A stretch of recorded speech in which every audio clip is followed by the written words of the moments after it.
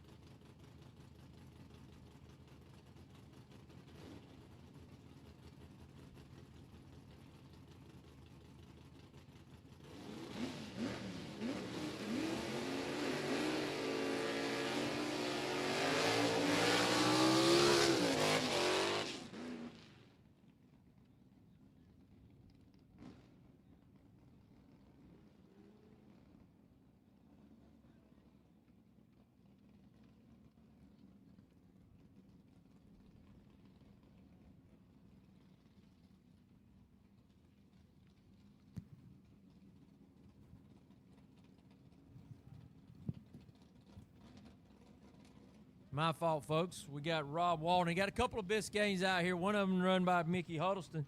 Now, the other one by Rob Walden. Rob, if that last name Walden sounds familiar to you, he is the son of Mr. 409, Lamar Walden Sr. Rob still operates Lamar Walden Automotive right there out of the Doraville, Georgia area in a car that was campaigned by his dad right here, a direct replica of that he calls the Strychnine. Kind of putting a little rat poison out there, trying to kill some of those big rats in that Dodge.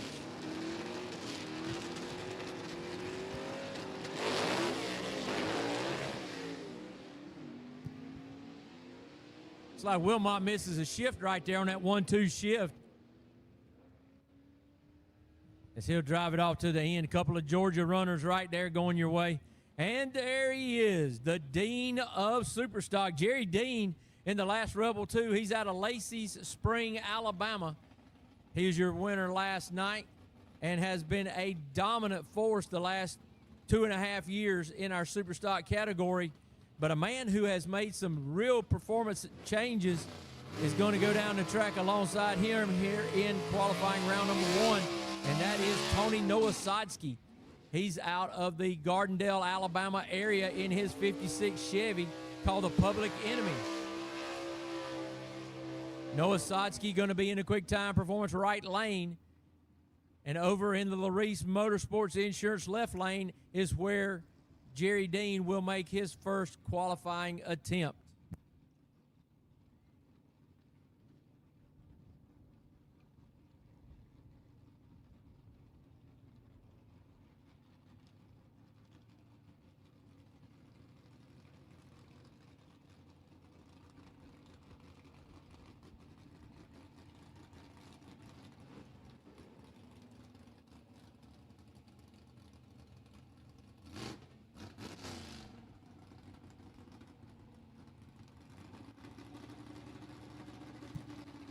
Karen Mitchell bringing up Jerry Dean right there in the Larice lane, making sure he is firmly in his tracks. Nowosadski getting Christy Burchett to help him as he is ready to go. Both guys rolling into the pre-stage.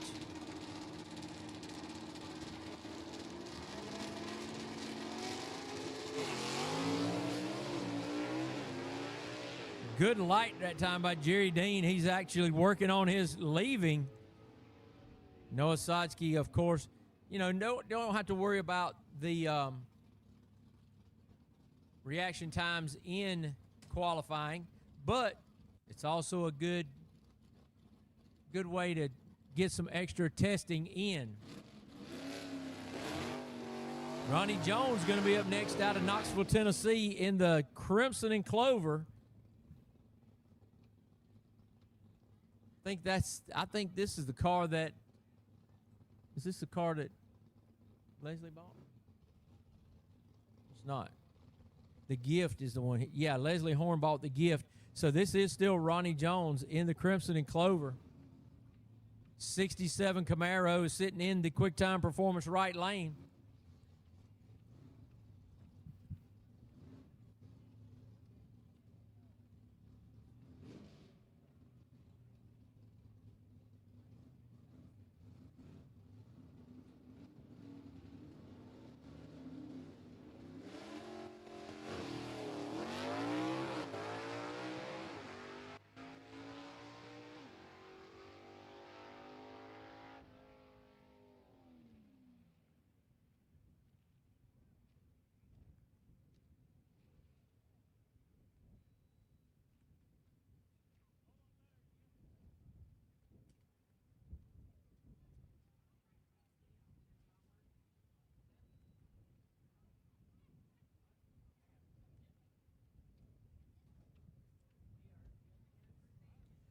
B-Gas, I see you in the lanes. Thanks for getting there, B-Gas. Let's go. Need some more of you, though. I know there's more entered than that. C-Gas coming up next, 10 pounds per cubic inch of displacement that is claimed. And we're going to have a matchup of the finals from last night. Tony Tagenhorst right there in his 63 Chevy 2. He took the win in his first ever win in Southeast Gasser history and in his career. And that Ross Race engine, 302 cubic incher he's got under the hood. And he's going to go down the track alongside our defending world champion, Jaron Purdue, in the 62 Chevy 2 wagon.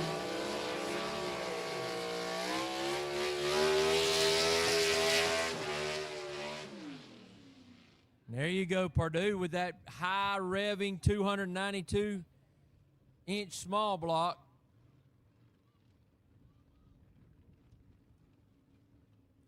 That 292 is prepared by Gene Fulton.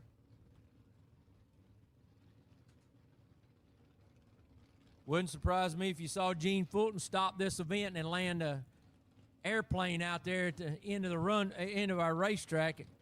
Legend has it he's done it here before.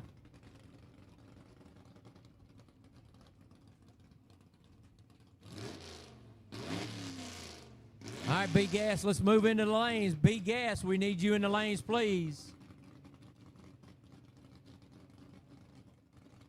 Purdue out of Peebles, Ohio.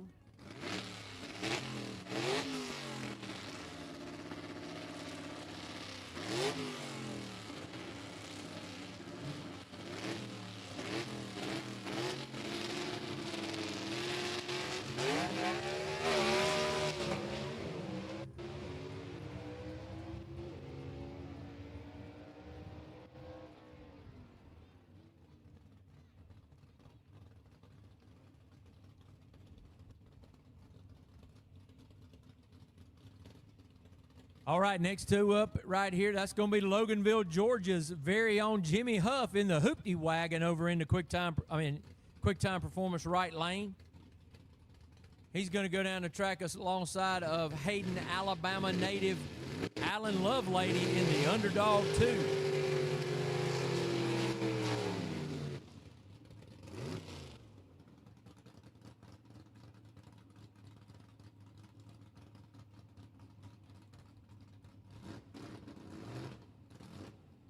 Got some B-Gassers moving in there. Appreciate it. The rest of you B-Gassers, let's get on in the lanes.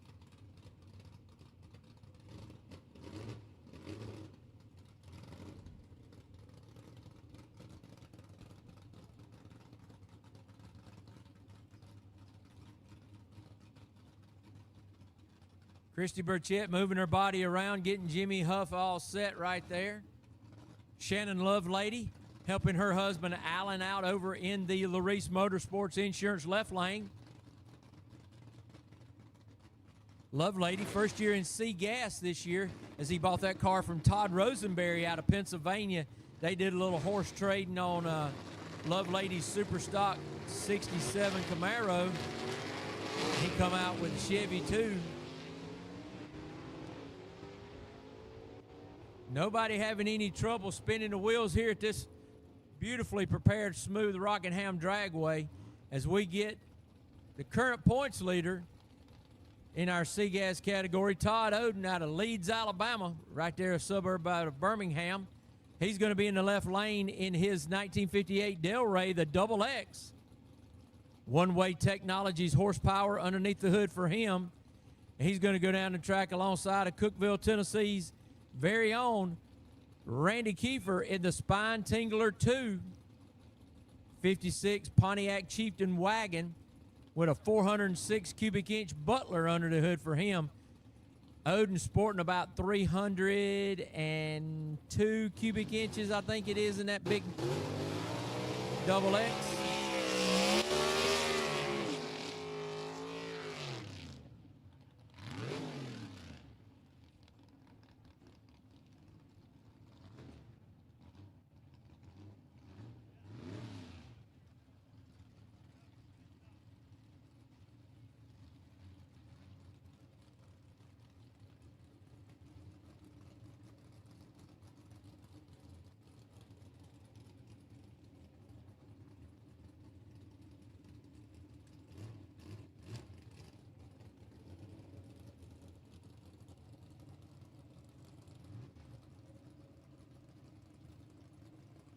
Gina Oden bringing up her husband to the line, as she always does. Randy Kiefer sitting at the ready. Kiefer been doing a wholesale bunch of changes to this 56 Chieftain to try to keep it competitive here in C-Gas, and doing a fine job of it.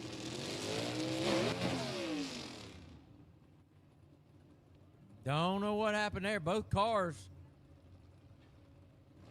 Kiefer's going to take it over to the right. Looks like, I can't tell, it doesn't look like a drive shaft sitting on the ground for him. Oden is under power, but creeping down the track. He's going to pull over off the racing surface as well, so we'll have to take a moment here to check the racetrack and track personnel, make sure everything's okay. Very ironic to find both cars having problems like that off the starting line. It's like almost like your foot slipped off the clutch, but I'm sure that that's not the case because both of these drivers are veterans. Todd Oden, the winningest driver in Southeast Gasser history, looking underneath his car, checking, I'm sure, the drive shaft, because that might be the culprit right now as his crew goes down to his attention. Very, very ironic that this happened right here in this pairing. These guys are usually very consistent, but that's why we don't race them on paper. That's why you got to come out here and qualify and make the show. If this is your first time seeing the Southeast Gassers live and in person, we don't give participation trophies. If you lose in eliminations, you load your stuff and you go home.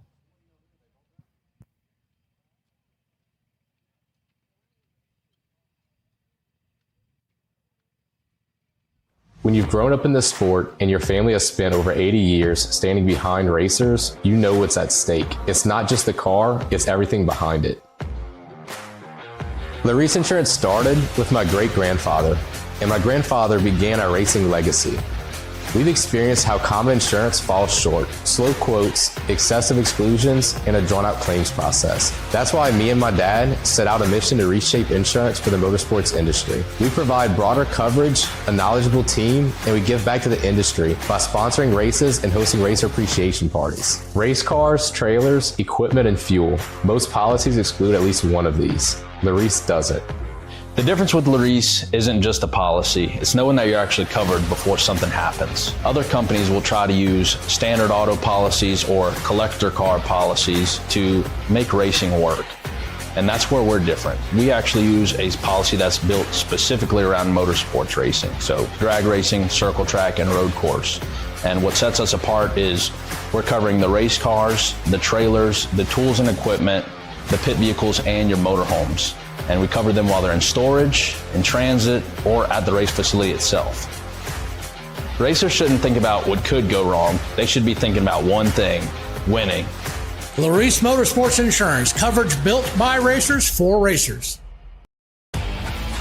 I'm usually more of an eater than a speaker, but I'd like to propose a toast. Here's to weekly specials on ice-cold beer, tankers, and taps. Here's to the interweb and being a clickety-clack away from smoked rib tips, jumbo shrimp, and world-famous wings. Congratulations, Wings Etc. You make any day special.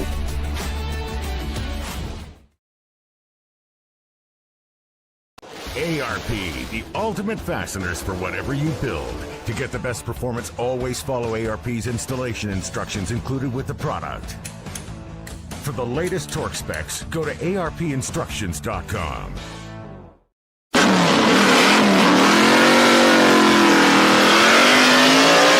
Summit Racing Equipment. From the store, the catalog, or online, you can get your street rod, hot rod, personal ride, and even race car, including a Southeast Gassers Association ride, ready for action. Build with Summit Racing Equipment.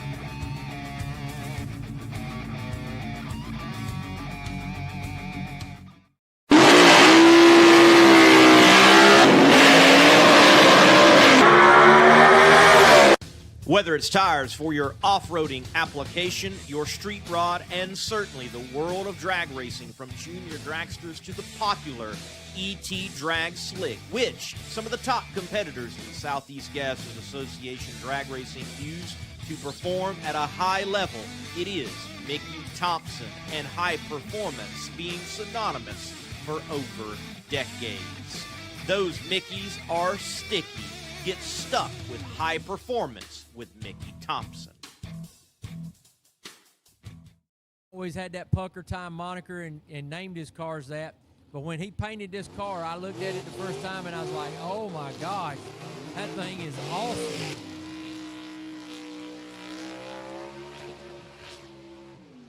Both these guys sporting Gene Fulton power underneath the hood here in C-Gas. Ben Helms out of Waxhaw, North Carolina, a Tar Heel native out here. Family raced dirt cars for years, and a lot of those were 55 Chevys, even in the vintage classes later on. And Ben's been part of the Southeast Gassers for, I know, 4 years, if not longer than that. Got a cousin that comes out here, Matt Adams, and he races some with us too. So a real family affair in the quick time performance right lane for Ben Helms and the Pucker Time.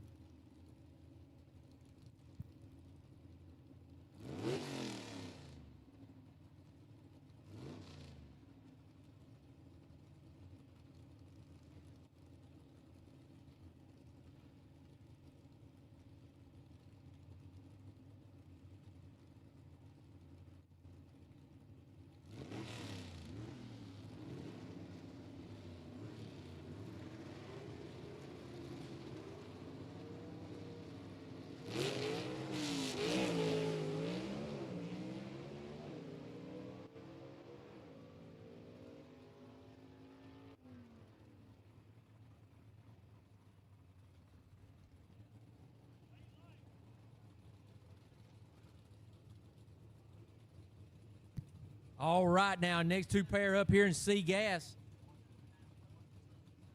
So those guys, we just got notice up here in the tower. We usually don't look at margin of victory until the elimination rounds, but those guys went down the racetrack, and the margin of victory actually, if it were a race, would have went to Ben Helms right there. 1/10,000th of a second between those two cars.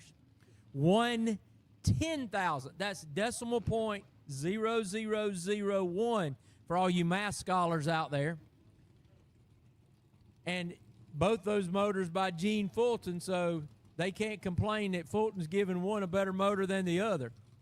But as we move on to the next pair, we got Jeff Jones out of Washington, Indiana, driving the Renegade, car that is owned by Ken Rainwater and was campaigned to multiple B-Gas World Championships before being made into a C-Gas car. Jeff Jones and company from One Way Technologies out of Washington, Insurance left lane, and Heath Adams in the Rusty Bullet. He sits in the right lane out of Greenville, South Carolina, with a Gene Fulton power plant underneath the hood for him in his 53 Chevy.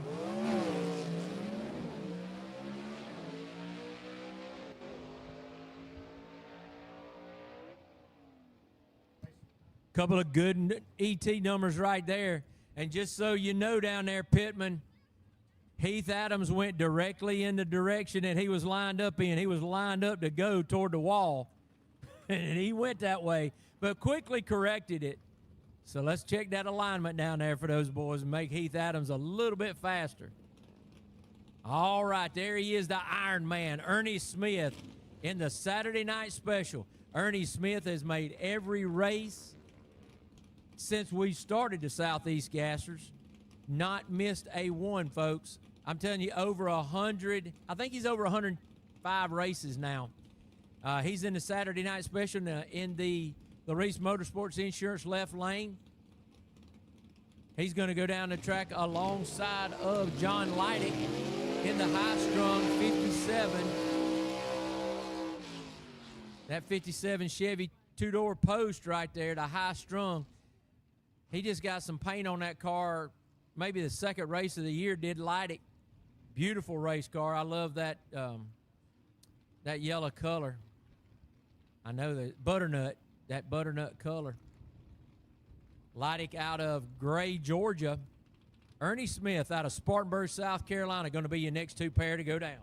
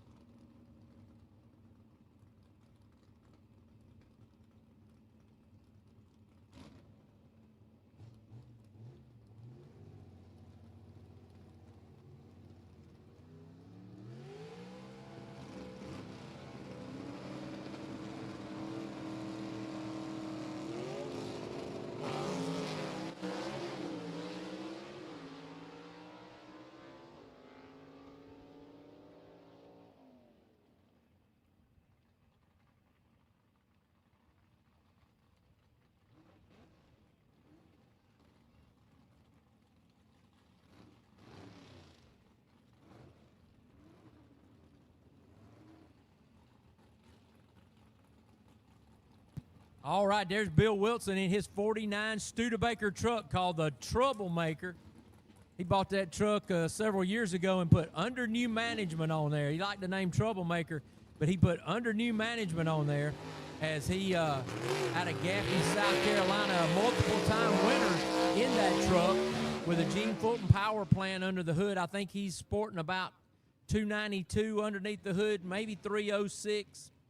He's going to go down the track alongside of John McLaughlin out of Columbiana, Alabama, I think is the name of the town he's out of, in his 48 Anglia called the Disorderly Conduct.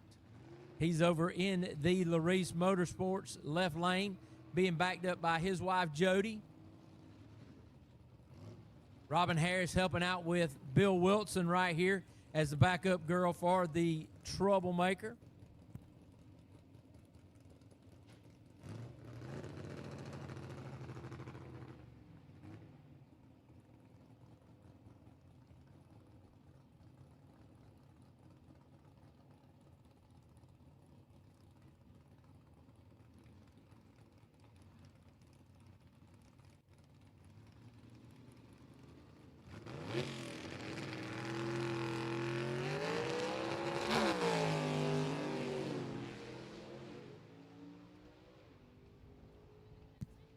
Tell you what, Bill Wilson right there with a good run down the racetrack.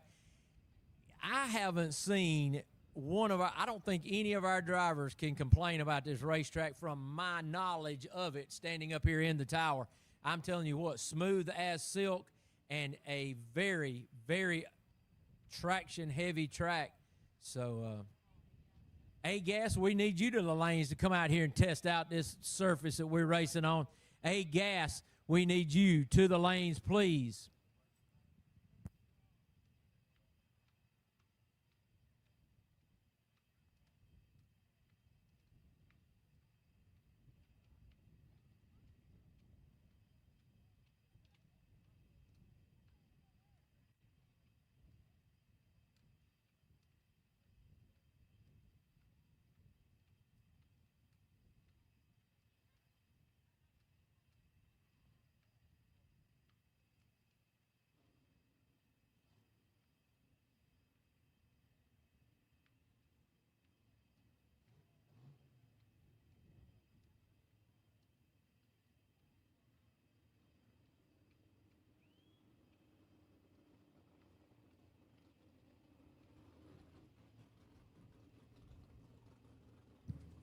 All right, now let's move right into B-Gas as Jeff Jones led the way, and I'll give you a further rundown in just a moment. But Jeff Jones led the way into Renegade for round number 1 of qualifying in C-Gas, followed by Tony Tagenhorst, Jaron Purdue in the 3rd slot, Heath Adams 4th, and Alfred Adams 5th. No relation between those two.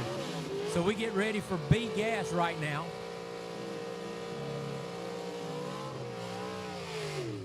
And in our B-Gas category, those cars have to weigh a minimum of 8 pounds per cubic inch of displacement. So in the Larice Motorsports left lane, we have Michael Oden, 21 years old, out of Birmingham, Alabama, son of Todd Oden. He's driving that Double Down 2. In the top 3 in our points in B-Gas. And he's going to go down the track alongside of Elizabethan, Tennessee racer Kelvin Cannon in the 33 Thames panel van called the Loose Cannon, part of the Platt and Cannon race team. Christy Burchett bringing up Kelvin Cannon. Gina Oden bringing up her son Michael to the starting line.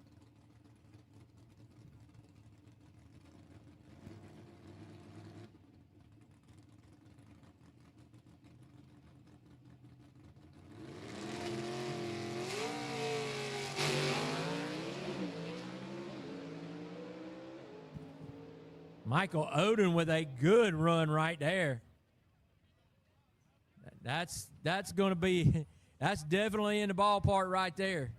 So Michael Oden in the ballpark as he leads it after the first pair down, but we got plenty more behind him in B-Gas. And coming your way, that is the Black Betty right there of Canton, North Carolina racer, Bill Revels, the 63 Comet.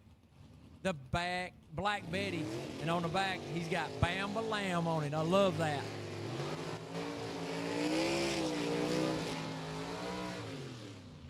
He's going to go down the track in qualifying round number 1 alongside of Zach Hall out of Bristol, Tennessee, in the homegrown 1955 Chevy.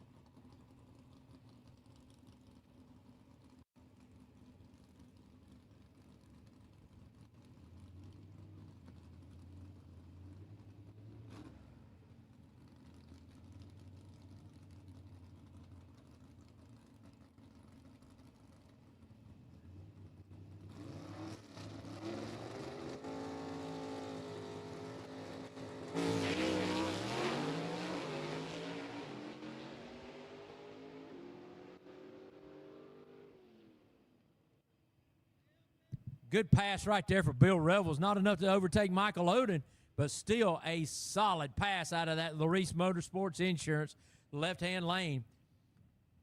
We got more cars at the ready. Last night's finalist, Charlie Lee, sitting back there in his Tennessee Charlie 66 Fastback Mustang. He's going to be over in the Larice Motorsports Insurance left lane. And in the right lane, that's going to be Mark Jones out of Elizabeth, Arkansas, in the 1937 Chevy that he drives called the, I just went blank, the Mini Quick 3. That's right.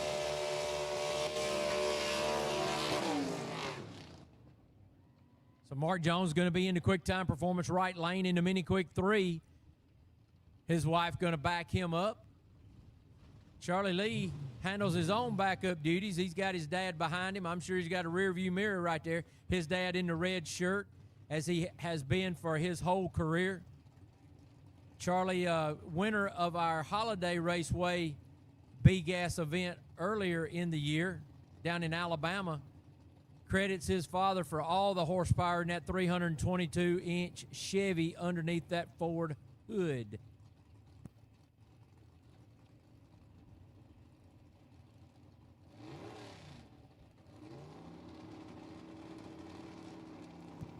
Keep them coming, A-Gas. Let's fill up the lanes and we won't have any brakes.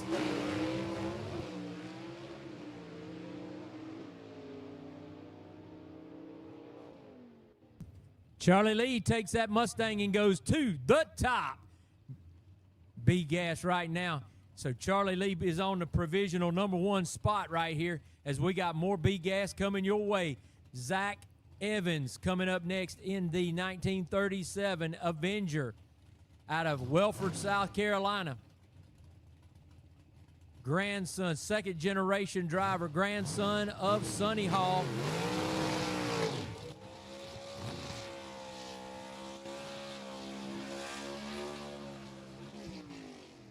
I'm sorry, Sonny Burr is the grandfather of Zach Evans. Sonny campaigned this Avenger for many, many years with the Southeast Gassers. It's been sitting dormant for a while Zach has been cutting his teeth in some bracket racing. So now the 20-year-old out of Welford, the student at North Greenville University, finds himself sitting in the Larice Motorsports left-hand lane. Last night's winner in B-Gas and our current points leader, Ted McKee in the Rocky Top Missile, sits in the Quick Time Performance lane with his Gene Fulton power plant underneath the hood.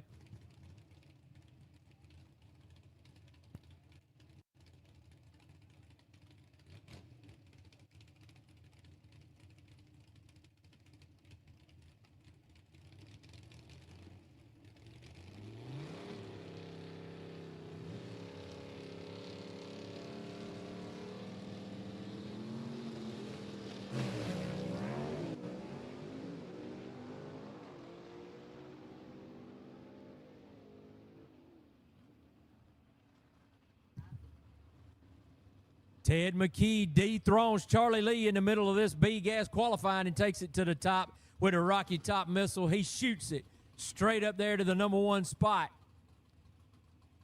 As we got Daniel Haynes coming up right here in the Larice Motorsports Insurance left lane in that beautiful Falcon that he calls the Patriot out of Holly Springs, South Carolina. He's going to go down.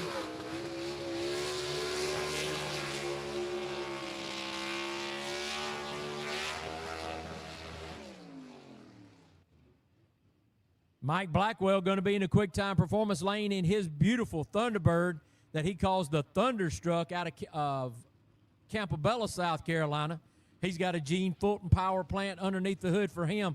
Dwayne Bush helping provide some of the power there for the Patriot as Daniel Haynes completes some of the work and does much of the tuning and engineering on that Patriot himself. Daniel Haynes, a world champion in his own right in 2024, took a lot of time off in 25 to spend with family and running a limited schedule here in 26. So Ted McKee leading the way right now in B-Gas as we get down to the final 6 cars in B-Gas qualifying round #1. Mike Blackwell goes in, both cars pre-staged.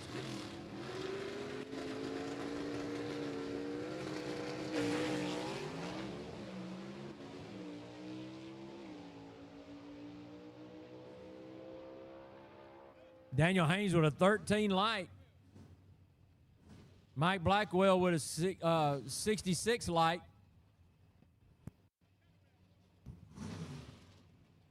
So that puts Daniel Haynes in the third slot as we got some more cars coming his way, but pretty good slot right there for Daniel Haynes as he has missed.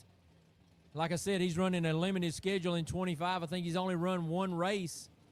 To come in here in this tight B-gas category and put it up to third slot right here off the trailer is something impressive. Mike Blackwell clicked in the eighth slot with that as we have more bumping to do.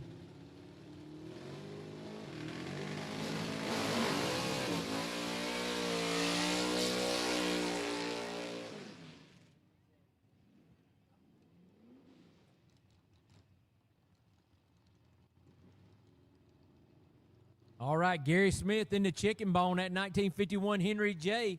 Finds himself in the Larice Motorsports Insurance left lane. Tim Lale, don't know where he's from because he's never told me. And so he's driving the car called the Dreamcatcher. Don't know much about Tim. Wouldn't know him if he walked up on me because, heck, I ain't never met him. So anybody from Tim Lale's crew that could provide this tower announcer some more background on him, that'd be awesome.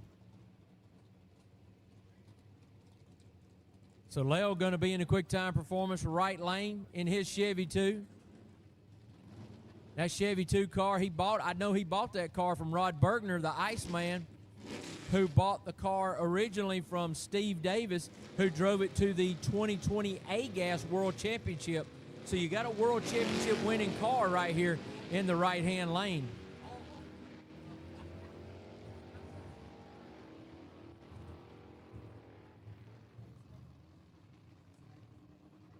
All right, Jason Roberts in the Carolina Moon going to be in the left-hand lane for the next pair. Wayne Swafford out of Fingerville, South Carolina, going to be in the quick time performance right lane in his car that they call Leroy.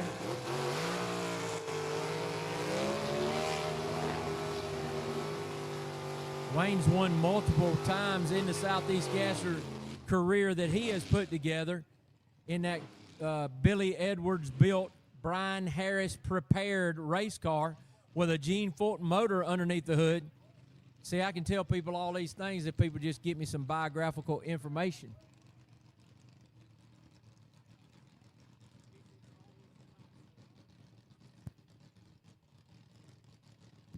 So Jason Roberts is from the Columbia, South Carolina area, if I'm not mistaken.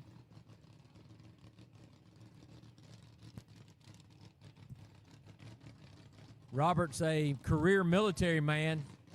You see that beautiful paint job he has on there like a fighter pilot. I think he spent his time in the Air Force. So it looks like one of the old bombers from World War II with the bullets on the side from round victories and things of that nature. And the Carolina Moon being the name of the car, just like they named those B-29 bombers that you saw many years ago.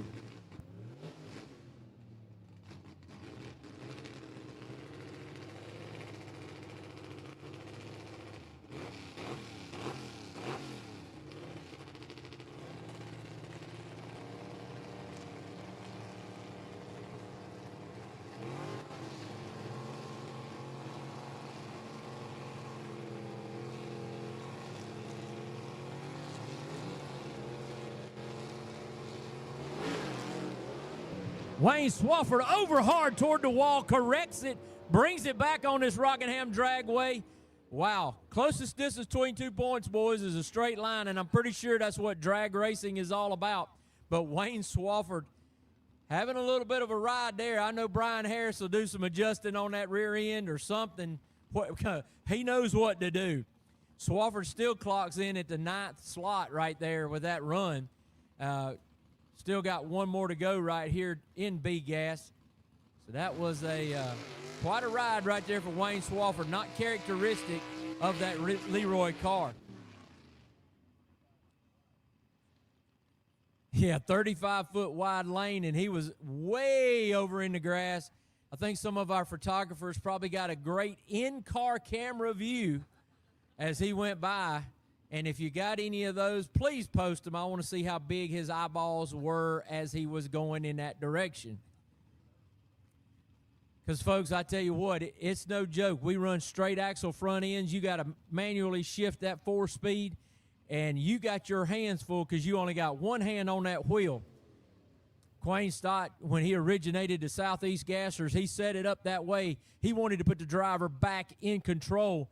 And, folks, you got to be a driver to handle one of these race cars. And Brad Wimberly's going to try to do that right now out of McDonough, Georgia, in a car that he calls the Southern Sizzler.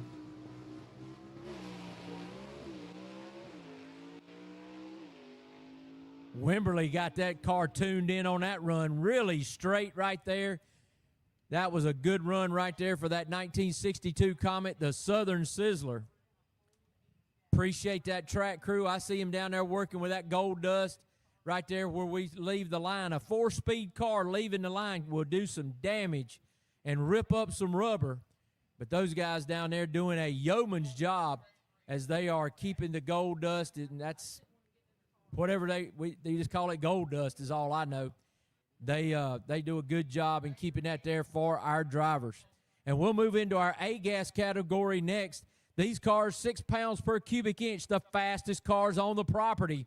You're going to see some really electric times right here with some great drivers behind the wheel. First two up is our defending B-gas world champion, Ken Rainwater. He's out of Kimberly, Alabama, moves up to the A-gas category this year, builds a new car called the Instigator, and he'll be over in the Larice Motorsports Insurance left lane with his one-way technology horsepower underneath the hood right there.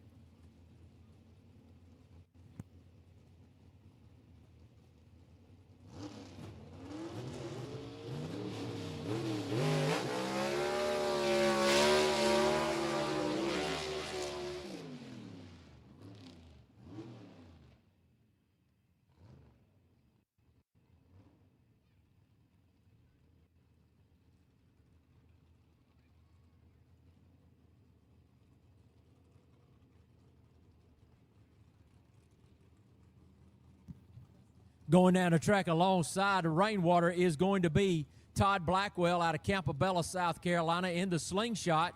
Todd himself, a 2018 B-Gas World Champion. Then in 19, moved straight on into A-Gas and has had his share of gold cups that he's won here as event winners in the Southeast Gassers. To the best of my knowledge, Scott Duggins still providing the power underneath the hood there for his Par Race engines in the Slingshot.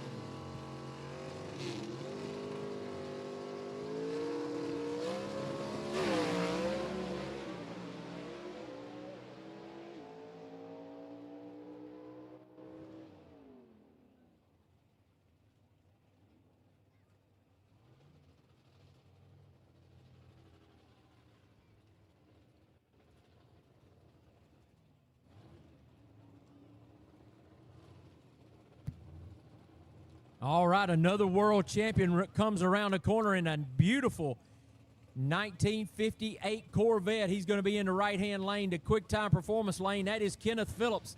He's out of Landrum, South Carolina, Campobello, South Carolina, in a car that he calls the Silver Streak 2. He's won a world championship in that car in A-Gas. Gene Fulton providing the power for both of these cars as he's going to go down the track alongside a beautiful 1963 Corvette campaigned by Barry Adler out of Moore, South Carolina.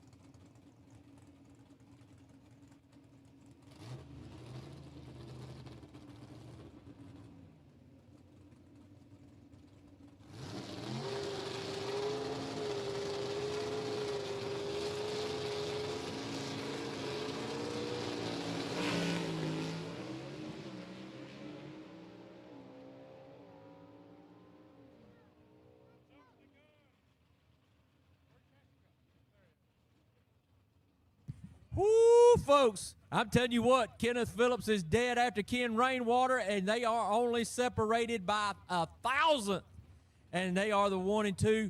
But here comes the man who is the defending race champion from last night from our event that was made up from Knoxville, our current points leader, Ben Christopher. He sits in the Larice Motorsports Insurance left lane in his car called the Happy Days.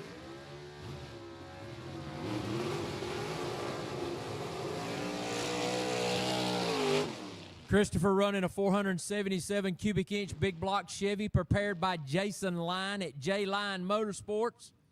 He's going to go down the track alongside really good friend and lunch companion Dean Jonas in his 66 Chevy too. And if Dean Jonas's name sounds familiar, he is the longtime employee and fabricator at TM Race Cars. That's Tommy Mooney Race Cars. Dean Jonas been there with Tommy probably close to 40 years. He's out of Mount Holly, North Carolina with, I think he's got a little bit of help from Gene Fulton on that motor underneath the hood right there. Brian Harris is helping him with preparation of that chassis and getting it down the racetrack.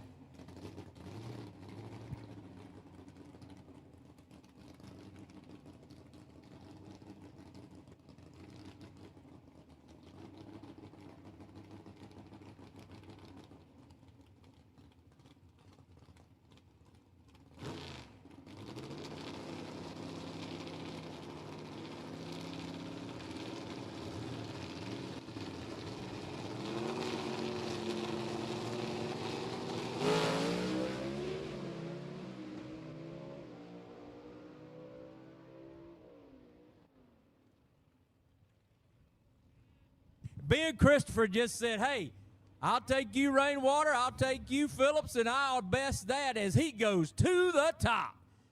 So Ben Christopher actually creeping in 0.003 of a second from a world record on that pass right there. He was on a pull. That J-Line Motorsports power propelling him down the racetrack.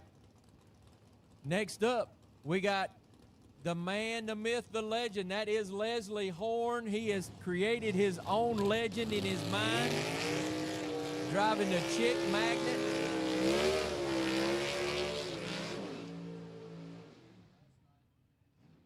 Leslie Horn in the Chick Magnet, the 55 Chevy right there with Gene Fulton power underneath the hood. That car, folks, was bought from a man named Shannon Smith by Leslie Horn. Shannon propelled that car to 2 A-Gas World Championships. Leslie's took it to 2 A-Gas World Championships. It is the winningest car in Southeast Gasser history, and it sits in the QuickTime Performance right lane.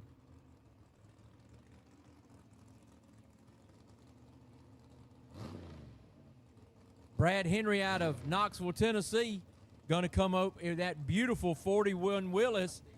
He's going to be over in the Larice Motorsports Insurance left lane. Brad Henry also with some Gene Fulton power underneath the hood for him.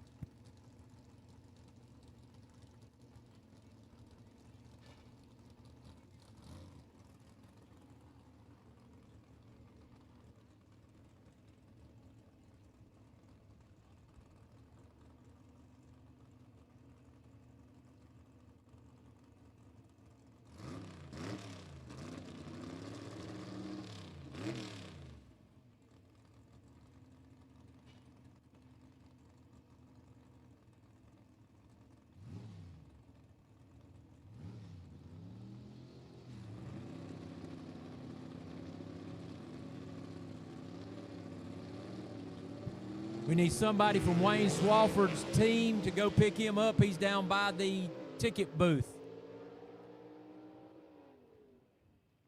So Brian Harris and crew, we need you to go pick up Wayne Swafford. He is without power down at the top end near the ticket window. Leslie Horn serving notice. He clocks in there at the number 4 slot. All right, now we got the Night Stalker and the Executioner on the line coming up right here in the next pair in first round of qualifying. Night Stalker out of Greenville, South Carolina. Car that is driven by Greg Porter. Gene Fulton, power underneath the hood for the Night Stalker, that beautiful 55 Chevy. His wife, Cassandra Porter, bringing her husband back to the starting line. If Cassandra Porter's name seems familiar in the world of backup girls, she is pretty much known worldwide as one of the premier backup girls in the world. And we're glad to have her here with her husband, Greg, competing in the Southeast Gassers. Now, Quayne Stott on the other side. Heather Peak bringing him up. Heather and Quayne has put this car together in about 19 days, I think he said. 19 or 29, I can't remember what he told me. You got a Falcon in it with a Chevy motor made out of spare parts, according to Quayne Stott, that he had laying around his shop. MSD box here, something else there. And that car has performed very well in the first couple of passes.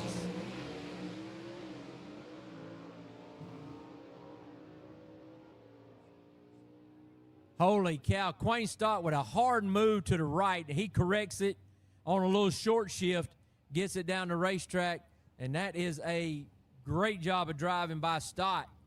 As we got two more coming up next. That is the quick and dirty of Tony Turner.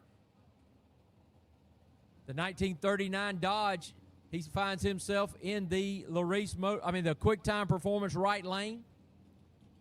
He's out of Columbus, North Carolina. And the bad alibi of Ray Ballou, the 1955 Ford, out of the Dalton, Georgia area. 455 cubic inches of Ford big block underneath the hood for him. 392 cubic inches of Chrysler underneath the hood for Tony Turner.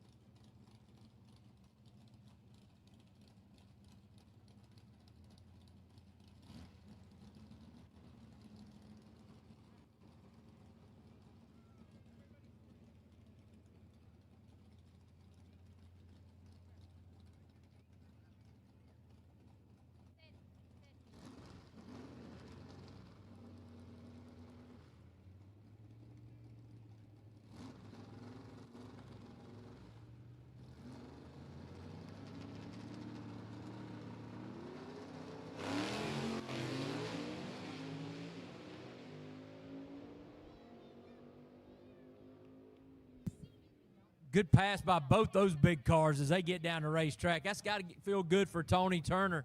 He absolutely keeps working on that car and working on that car. So that quick and dirty, man, that makes him feel good getting down the racetrack sub-6. All right, up next, a couple of upstate South Carolina racers. In the left-hand lane for the Larice Motorsports Insurance lane, that is going to be Alan Pittman out of Greenville, South Carolina, in his Chevy 2. I think that is a 67, if I'm not mistaken. Gene Fulton, 477 cubic inch, big block underneath the hood for him.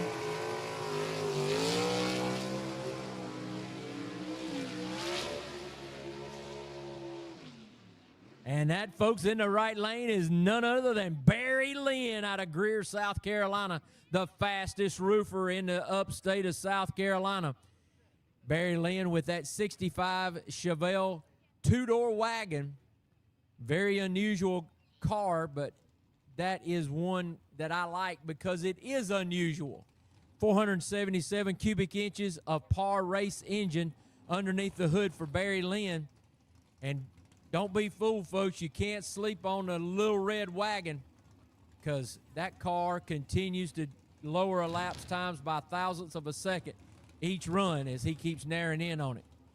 Now, folks, if you've seen any of our social media posts or any of our YouTube, Alan Pittman's got a serious horsepower car right there.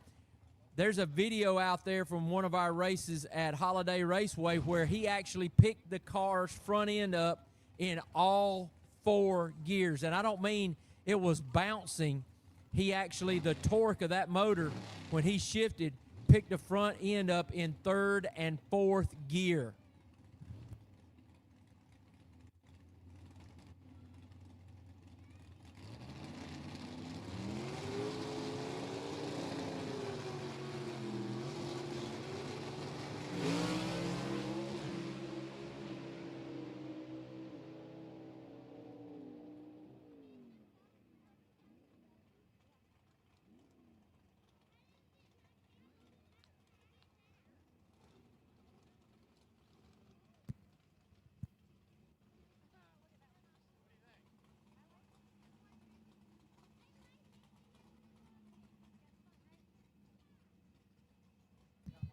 All right, now, Derek.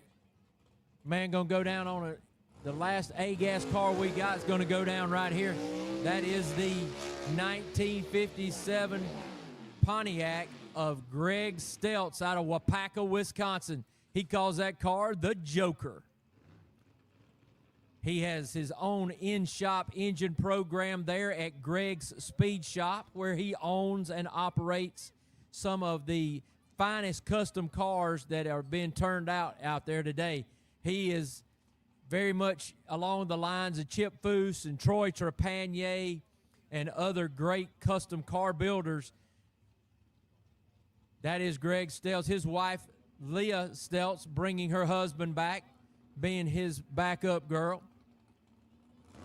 She gaining a lot of popularity as well, being out here in the Southeast Gassers with the Joker and the apparel line that the Joker has. Folks, you need to take your kids by that their pit over there. They got coloring books over there for the kids with the Joker in it. It's a lot of cool things that they've got merchandise over there. They make the 14-hour trip here today from Wapaka, Wisconsin.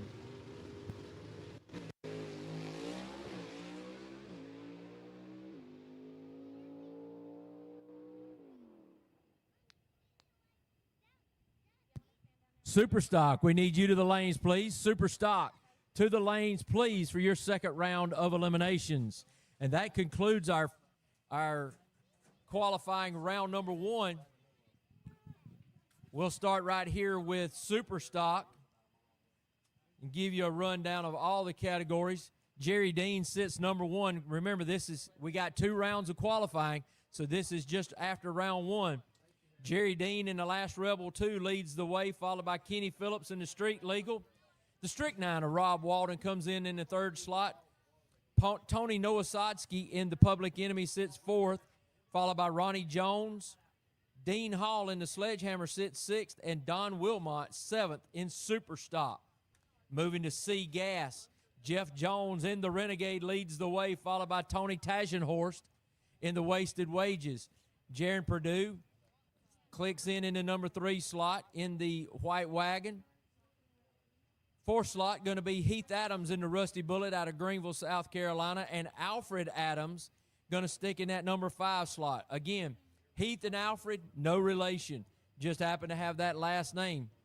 Ernie Smith from Spartanburg, South Carolina, going to be 6th in the Saturday Night Special, followed by Bill Wilson in the Troublemaker 49 Studebaker truck. John Leidick in the High Strung is 8th. Jimmy Huff 9th. Ben Helms going to round out our top 10 in B-Gas in the Pucker Time, followed by Alan Lovelady in the Underdog 2, John McLaughlin in the Disorderly Conduct, Todd Oden and Randy Kiefer, who had trouble in round number 1 qualifying, will try to get their cars fixed and into round number 2.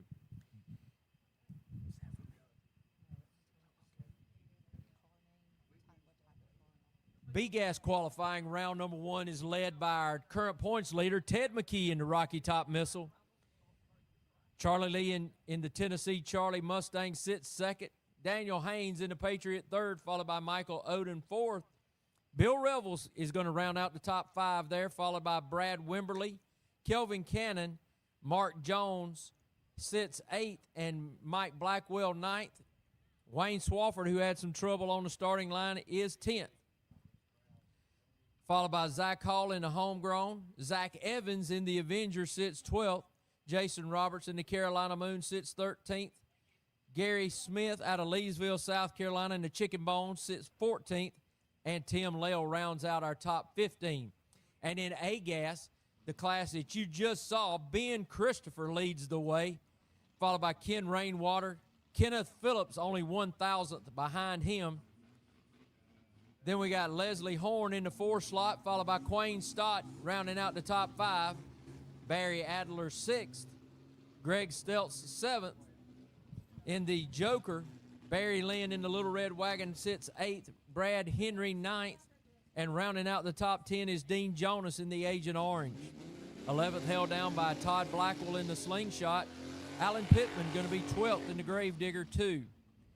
The Night Stalker Greg Porter going to be in the 13th slot, followed by Tony Turner and Ray Ballou. That rounds out our qualifying for our Super Stock and our A, B, and C gas categories.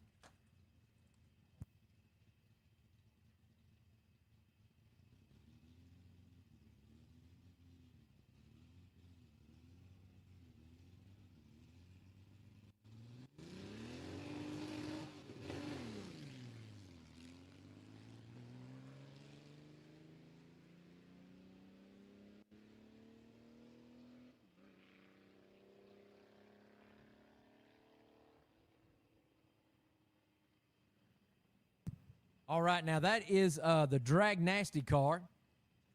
It is a Don Jenkins campaigns that car. It is a H-gas car. That is a exhibition category, trying to gain some popularity here in the Southeast Gassers. We have had more cars.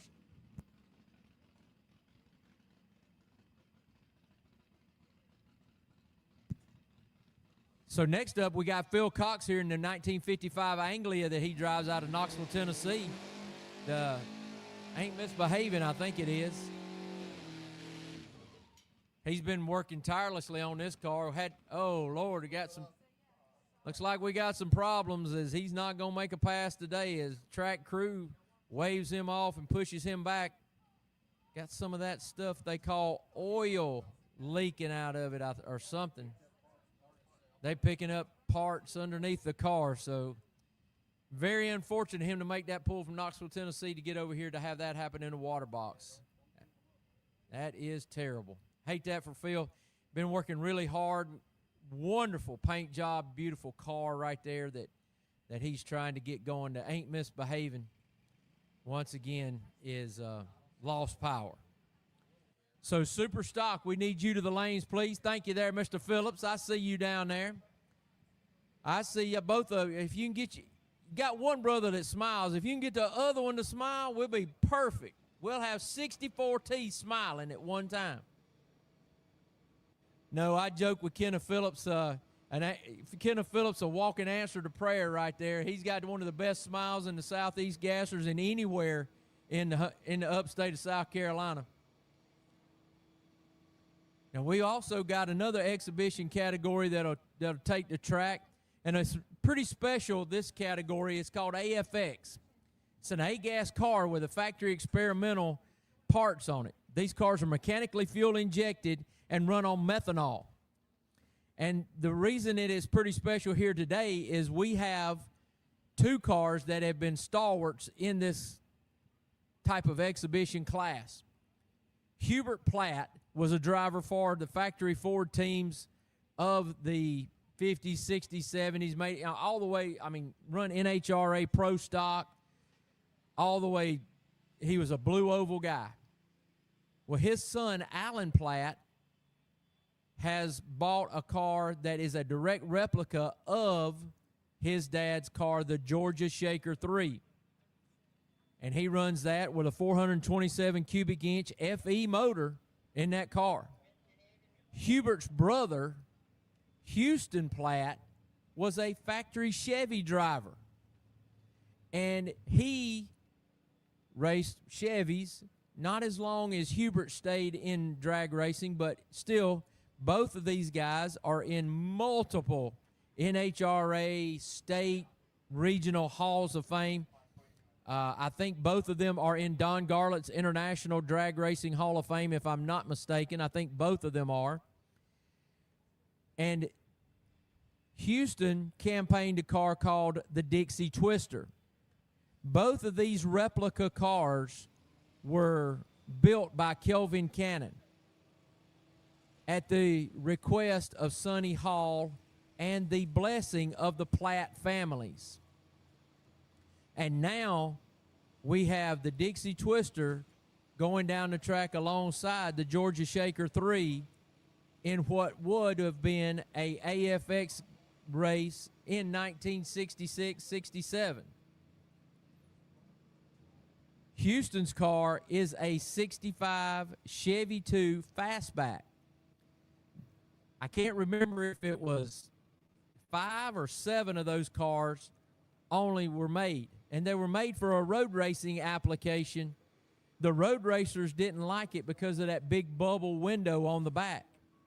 Houston Platt saw that and said, I think we can make it work in drag racing, and he was successful with that. So you'll get a chance to see those guys go down the track here in just a few minutes once track people release the track to us. I'm going to take a little break right here and wet my whistle and get right back to it in just a moment. Love the sound of a gasser banging through the gears as it makes a pass? Do you want that same feeling in your street car or truck? We've got the exhaust systems and parts that bring that iconic rumble straight from the golden age of drag racing. With a quick-time performance electronically controlled exhaust system, you can have race car loud with the flip of a switch or a push of a button.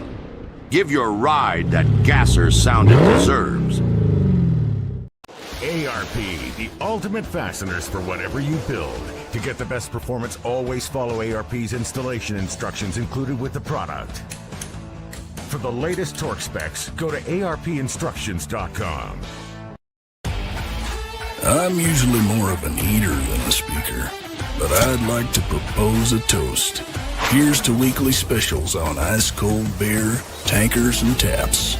Here's to the interweb and being a clickety-clack away from smoked rib tips, jumbo shrimp, and world-famous wings. Congratulations, Wings Etc. You make any day special.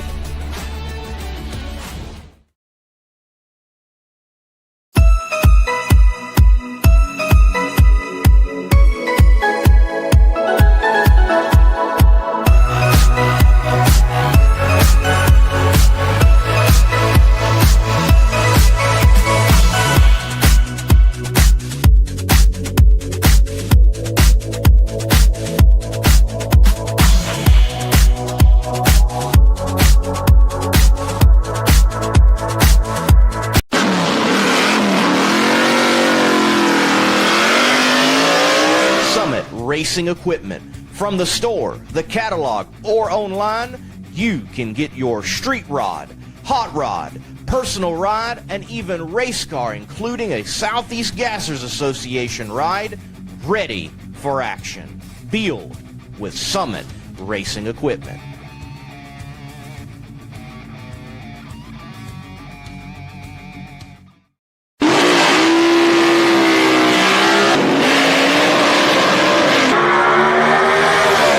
Whether it's tires for your off-roading application, your street rod, and certainly the world of drag racing, from junior dragsters to the popular ET Drag Slick, which some of the top competitors in the Southeast Gassers Association drag racing use to perform at a high level. It is Mickey Thompson, and high performance being synonymous for over decades. Those Mickeys are sticky. Get stuck with high performance with Mickey Thompson.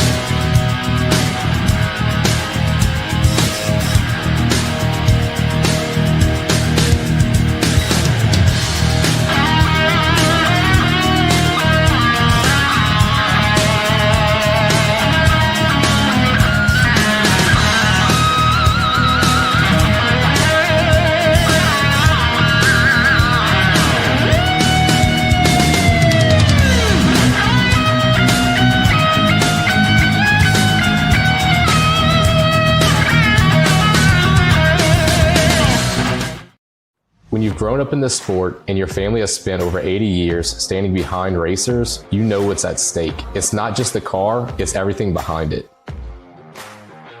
The race insurance started with my great-grandfather, and my grandfather began our racing legacy.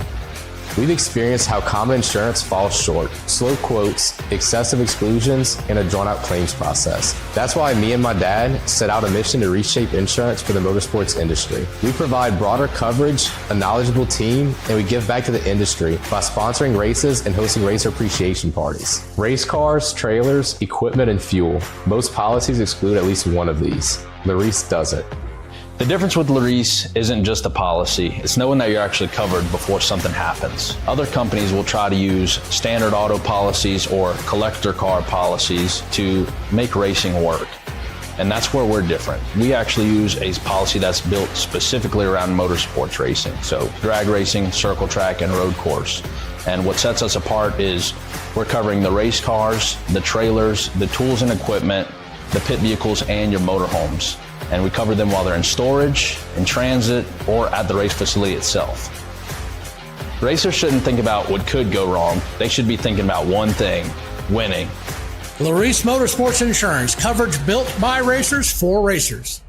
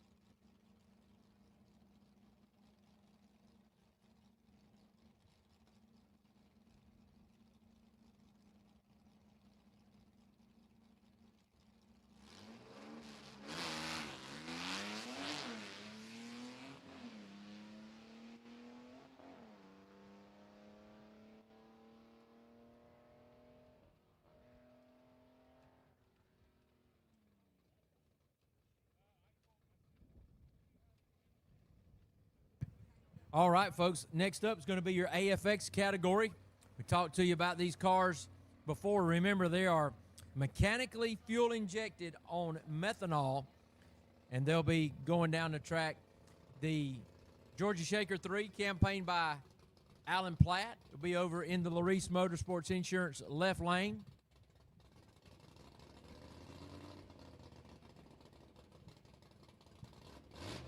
Is Kelvin Cannon, is Rob in the car or is Alan in the car?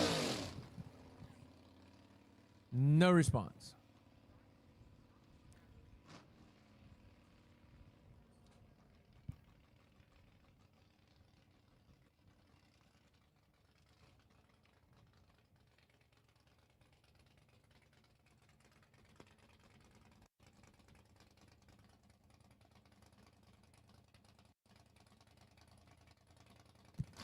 C-Gas, we got a few C-Gassers that's not up here, so we need C-Gas in the lanes.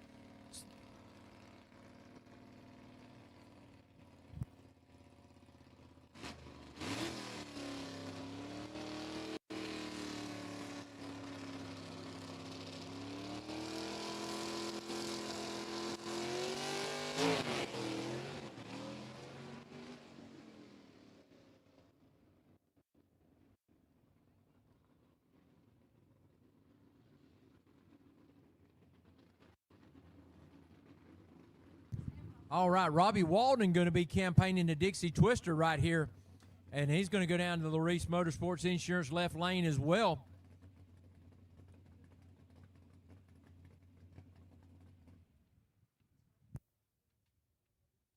Looked like Allen might have had some problems. He's not clear the top end yet. Looks like he's trying to get over to the right-hand side. I don't know if he's under power or not.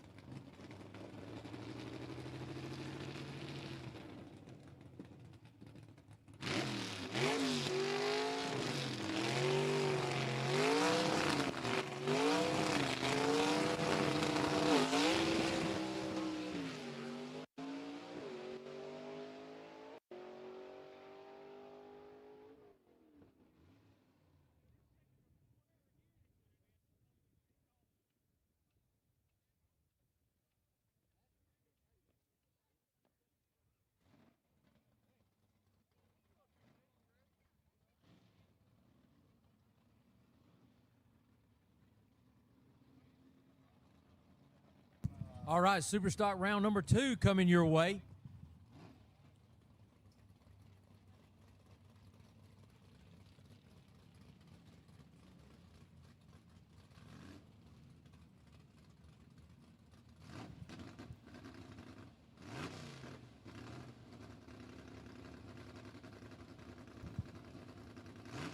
All right, Don Wilmot, the number 7 qualifier, going to be in the quick time performance right lane. And the number 2 qualifier, Kenny Phillips, he's going to be occupying the Reese Motorsports Insurance left lane.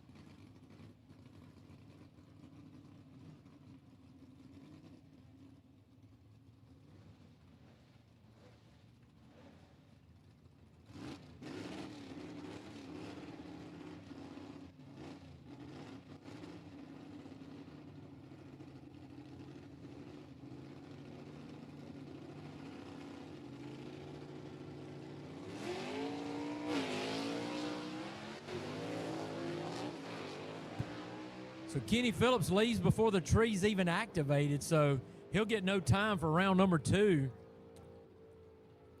Don Wilmot looking to improve on his time, and he definitely improves.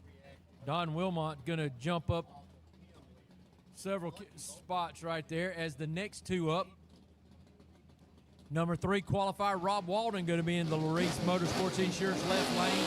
And number 6 qualifier, Dean Hall, in the Sledgehammer. He's going to be in the right-hand lane, the quick time performance lane out of Inman, South Carolina.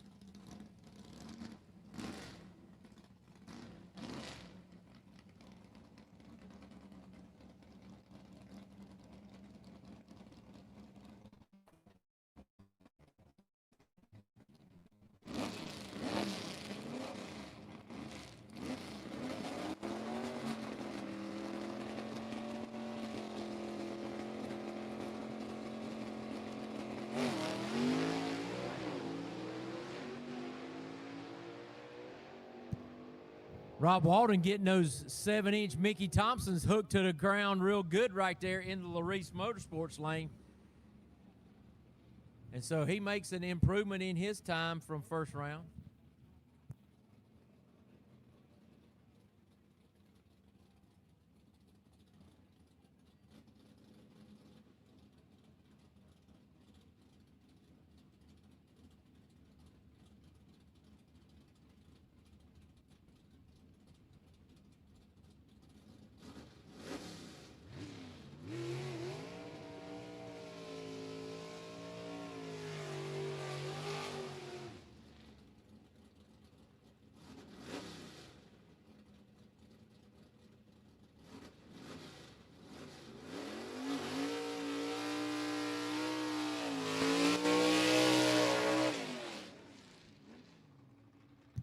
All right, number 1 qualifier and man who has had a dominant time for the last 2.5 years, the Dean of Superstock, Jerry Dean, in the last Rebel 2, finds himself sitting in the quick time performance right lane.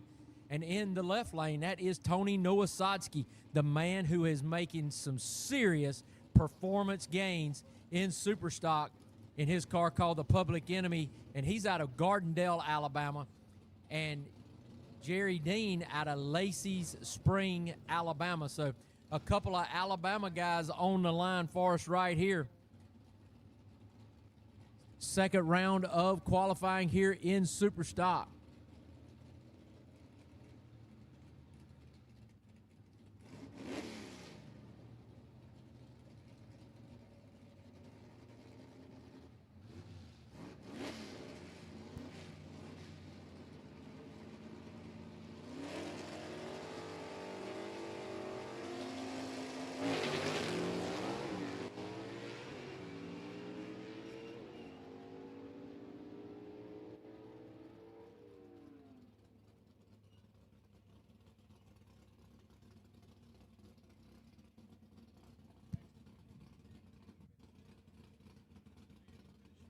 So just a little bit of an improvement there, right there for Noah Sodsky.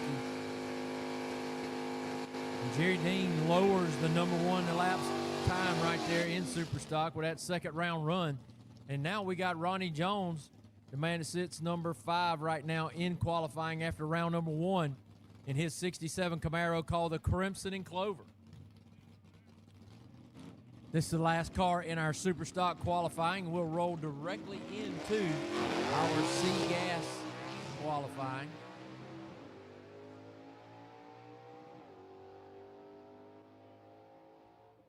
Love to hear those guys work the gears through that, and I tried to not talk so you could hear Ronnie Jones right there do that. We need our B-Gas to the lanes, please. We need B-Gas category to the lanes, please, for your second round of qualifying.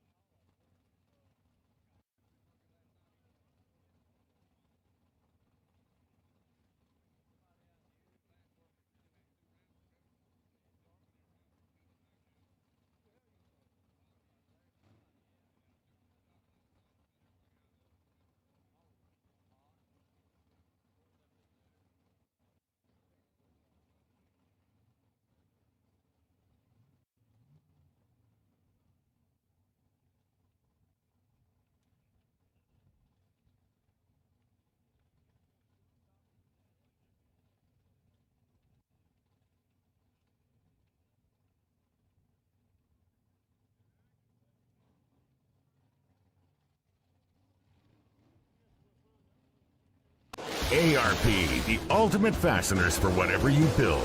To get the best performance, always follow ARP's installation instructions included with the product. For the latest torque specs, go to arpinstructions.com.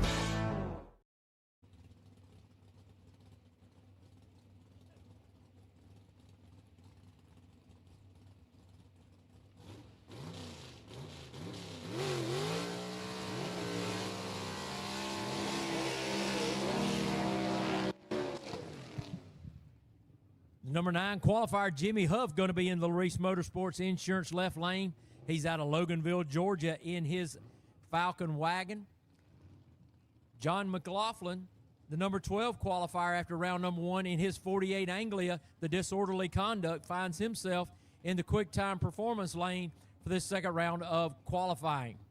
Folks, I know you probably already understand the way we do qualifying. Each competitor has to go down and make a pass in each lane or attempt to, and that's kind of the way we do things. So these cars went in the other lanes opposite of what you see them in right now. B-Gas, B-Gas. We need you to the lanes. I see a few of you mobilizing and getting here, and I appreciate that.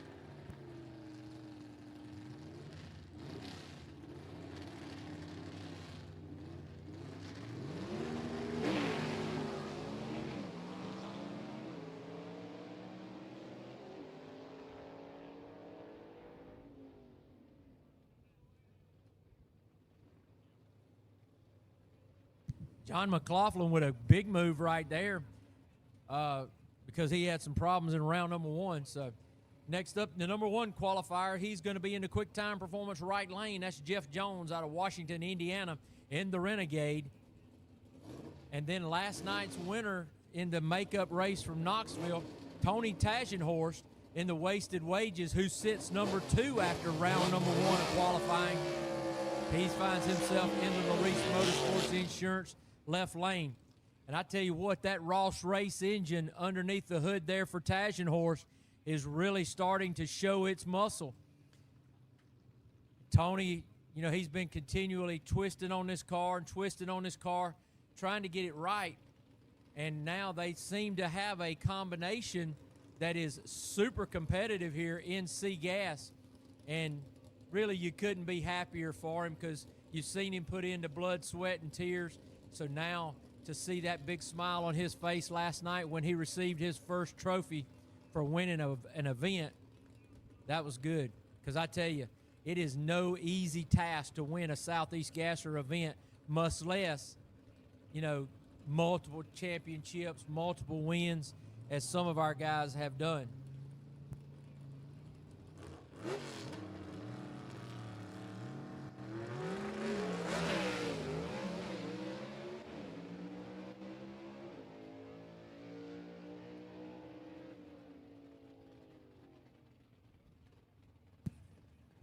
So Tony Tagenhorst right there improves and takes it to the top as we continue here with C-Gas qualifying. But Tagenhorst with a blistering number right there for himself. He's never been that fast before. So kudos to the guys down there at Ross Race Engines. They got him a product underneath him, and he's driving the wheels off of it right now. Jeff Jones left before the tree was activated, so his time will have to revert back to his round number 1 qualifying. Alan Lovelady, the number 11 qualifier, finds himself in the Quick Time Performance right lane. And Ben Helms out of Waxhaw, North Carolina, the number 10 qualifier in that Pucker Time 55 Chevy, he finds himself in the Larice Motorsports Insurance left lane.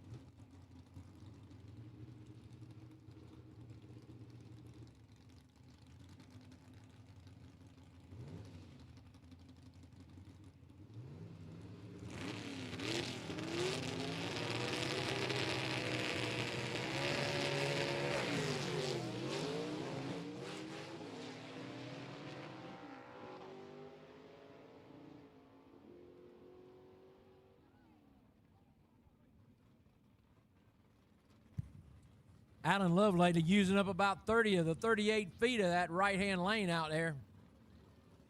He's not going to improve any on his first round qualifying time. Next two up, Heath Adams, the number 4 qualifier after round number 1. Out of Greenville, South Carolina, he finds himself in the Larice Motorsports Insurance left lane. And the number 6 qualifier, Ernie Smith, in the Saturday night special, is going to be over in the Quick Time Performance lane.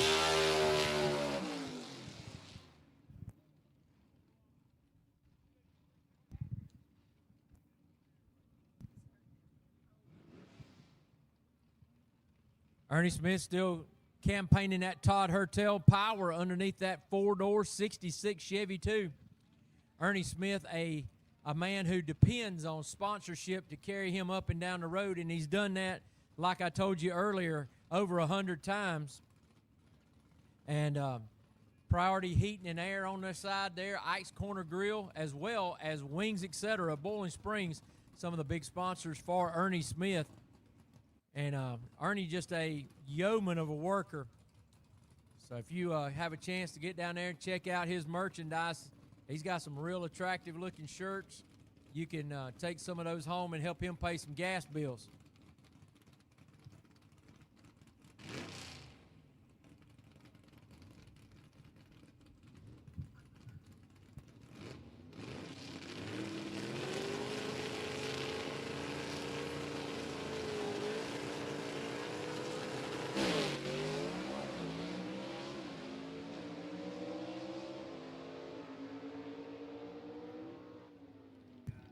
But that's a good drag race right there. If you had to put them on the books, both of those guys went faster than their first round of qualifying indicated. So they'll improve their elapsed time there in second round. Good to see Randy Kiefer back, as you saw him have to be towed off after round number 1 of qualifying. So he's back for his second attempt right here. He'll be in the Larice Motorsports Insurance left lane in his 1956 Pontiac Chieftain wagon, the Spine Tingler 3. Peoples, Ohio driver and defending world champion Jared Purdue from Peoples, Ohio. He's going to be over in the QuickTime Performance right lane in the 62 Chevy 2 white wagon right there. Gene Fulton horsepower underneath the hood there for Purdue that took him to a championship last year. Butler Performance Race engine, 406 cubic inches under the hood right there. The last time I had a cubic inch check is what Kiefer told me in that Spine Tingler that sits in the left lane. So that anything the Spine Tingler can do to get down the track under power is going to help him.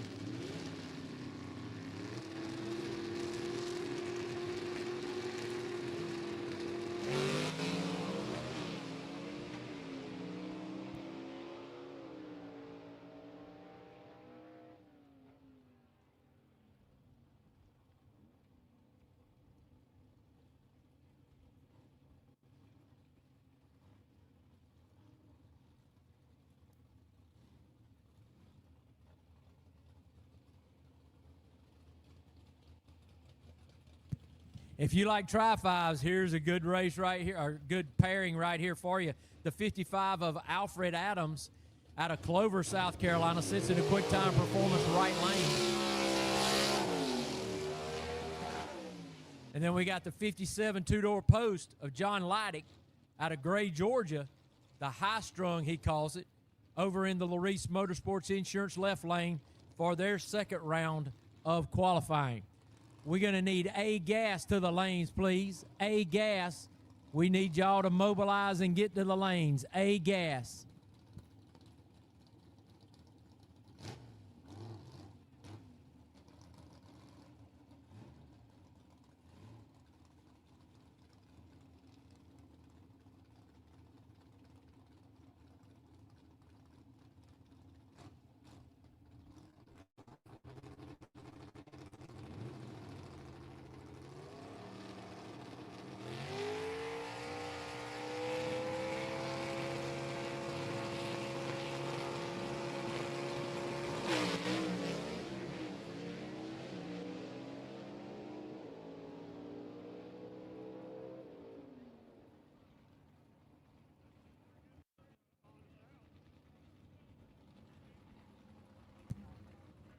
Alfred Adams shaving some off of his elapsed time, doing a great job there. Leidick, he shaved some off too, so round two's proving to be good for some drivers. Next up, we got Bill Wilson out of Gaffney, South Carolina. Billy Wilson, the number 7 qualifier in the Troublemaker. He'll be over in the Larice Motorsports Insurance left lane in that 49 Studebaker truck with that 292 Gene Fulton underneath the hood. Todd Oden out of Birmingham, Alabama in the 58 Delray, the Double X, had a little problem first round of qualifying. Something in the ring gear back there, it wasn't linking up right or something. So they've changed that. He's back up here with his one-way technology horsepower. He's our current C-Gas points leader in a quest to try to become the 26th world champ. But a guy that's not going to let that happen easily is going to be Jared Purdue. Purdue trying to repeat as our C-Gas world champion here in 2026.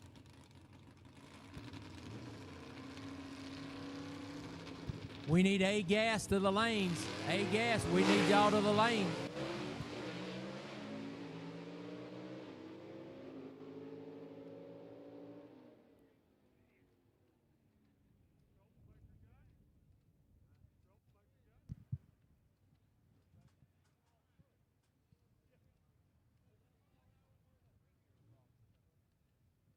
So Billy Wilson with an improvement in elapsed time, and Todd Oden with a huge improvement in elapsed time, but not a traditional Todd Oden type of run. So this is going to make up an interesting bracket, as we've got the man who's leading the points and can be deadly at all phases of the game. Looks like he's going to settle in at the number 10 qualifying spot in C Gas. That could be something to watch for, as he might get one of the guys that he is being chased by in the points category early on in this one and able to knock them out. Never can tell.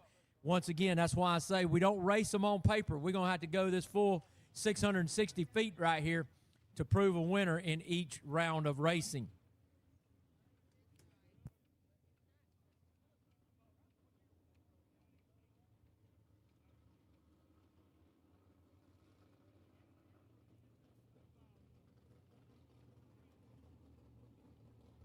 All right, moving on to B gas, 8 pounds per cubic inch for B gas.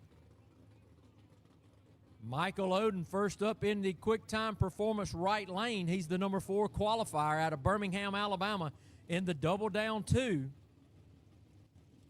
He's going to go down the track alongside the guy he went down in Q1. Let's see, that is going to be none other than Elizabethton, Tennessee's Kelvin Cannon.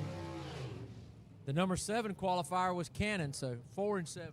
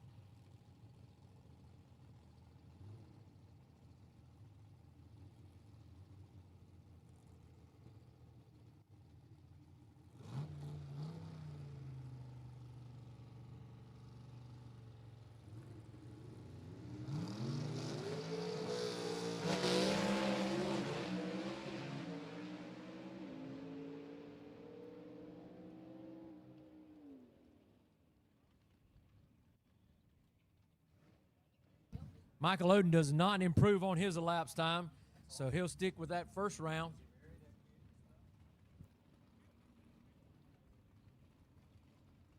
All right, Bill Revel's coming up. He's going to be in the right-hand lane out of Canton, North Carolina, in that 63 Comet, the Black Betty. He come in number 5 after round number 1 qualifying. He was our 5th qualifier. Number 1 qualifier and man leading our points is Ted McKee in B gas. He finds himself in the Larice Motorsports Insurance left lane.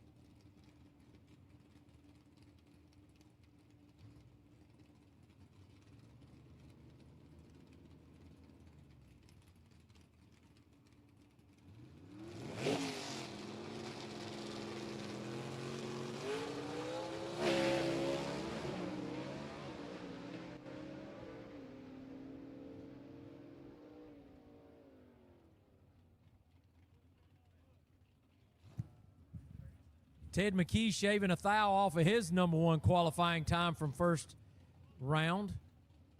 Let's see, Bill Revels, he's shaving about 4 thou off of his time. So good passes in round 2 by both of those. Zach Evans up next in Welford, South Carolina. He'll be in the quick time performance right lane in the Avenger. Got to love the the fact that 20-year-old Zach Evans learning how to drive the stick shift that he helped his papa build many years ago.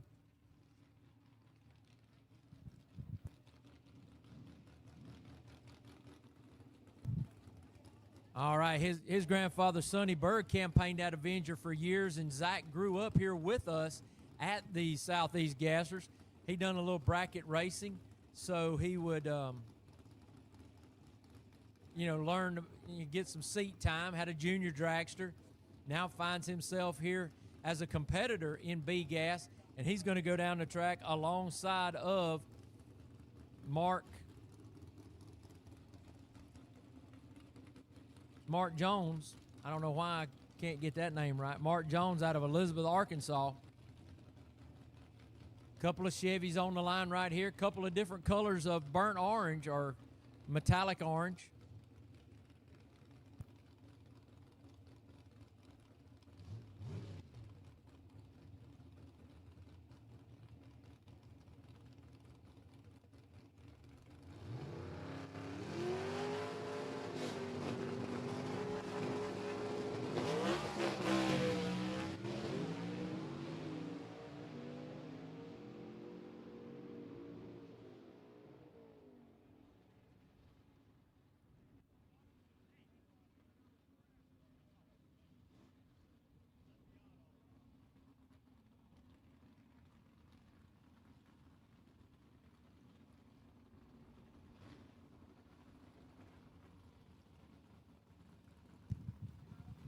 All right, next up, number 6 qualifier, Brad Wimberly.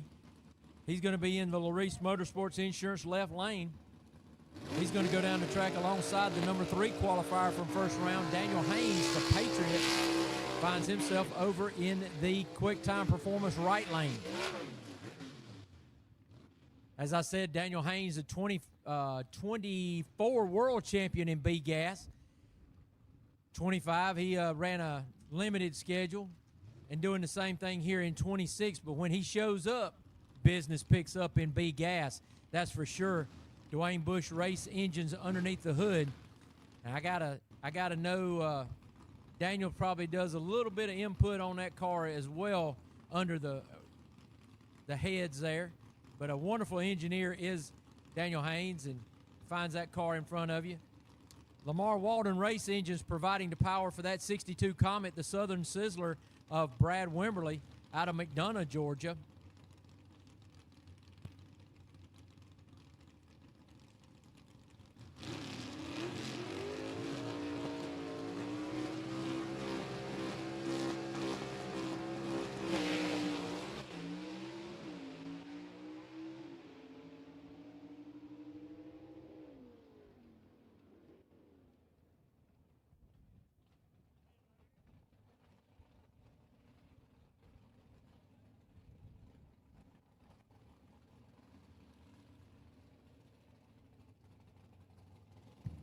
So no improvement for Wimberly that time, and Haynes, no improvement for him either in second round, as Zach Hall out of Bristol, Tennessee, puts his 1955 Chevy, the homegrown, into the Larice Motorsports Insurance left lane.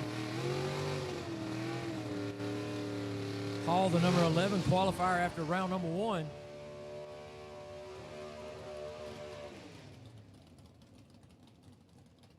He's going to go down the track alongside the number 2 qualifier, Charlie Lee. Tennessee Charlie there in the Quick Time Performance right lane. 66 Mustang Fastback. He actually made that car into a Fastback, as he is a body shop professional himself, is Charlie Lee, and took that car from a coupe and made it into a Fastback for racing purposes.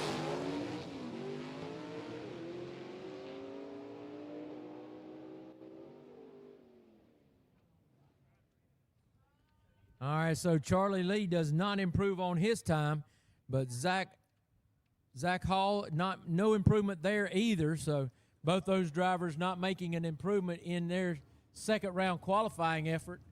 Thank you, A-Gas. We appreciate you getting here. If you're not here and I don't notice you, make sure you're getting up here, A-Gas. We down to our last 3 in B-Gas for qualifying round number 2.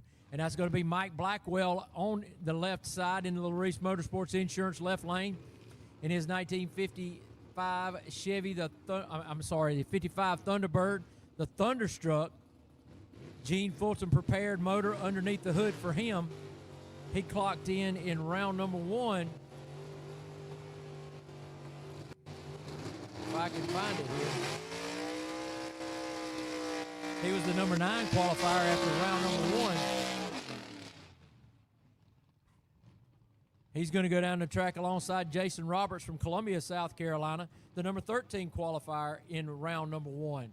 He'll be over in the Quick Time Performance right-hand lane.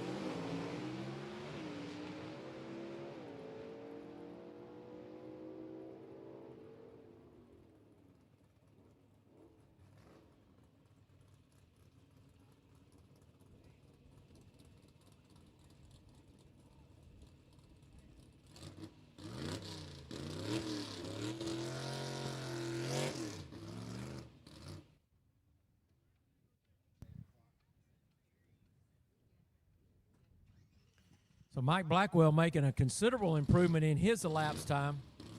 Jason Roberts, no improvement for Jason, so he'll go off round number 1, but Blackwell will go off of round number 2.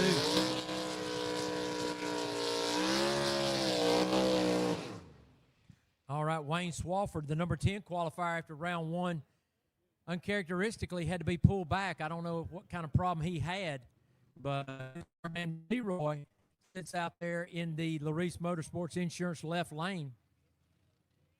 Robin Harris helping back up Wayne Swafford to the attention of her husband, Brian Harris.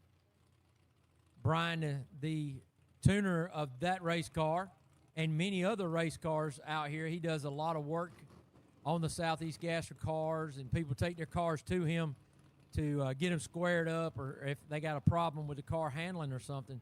Brian, a wonderful fabricator and car setup man in his own right.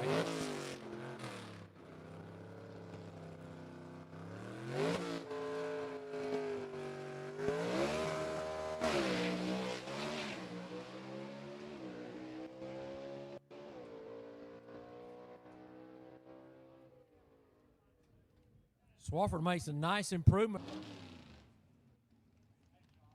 Blackwell driving a par race engine underneath the hood for him as his dad runs a Fulton motor. He's going to go down the track alongside number 2 qualifier, Ken Rainwater, out of Kimberly, Alabama, in the Instigator. So Rainwater, the man that sits number 2 in our points in B-Gas right now, and number 2 in qualifying after round number 1, going to try to click one more spot off and see if he can knock off Ben Christopher. But that's going to be a tall order here today at Rockingham Dragway, but conditions are favorable for that.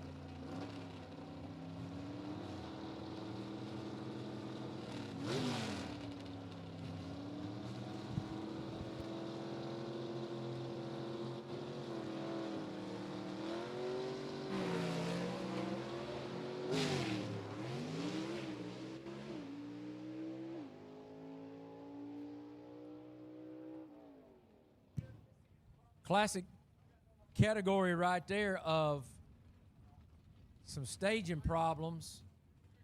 Both cars, Rainwater, are going to have to stand on round number one's number. All right, next up, you got Kenneth Phillips, the number 3 qualifier in the Silver Streak 2, that 58 Corvette. Gene Fulton Power Plant under the hood for him into the Reese Motorsports Insurance left lane. And in the quick time performance right lane is the number 1 qualifier, and man has been on a tear for 3 wins in a row. Ben Christopher out of Boiling Springs, South Carolina, in the car that he calls Happy Days. He's got a 477 cubic inch big block J-Line Motorsports motor underneath the hood for him.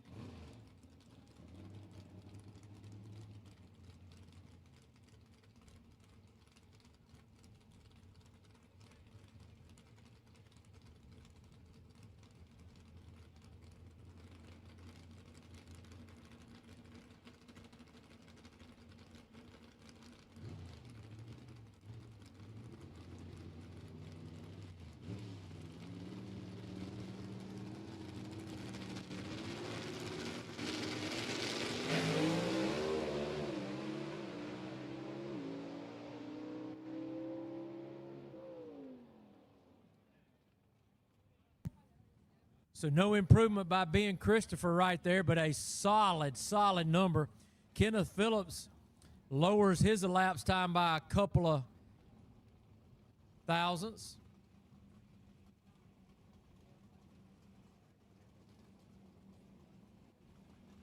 All right, Ray Ballou going to be in the quick time performance right lane out of Dalton, Georgia in the Bad Alibi, the 1955 Ford.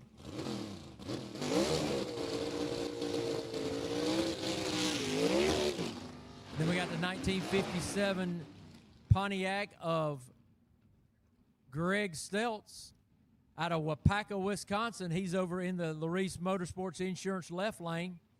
He's being backed up by his wife, Leah Stelz. Greg and Leah, the owners of Greg's Speed Shop, a custom speed shop up in Wapaka, Wisconsin, where they build custom frame-off cars as well as anything in between that, all the way to a drag car. He has his own engine program that he does. He is running his own motor, his own creation here, and that motor is 477 cubic inches.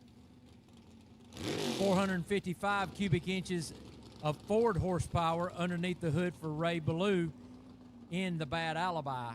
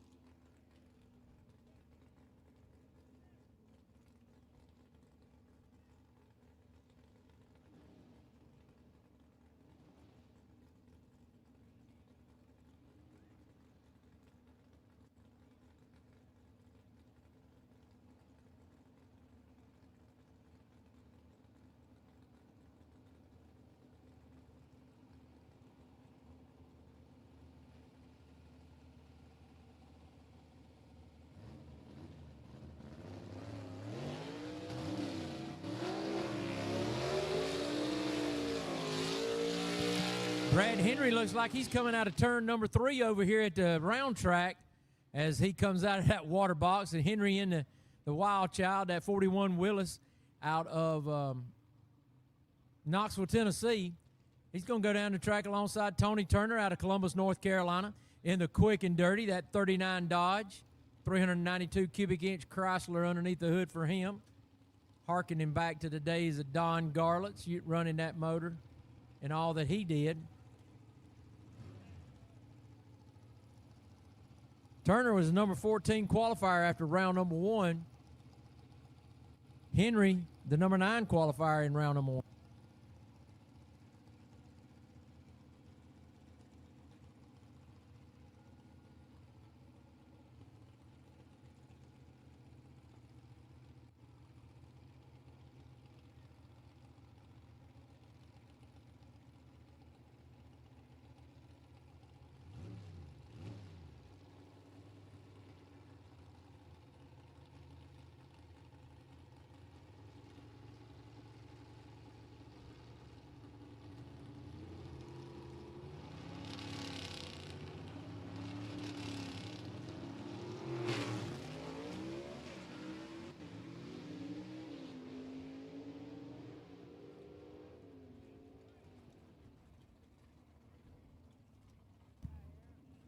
All right, no improvement for either driver, so they'll stand on their first round qualifying. The next is Alan Pittman. He's going to be in the quick time performance lane. He's number 12 after round number 1.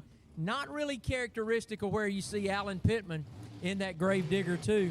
And Barry Lynn, the number 8 qualifier, he's out of Greer, South Carolina in the Little Red Wagon. He'll be over in the Larice Motorsports Insurance left lane in his 65 Chevelle two-door wagon.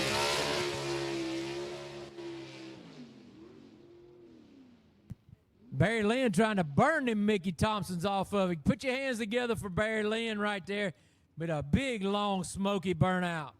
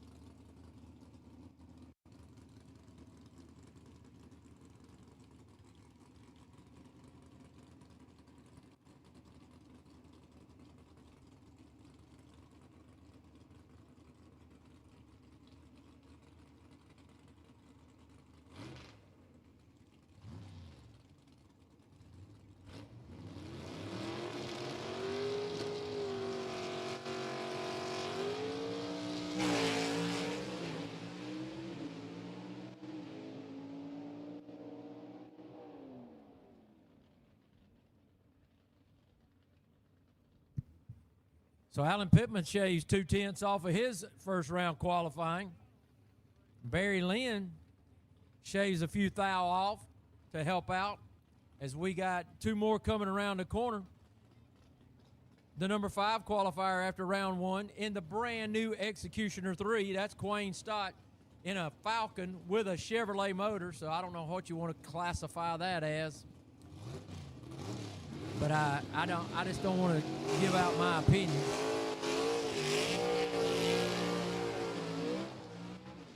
Then you got number 4 qualifier Leslie Horn in the Chick Magnet out of Bowling Springs, South Carolina. Gene Fulton power underneath the hood for Leslie Horn as he is trying to get that car back to the performance standards that it is used to, and doing a pretty good job here today, but still got some big hitters to knock off in this A-gas category. And I'm going to tell you what, folks, last year it was B-gas. It was ultra competitive. So was A. It was competitive, but really B-gas was, I mean, it was this heavy hitter after heavy hitter with Rainwater moving from B to A, a couple more guys coming in like the Night Stalker, and Alan Pittman improving his game. I mean, A-gas is deep. The water is deep and the water is warm, as Ben Christopher likes to say. And he's got the right to say it as he is leading the pack in A-gas this year in points and leading it here today.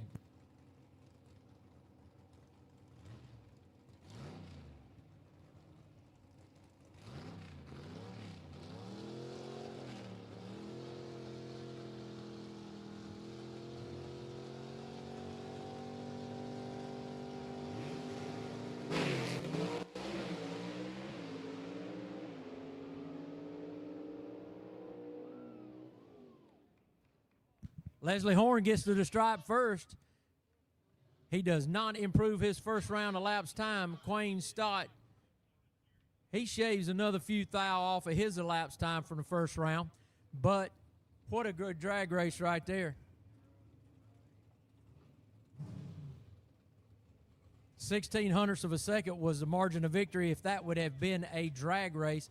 And Quayne Stott, the wily veteran, had the better reaction time right there. Quayne had a 0.86 light to a 1:00 light for Leslie Horn.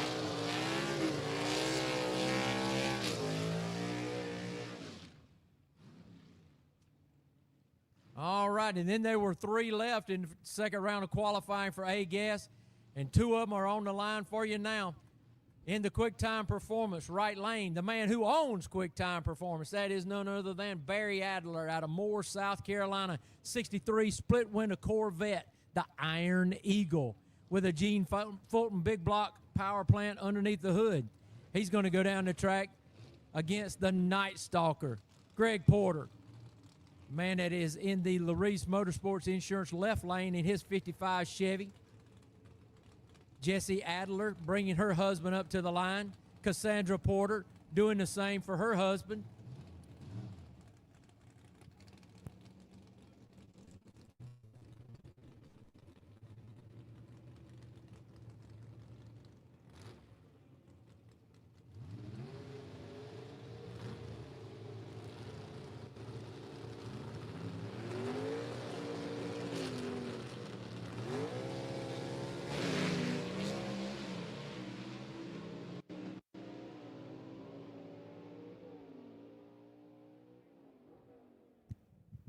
Great run by Barry Adler right there. We just got to let him know that he only has to run 660 feet, not the full 1320 down there.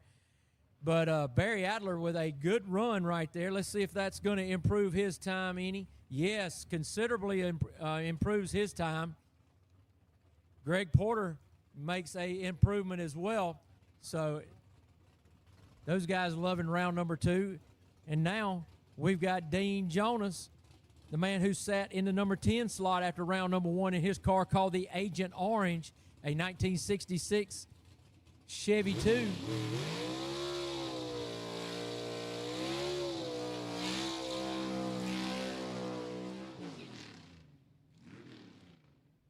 Dean never has really told me who builds the motor in his car. I know Dean could probably do it. He probably gets a little bit of input and a little bit of help from a man down there on Highway 221 named Gene Fulton. He's got a long-standing relationship with Gene Fulton. Colette bringing back her man Dean Jonas as he gets ready to try to improve on his first round of qualifying and get up inside the top 5 as he sits 10th right now.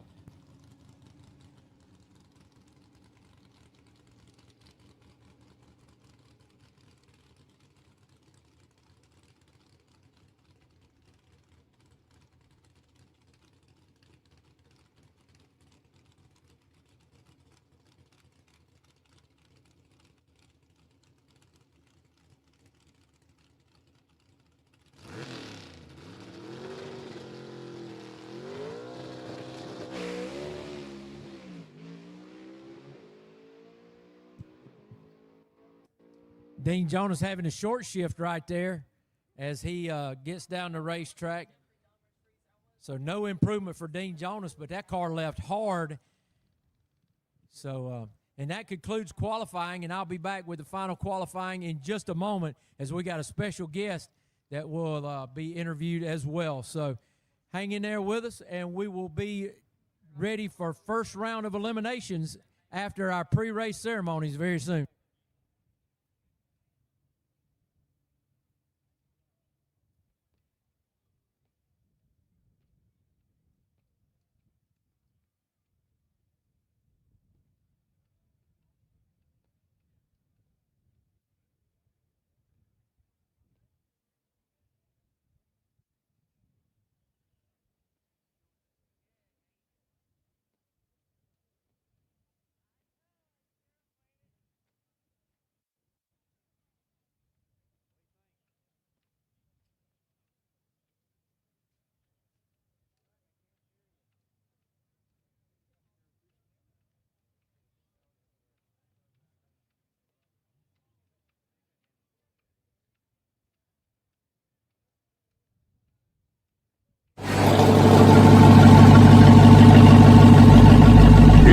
QuickTime Performance, we give you what you need to put some attitude in your truck. Why settle for the same dull, boring commute that everyone else subscribes to? Life is too short to be stuck in a bland appliance every day. Grab a set of QuickTime electric cutouts and say goodbye to ordinary. We've experienced how common insurance falls short, slow quotes, excessive exclusions, and a drawn-out claims process. We actually use a policy that's built specifically around motorsports racing, so drag racing, circle track, and road course. We're covering the race cars, the trailers, the tools and equipment, the pit vehicles, and your motorhomes. And we cover them while they're in storage, in transit, or at the race facility itself. Larice Motorsports Insurance, coverage built by racers for racers. Tap, tap. Who's there? Ice cold beer. Because at Wings, etc., cold beer is always on tap.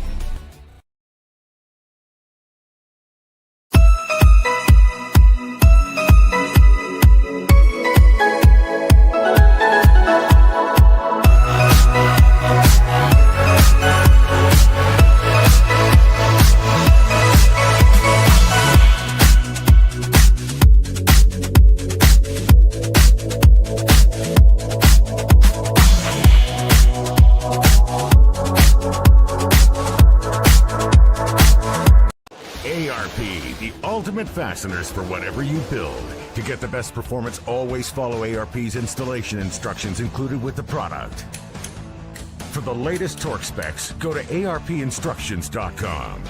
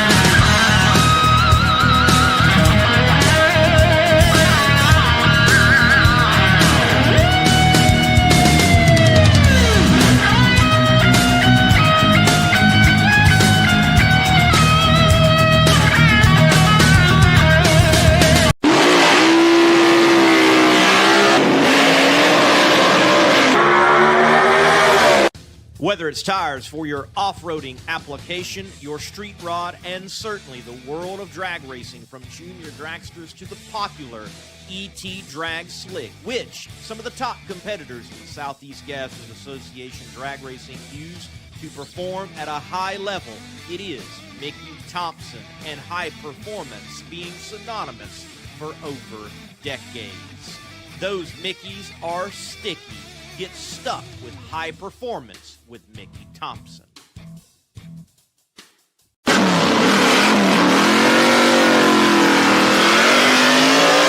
Summit Racing Equipment. From the store, the catalog, or online, you can get your street rod, hot rod, personal ride, and even race car, including a Southeast Gassers Association ride, ready for action. Build with Summit Racing Equipment.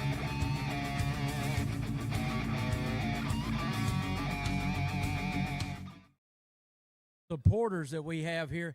This is Wayne Stevens. Wayne, he's the owner of Full Custom Fabrication right here in Rockingham.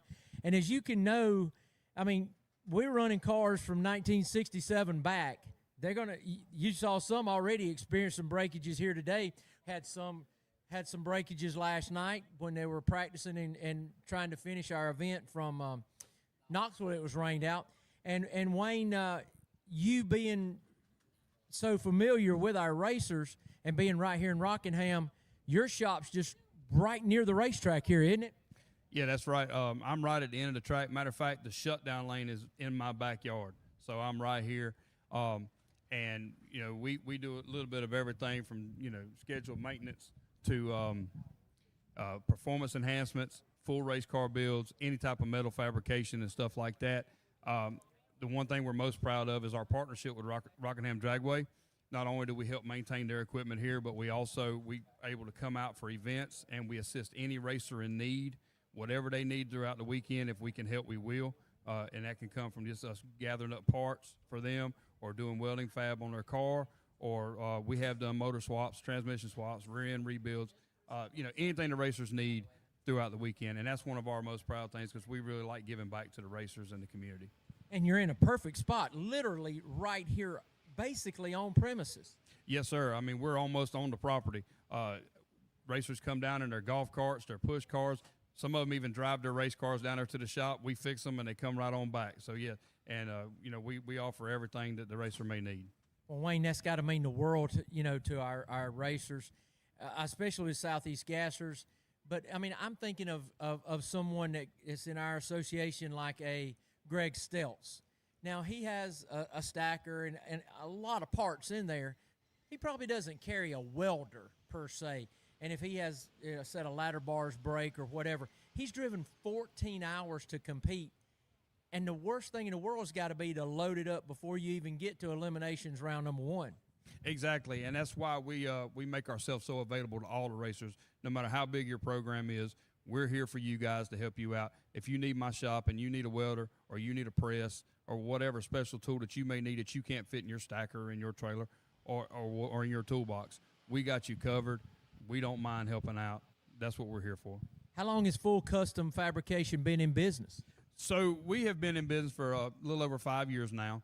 I was in the industry for several years, got out, had a family and kids, and, went to work with the railroad. And once my kids got grown and I got them out of the house, I decided to go back into the automotive and the performance industry, and I'm here to stay. That's where your heart lies. Oh yeah, absolutely. I've been doing this all my life, so it's very rewarding to me to be able to do this, and I love it. And they always say, if you do something you love, you'll never work a day in your life. Well, and like you said, you went to work for the railroad because you had to provide for your family. You had to do those things, and then you knew where your heart was. And when they got grown and gone, you went right back to it. And I got to think, are you native to Rockingham, or did you move here? No, I am native to Rockingham. My family's from here. We go back generations, and I'm from Rockingham. Been here almost 95% of my life, other than when I left after high school to go in the Marine Corps and serve a term in the military. Well, thank you very much for your service. I don't take that lightly. That's something that, well, it just leaves me about speechless. Yes, sir. It's one of those things, as an American, you feel the call to serve your country and give back what your country and your forefathers give to you.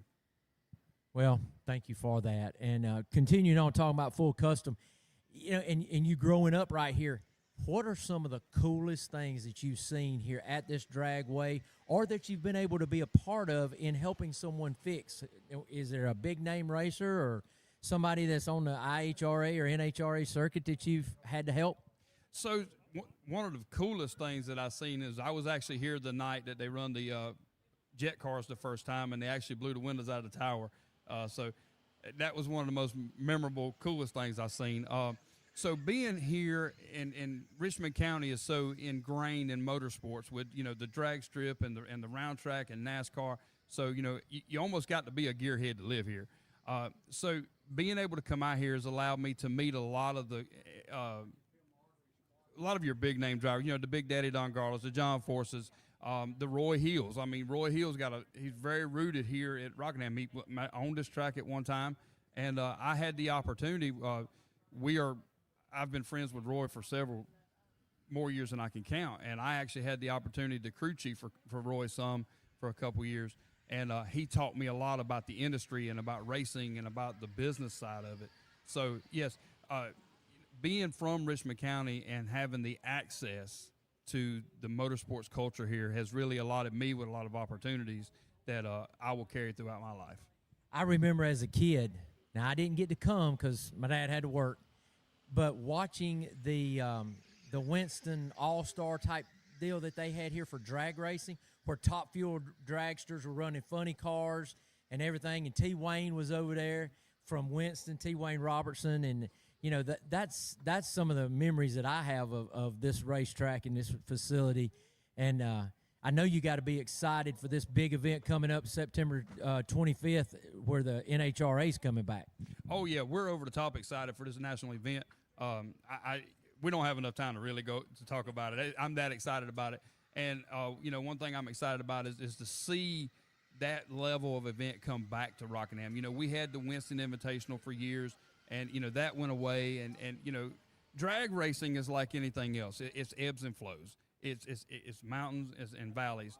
But to see that come back and to see where this track is now, since Dan and Al purchased the track, and between Dan and Al and Jim and the whole Rockingham Dragway crew, they have worked tirelessly to really bring this track back to the level that it belongs. And it's safe to say right now that Rockingham is a world-class track. And it's just icing on the cake to have NHRA come back with a national event and say, hey, we're all in with Rockingham.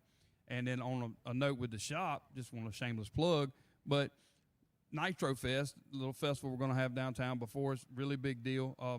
We've actually been invited to set up down there in the vendor area with the drivers and the meet and greet, because of how intertwined we are with the motorsports and the performance and the drag racing here locally. That's going to be really cool, and I can see the excitement in your voice. And Full Custom is going to get a chance to really be center stage on the world map. We sure hope so. It's a big deal for us, because at the end of the day, we're a small shop, and we're trying to make our way, and we're trying to make our name in the industry and pushing that brand out there. And this allows us to push our brand on a larger stage to a larger audience, and it does nothing but help us push our product and our brand further. Well, I want to thank you so much for your following the Southeast Gassers, being a fan, and helping some of our drivers here that had some trouble over the weekend. Veteran-owned, Full Custom fabrication and performance right here in Rockingham, North Carolina. If you got a need, he's got a solution for you. Thank you so much again for being out here today, Wayne. Thank you again, and I really appreciate the interview, and I thank you guys for being so welcoming to me, allowing me to be a part of what you guys are doing here with the Southeastern Gassers, and I hope to see you guys come back, because I love the event. I love the nostalgia of the event. It goes back to the origins of drag racing. The drivers are great. Everybody I've met has been really good people and really good to me and welcoming in, so I appreciate what you guys are doing, and I hope that we can make this a once or twice a year event. Well, I tell you what, man, if I always joke with people and tell them, if you go through the pits out here and you get somebody that's a rear end to you, let me know, because you're going to have to show me that we've got some great people. We call it a family. The Southeast Gassers, we call it a family. It's kind of like a little traveling circus in a way, but we got our own deal. It's not a circus. It's a racing, family. And if you leave one of our races either thirsty or hungry, you're probably not talking to the right people. Absolutely right. And, it's a great thing that you guys have, and you're exactly right. If you leave here thirsty or hungry, you didn't talk to the right person, because everybody here just welcomes you into the pit, treats you just like they've known you for years, treats you like family. And what I have found in the drag racing community as a whole, 98% of the races you attend and the racers you talk to are the same way. Well, once again, we thank you. Full Custom fabrication and performance, veteran-owned right here in Rockingham, North Carolina. Thank you, Wayne, for all you do for us with the Southeast Gassers. And we're getting ready to start here with pre-race ceremonies. We got Rocky Platt down there. He is going to introduce us to a couple of people. We need to call Superstock to the lanes before we do that. Superstock and C Gas, let's have you make your way to the lanes, so after we get done with our opening race ceremonies, we can roll right into first round of eliminations for Superstock. So Superstock and C Gas, this is your call to the lanes. Now, Rocky Platt, I turn it over to you, my friend.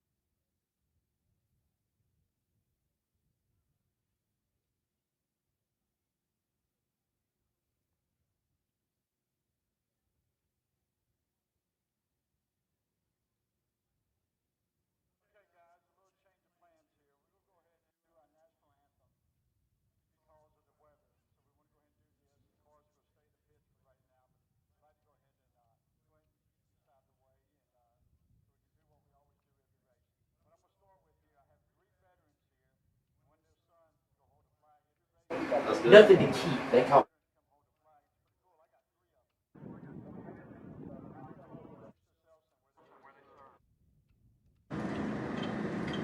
My name.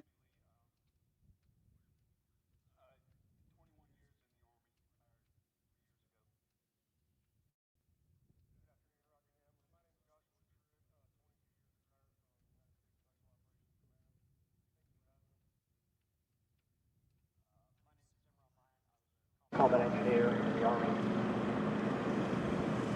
Guys, thank you for your service. Everybody, let's give them a hand. And you guys, thank you. We appreciate everything they do. Now I'm going to introduce Reverend Keith Smith. He came up last night and wanted to say the prayer today, and it's pretty cool for him to come up and want to do this for us.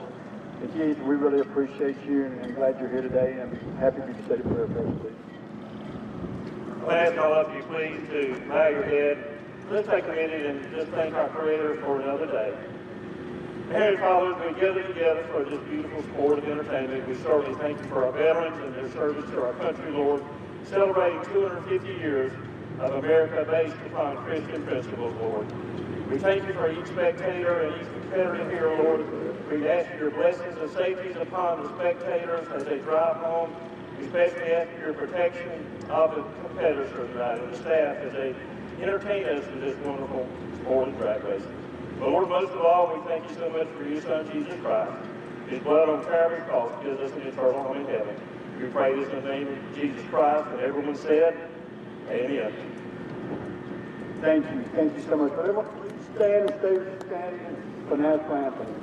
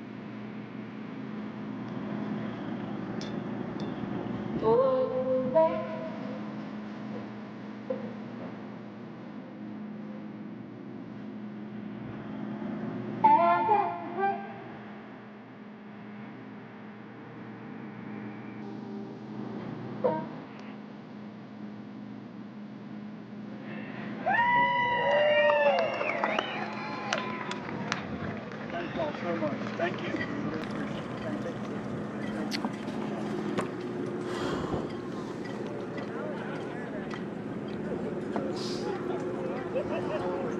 Hey, please, don't leave your seats. We're just holding off just for a few minutes. Let this little bit of rain clear out, and we're going back racing real soon.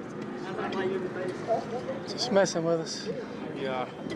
The sky ain't dark enough to worry me, so I don't know.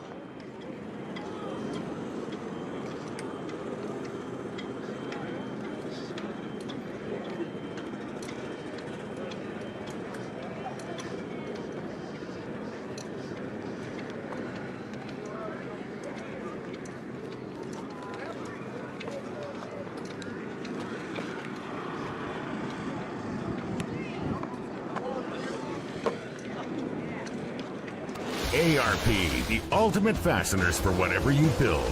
To get the best performance, always follow ARP's installation instructions included with the product.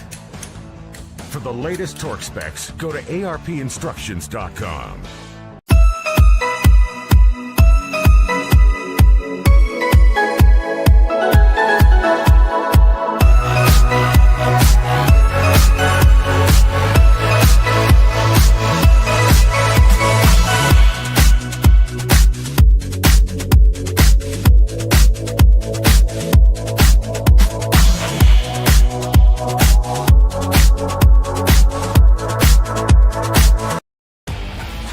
I'm usually more of an eater than a speaker, but I'd like to propose a toast. Here's to weekly specials on ice cold beer, tankers, and taps. Here's to the interweb and being a clickety-clack away from smoked red tips, jumbo shrimp, and world-famous wings. Congratulations, Wings Etc. You make any day special.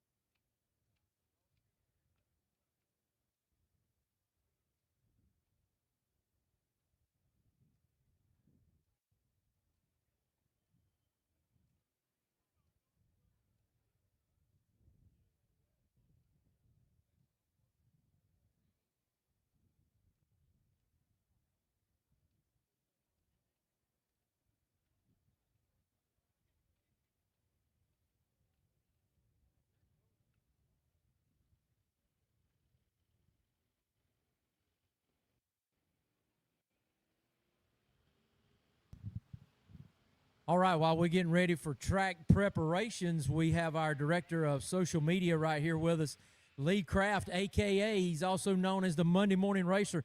Lee, here at Rockingham Dragway today, the biggest venue we've been to all year. How you liking what you're seeing and able to put out to our people on the YouTube land?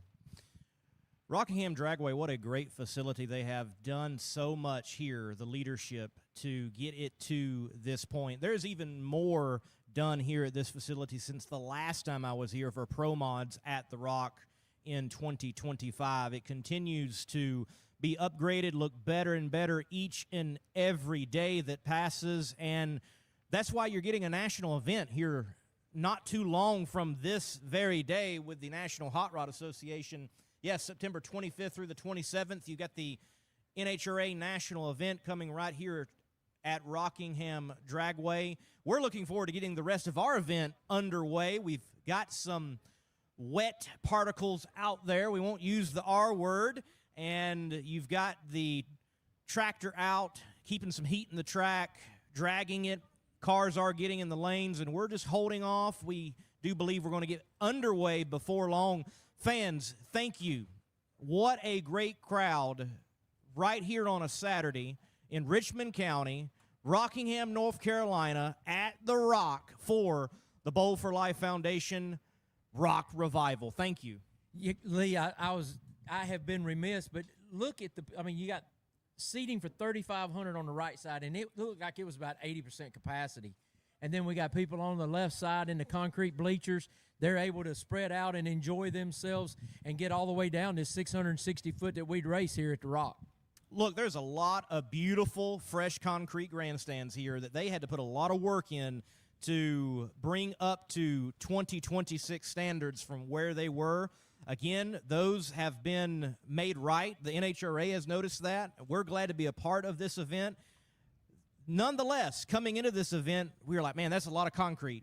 But a good crowd, both sides, right here for the Southeast Gassers Association Rock Revival. We also want to say thank you to those that drove in today with their hot rods, their cruisers. Good little showing for the Show and Go Cruise In. Thanks to Stephen Smith for that artwork on the dash plaque, and also Chris Barrett, Frank Stein's Garage, for putting the work in that he did behind the scenes to make that possible.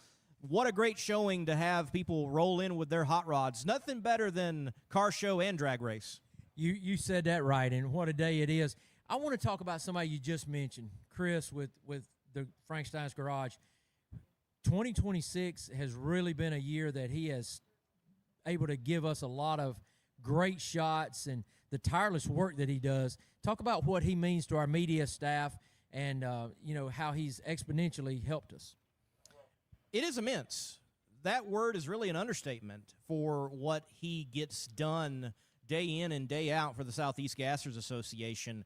You have Chris, you've got Dugenay Bland, you have Adam Dobbs, our photographer. Then you also have myself putting in a lot of work on the social media side, along with Stephen Smith and his great designs that he puts for the Southeast Gassers Association, with the graphic design work that goes out, posters that we use so often to promote the races.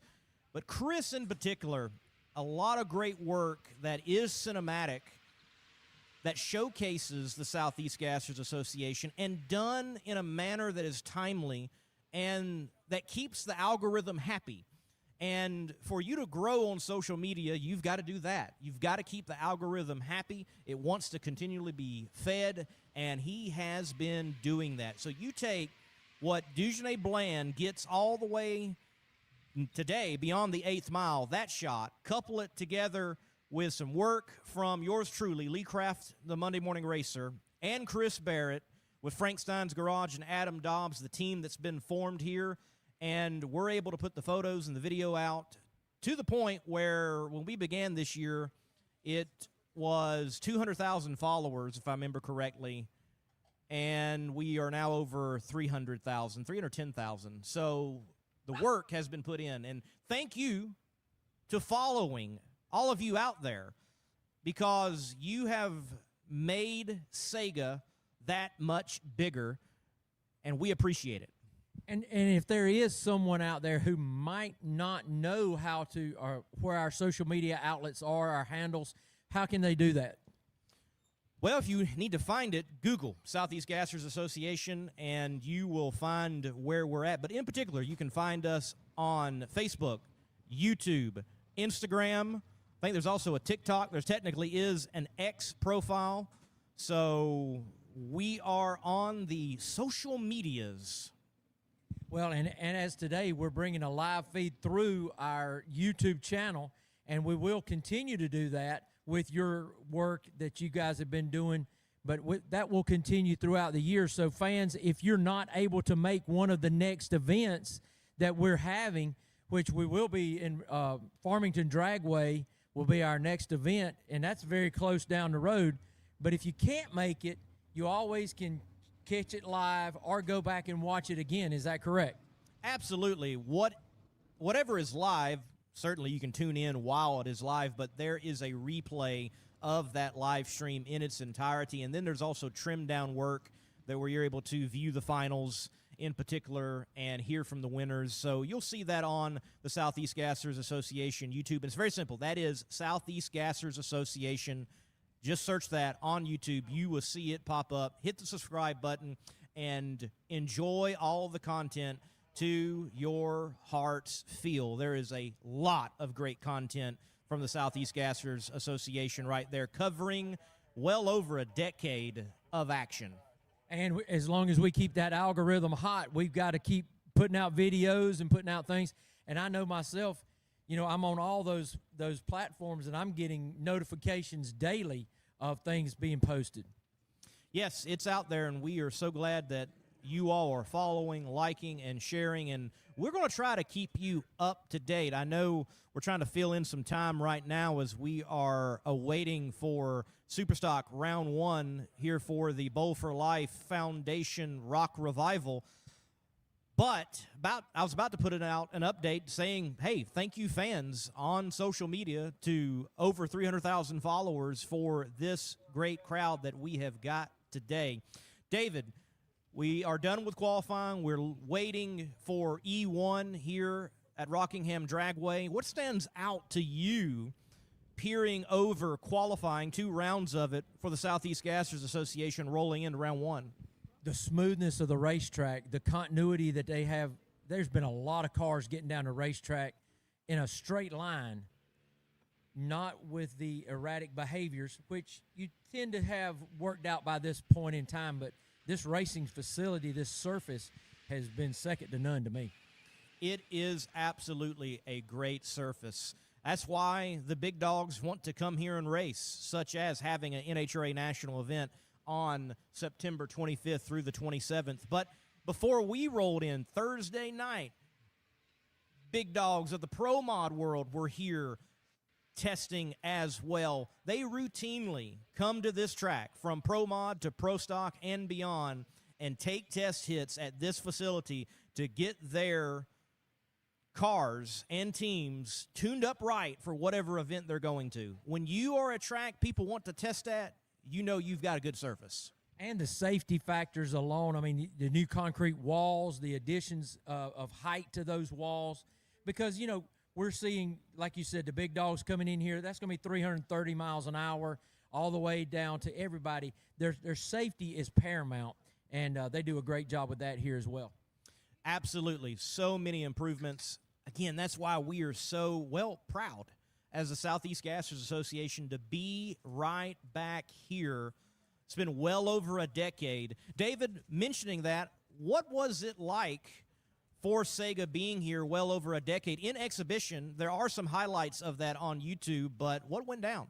Well, we had a lot of different types of cars, and it was a lot slower then, I'll be honest with you. But one guy who is from the Southern Pines, North Carolina area, Tim Bailey, I remember him specifically. He had a 57 or a 55, and it was the old number 7. I remember that. And he comes, and he's throwing up dust in the gray area out there. He legs it, keeps it in there. It was a lot of Chicago-style racing because we had 8 to 12 cars maybe. Donovan Stott was here with the 48 Anglia, the white trash.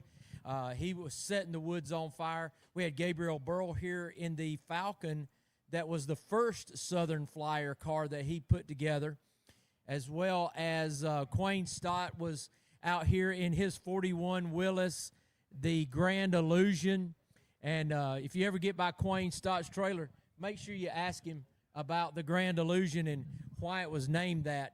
You'll understand a lot more about Quayne Stott's background. I was here in attendance as a spectator for that one, and it was in conjunction, I think, with a PDRA race, if I'm not mistaken. And Richie Pugh and myself and his son, and I think one of his son's buddies, we drove up that morning. Or it could have been an ADRL race. I don't remember. But it was PDRA, I think. You know, $20 to get in. It was a great show. And that's what I remember most is Donovan Stott. Shannon Smith was here with the Pale Rider car. He did really well. That car put together by Quayne Stott. But and I think the Night Stalker was here as well, making an appearance. So you had the Snakebite Mustang of Jimmy Finley was here, and that was a good one as well. So they made a good showing, and it really helped propel Southeast Gassers to taking that first, if you want to call it, baby step into getting in people's minds of, well, here's some gassers. They're just not old cars. They got a set of rules. And then they started learning how Quayne Stott was so adamant about the rules and keeping them period correct and putting the driver back into the car. So that was one of the big things I remember about that. Now, Lee, your hero also made an appearance, I think, that weekend here, if I'm not mistaken, and hailing from down around your place, the Moonlighter, Mr. Gene Cromer. I think he was in attendance, if I'm not mistaken. I can't remember for sure. I don't recall. I wouldn't be shocked, especially that early in Sega's existence.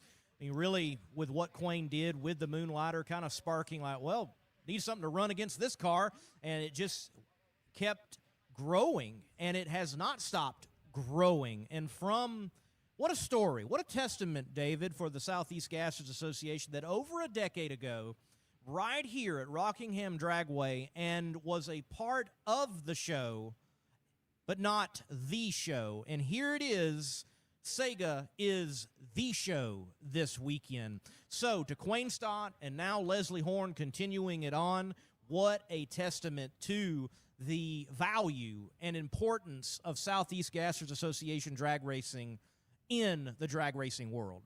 I couldn't agree with you more, and I've been proud to be on this thing. I call it a tornado because it has grown and grown and grown to a Category 5 as we've got here, people finding us from all over the world. And, one of the cool stories is, for me, as this thing has grown and morphed into what it has, is we were at a small track in Georgia. This has been 6-7 years ago, and one of the guys showed up there, and he had been watching it as things had progressed, and he was a scientist, and he worked in a monofilament plant there, but he could not speak hardly a word of English. He actually showed me what Google Translate was, and that was how we communicated.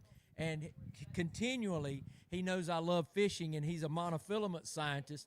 He continually sends me reels of monofilament for our fishing rods, and he keeps saying, once I get some time to get visas and clearances, he really wants to get down to our Gulfport Dragway event that we got coming up in October for that double event.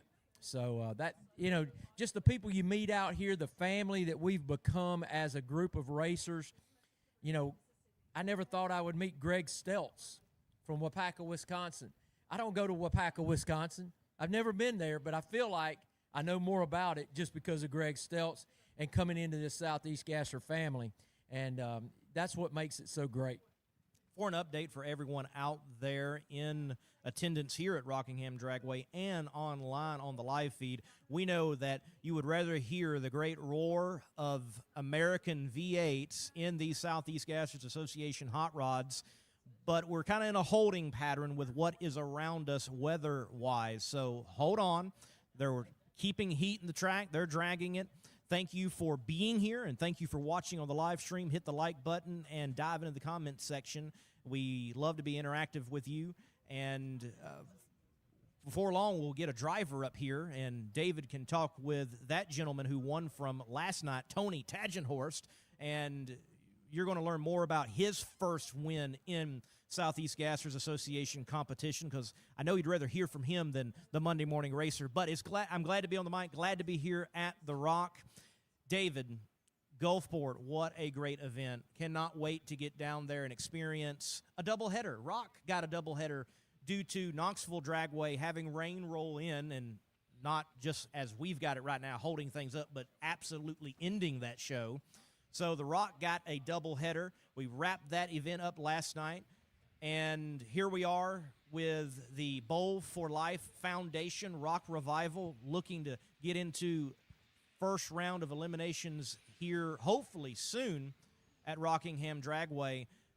The distance that people have traveled to enjoy a Sega race, last year, Knoxville Dragway, 6 gentlemen from Sweden showed up to experience that race in the fall. The spring race, you had people from Hawaii show up to enjoy that event and plan their whole family vacation around Sega drag racing. So if you're out here today and you have come a long way, we want to hear about it. We love hearing the distance traveled by you, the fans, and thank you. I know before getting here in the live, before this event, Sega Live, people chimed in. They're coming from 12 hours away. They're coming from Maryland. They're coming from Pennsylvania. They're coming from all over to enjoy drag racing right here, Sega style, at the Rock. Sega style is the way to go. And we got a guy coming in here that I got to shake his hand. I was watching last night. I wasn't able to be here because of work responsibilities. Tony Tagenhorst, man, I just couldn't believe that smile on your face when you hoisted that cup for the first time. You got to tell me how it feels. Oh, it felt great. I truthfully didn't think that I didn't know if I had it in me to get it done, and we started rolling good there, and it just got better and better, and we stayed focused. And I, as a racer, you talk to yourself, and you think about what could be or what could have been. A racer's his worst Monday morning quarterback, so I can't say that I never thought what it would be like to win one, and we just stayed focused, and the fact that we pulled it off is probably truthfully the coolest thing I've ever done in my life. I've won some dirt races, and I spent a lot of time circle track racing, but to change pace and do what we're doing now, and there's a lot of talented people in this field, in this series. Guys got thousands of passes down a drag strip, and to compete with those guys, and not sure whether I could, had enough confidence to get it done. And when I finally got it done, I truthfully was speechless. And anybody that knows Tony Tagenhorst, I'm not always speechless. So, well, you have been working on your program for a couple, maybe 2 years, maybe 3 years. 3 years you've been with us. Herman Gehring sold you his car. He's right here in North Carolinian, and love the name of it, Wasted Wages. There is no wasted wages, because that smile that's on your face right now and the one that's in that picture last night is what makes all those wages that you spend on it worth that time, doesn't it? Yeah, absolutely. The name came from years and years ago. I had to take a gentleman, a friend of mine, when I just got my driver's license. He needed a ride to work. And I seen a pickup truck in the parking lot of the place I dropped him off, and it said Wasted Wages in the back window of a big lifted four-wheel drive truck. And I remember then I always said if I ever owned anything that needed a name, that's what it would be. Now, truthfully, I figured it would have been a boat or a pulling tractor or something, But so when I knew I was going to do this, and I knew I had the name picked out 20 years ago, so I knew what it was going to be. And to get Herman Gehring's car, and truthfully, it's probably one of the most near and dearest things to my heart is to have his car. Me and him have stayed friends from the day I picked that car up, actually since the day I met him and I looked at it at Shadyside. And he's here tonight, and I talk to him all the time. And anytime I do anything to the car, I send him a picture of it. Or there's even been a few things I've done to it that I've run it by him before I did it, just because, us car people, we, there's people that have their biggest fear is to sell a car to somebody and either never see it or maybe they do something that they didn't approve of. So I know he built that thing with his own two hands, him and his friend, and I love the fact that I have his car. And truthfully, to win a race, I wanted to win a race for a lot of people, but he's there at the top of the list. He deserves it. Like I said, he built that thing with his own two hands, and I love the fact that I have it. So I was racing for him as much as I was for myself. What a story, man. And see, that's the kind of things an old announcer like me need to know, because, you know, I can bring that forth. Well, what a great story. I know myself, when Herman said he was going to sell the car, you know, I was like, man, I don't want to lose Herman coming to the races, because he's great, you know. But the thing about it is, he sold it to a good, because Herman told me, he said, he's a good guy. You're going to like him. He's going to fit in, except he talks a little funny. So, but you know, you have been a welcome addition into this family that we call it as we travel. And, you know, now you got the Ross race engine underneath the hood. That was something that I don't know if you had them from the beginning or what is your relationship with them? Did you run Ross race engines in another form of racing?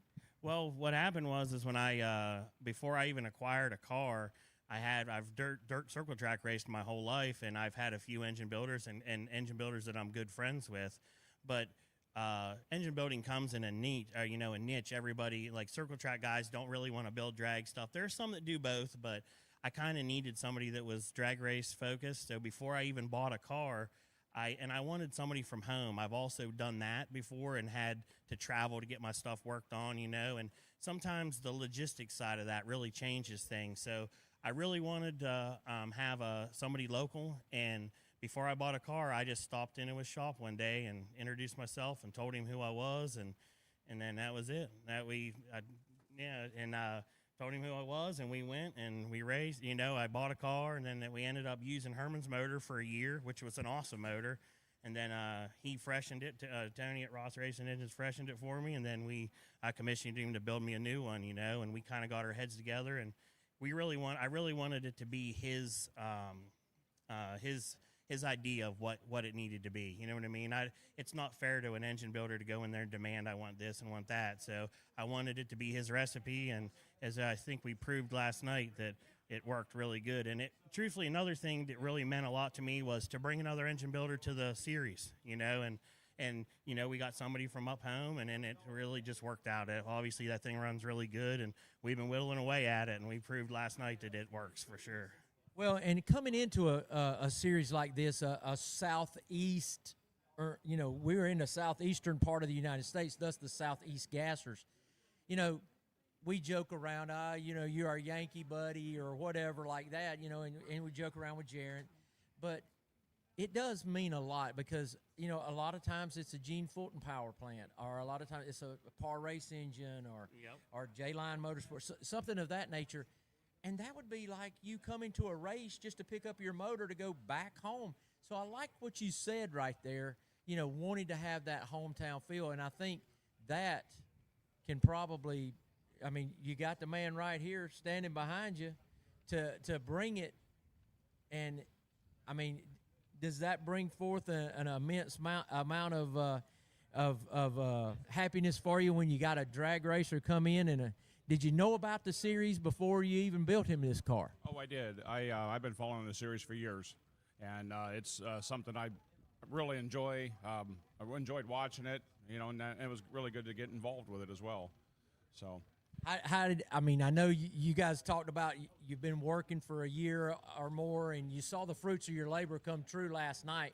How does it feel when you're standing on the starting line and watching your motor perform in a way that you knew what it could do? Oh, it's always an awesome feeling. I mean, we've been in business for a long, long time, so I mean, it's not the first time I've got to do this, but this is really special, though, because Tony and I have become really good friends, and he doesn't live real far from me, so we do a lot of other stuff outside of work as well, too. So it's very meaningful. Well, that's pretty cool. Now, Tony, do you take him out and buy him chicken wings now after this, or does he get a T-bone steak, or what?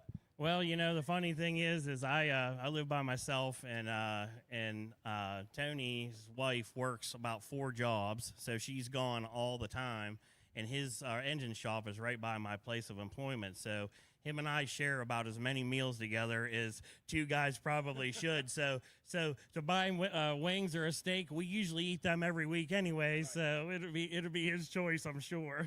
Well, if his wife's working 4 jobs, she's the one that needs a steak. Yeah, she does. I married way above my pay grade. Let's just say that.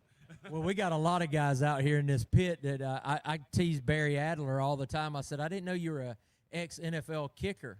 And he goes, what do you mean? I said, because you outkicked your coverage with Jesse by like 40 yards, you know. So, but guys, congratulations again on the win. I know you guys are in contention here today at the Rock. So when we get back to racing, you know, we wish you the best. And, you know, now that you got one under your belt, where you go from here?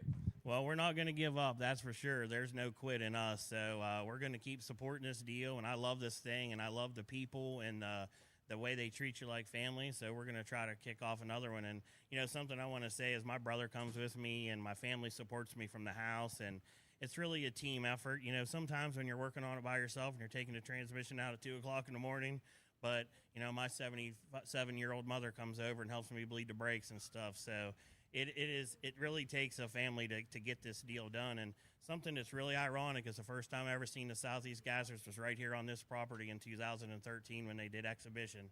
Everybody remembers when Quayne got the Willis crossed up. I was standing right there on the starting line, crewing on a Pro Mod team. And if you'd have told me this much time later I'd have won my first race here, I never could have spelled that out for sure. Well, that's great. We're glad to have all you guys involved. Even though you talk a little funny, we love you anyway. Welcome to the Southeast Gassers where you first win. Tony Tagenhorst and the Weights and Wages.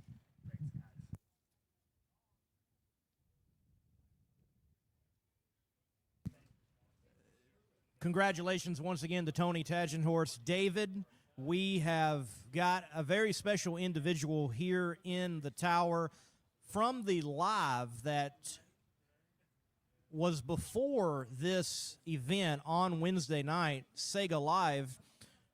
People were watching, chiming in, enjoying the show, and at the time we didn't have an event sponsor. This gentleman chimed in on Messenger through Facebook. Yeah, social media can be important.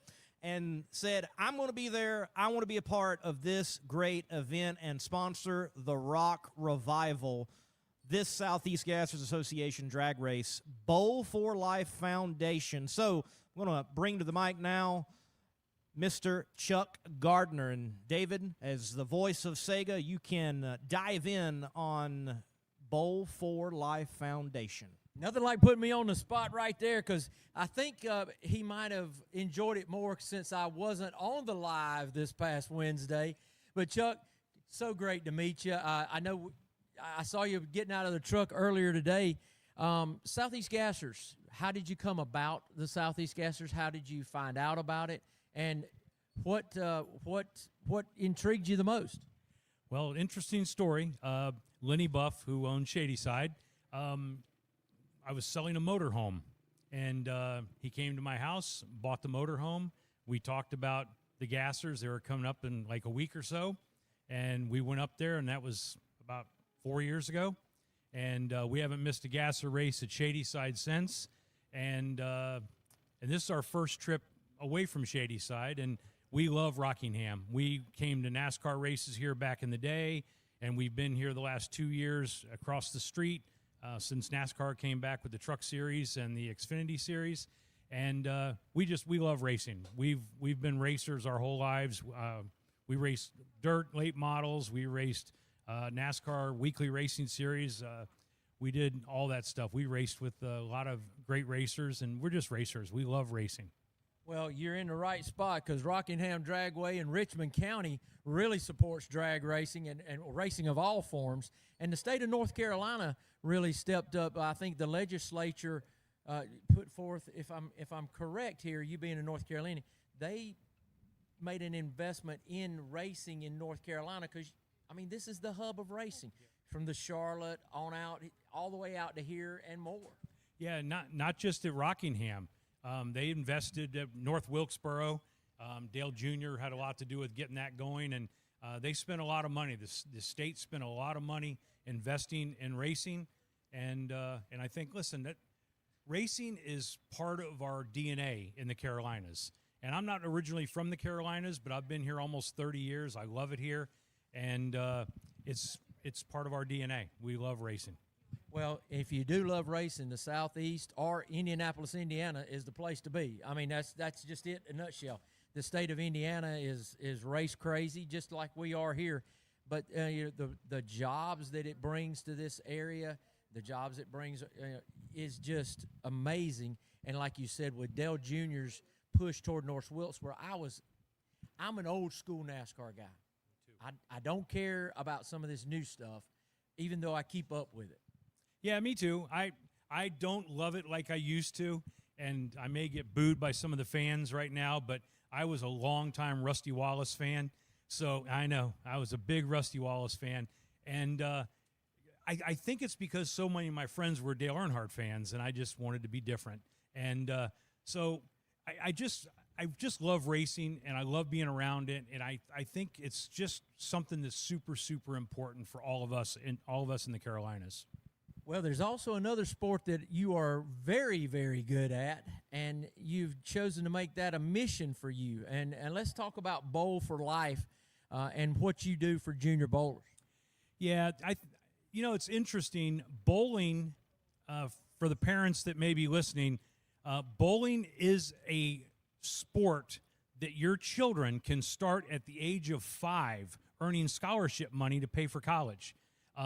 There's hardly any other sports in the world. There is one other one, and it's fly fishing. It's the only other sport I know of that bass fishing, fly fishing, I guess it is bass fishing. I'm not a fisherman. So I think it's bass fishing actually has a scholarship program kind of like bowling does. So they have a gigantic, Deb, what's it called? The fund, the USBC fund. What is it called?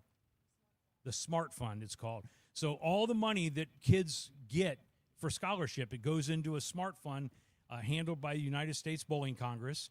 And then as they get ready for college, they can draw from that fund that's earned interest money, and they've just built it up over the time. So bowling is a gigantic avenue to help kids pay for college. And there's a lot of scholarships, especially for ladies. Since Title IX, and they have to spend as much money as they do on football and baseball, bowling is gigantic in ladies' sports now. So we decided that we wanted to help. And I bowled on the Pro Bowlers Tour, and I had a very successful career. After I competed on the Pro Bowlers Tour, I became a coach, and I worked for the number one bowling company in the world. I still do. It's called Brunswick Bowling. And I work for them, and we decided we wanted to invest in kids. So we started this foundation, and my wife had a great career as a financial person and an accountant. And so she basically funds the entire foundation. And I'm the face of it, and we just go out and promote youth bowling, and we award scholarships. So every dollar that we raise, every single penny we've ever raised has been given back to a child to help them pay for college. So am I correct in saying that to keep their amateur status as a bowler, that instead of prize money, they get scholarship money? Is that correct in saying? 100%. 100%. They can leave their amateur status early if they want, but it will affect their eligibility in college. Even with NIL now and what they're doing, it still affects it. We've had some young people that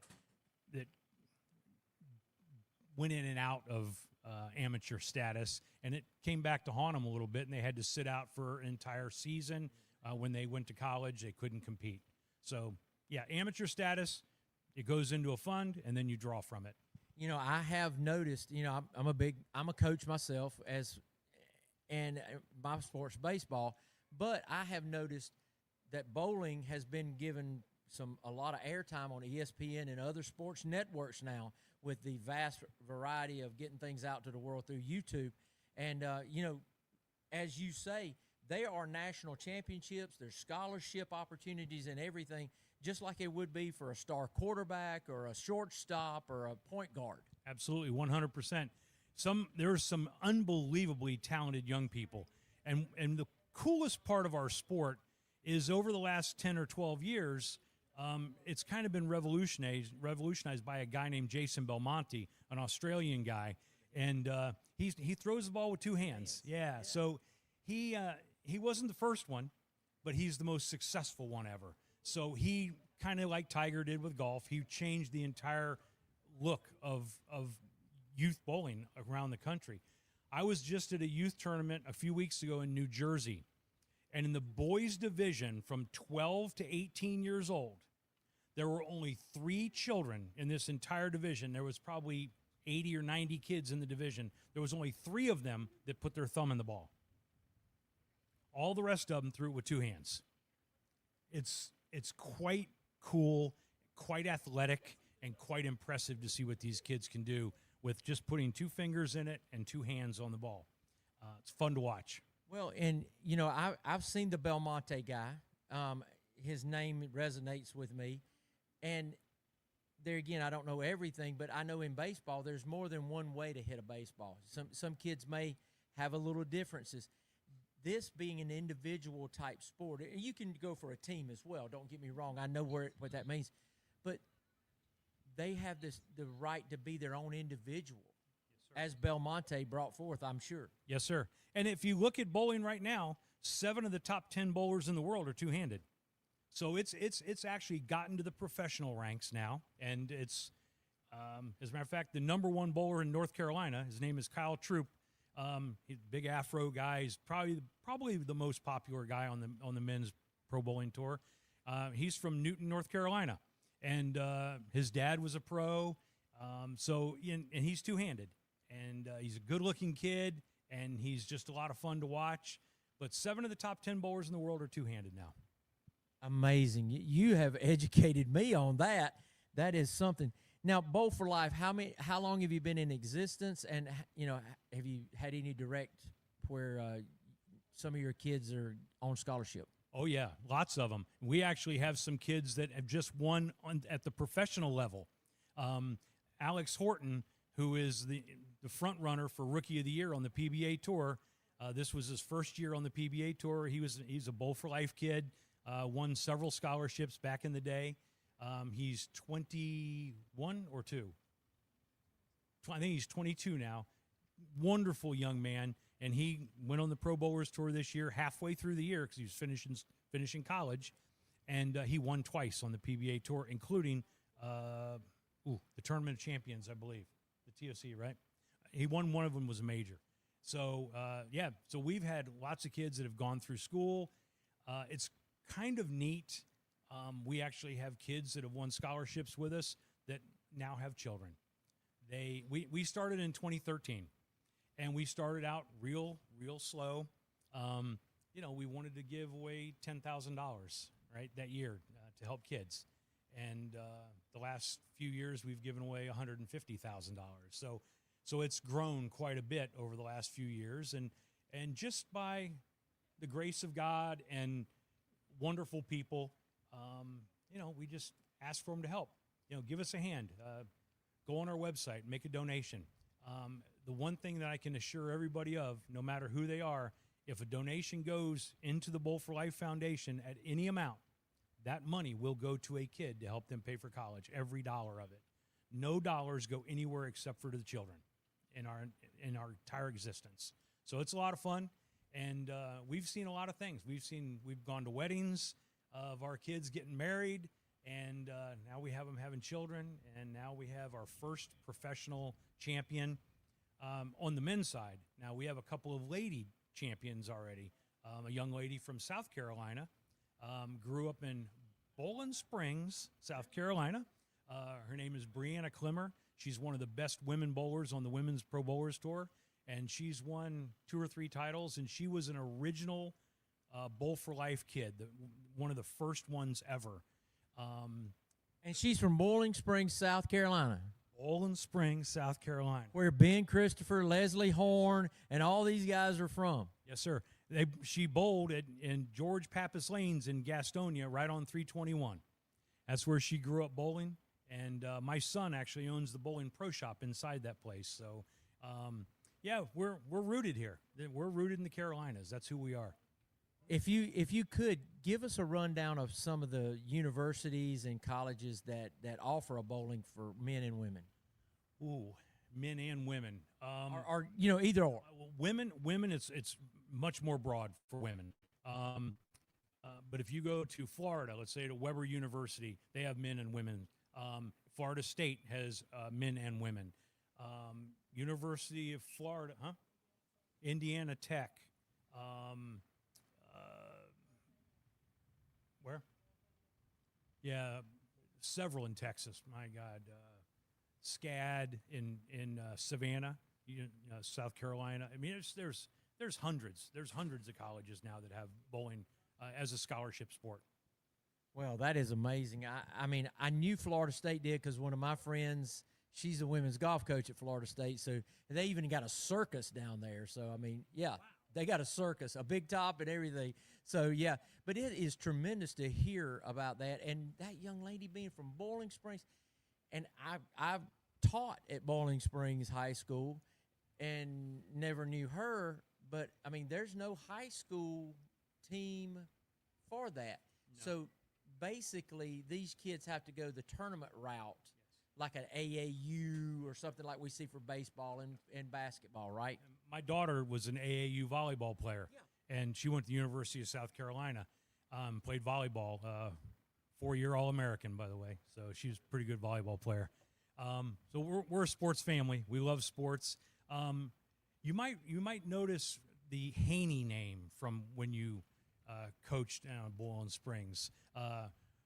Her brother, his name is Brandon Haney, their stepbrother and sister, is also a top player.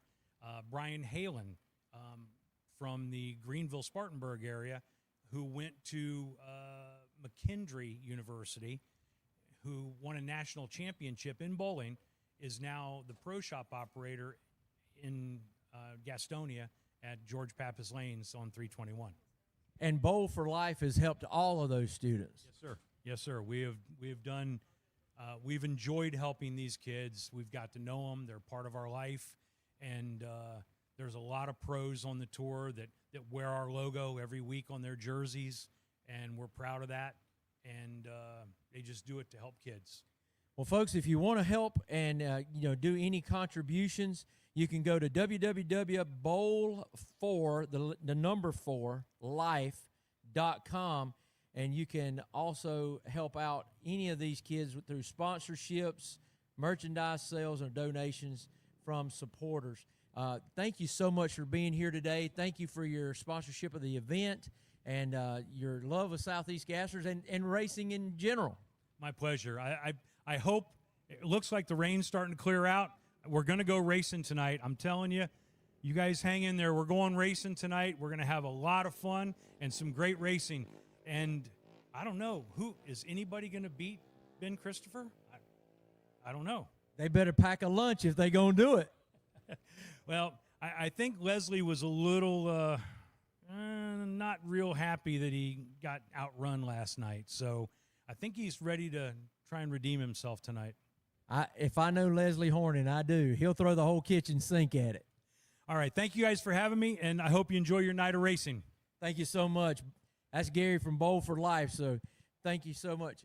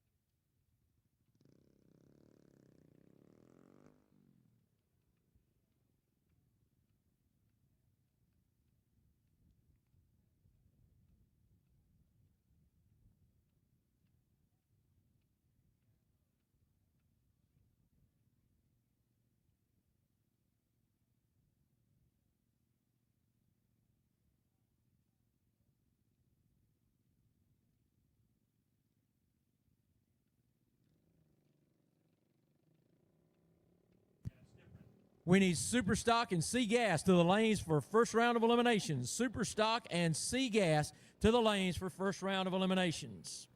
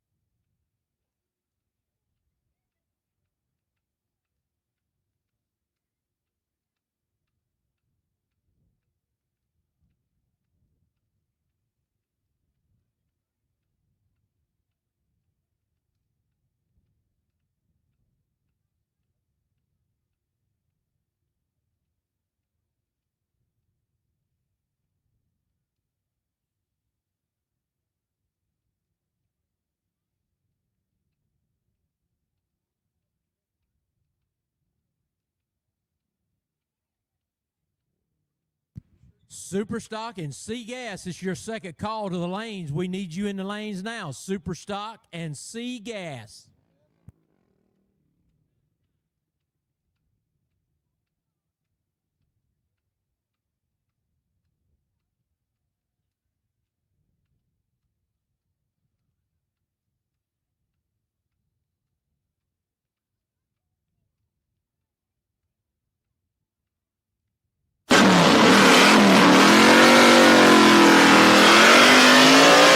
Summit Racing Equipment. From the store, the catalog, or online, you can get your street rod, hot rod, personal ride, and even race car, including a Southeast Gassers Association ride, ready for action. Build with Summit racing equipment.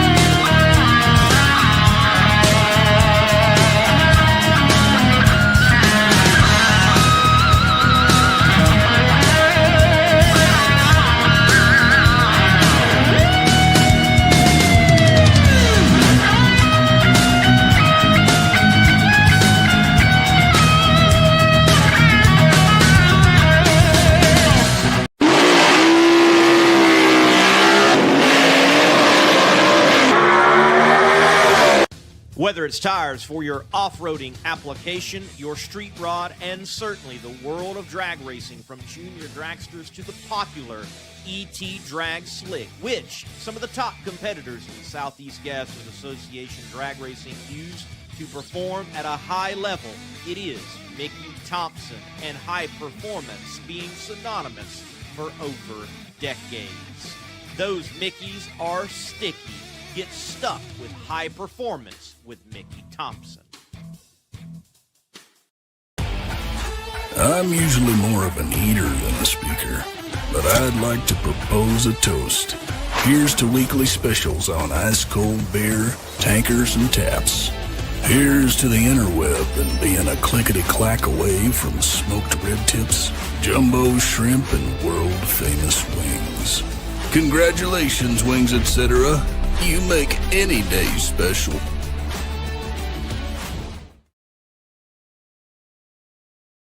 We've experienced how common insurance falls short, slow quotes, excessive exclusions, and a drawn-out claims process. We actually use a policy that's built specifically around motorsports racing, so drag racing, circle track, and road course. We're covering the race cars, the trailers, the tools and equipment, the pit vehicles, and your motorhomes.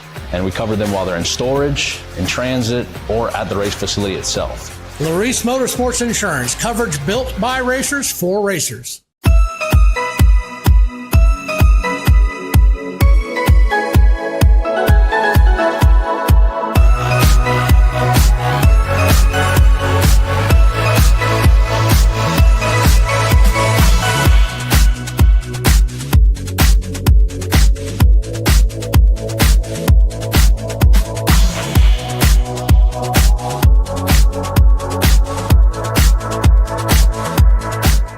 Harbin's Mechanical serves Atlanta, Georgia, and its metro area. From the big jobs downtown to the jobs in your hometown of the suburbs, they are your #1 source for your HVAC and refrigeration needs in Atlanta and its metro area. Stay cool in Hotlanta with Harbin's Mechanical Services.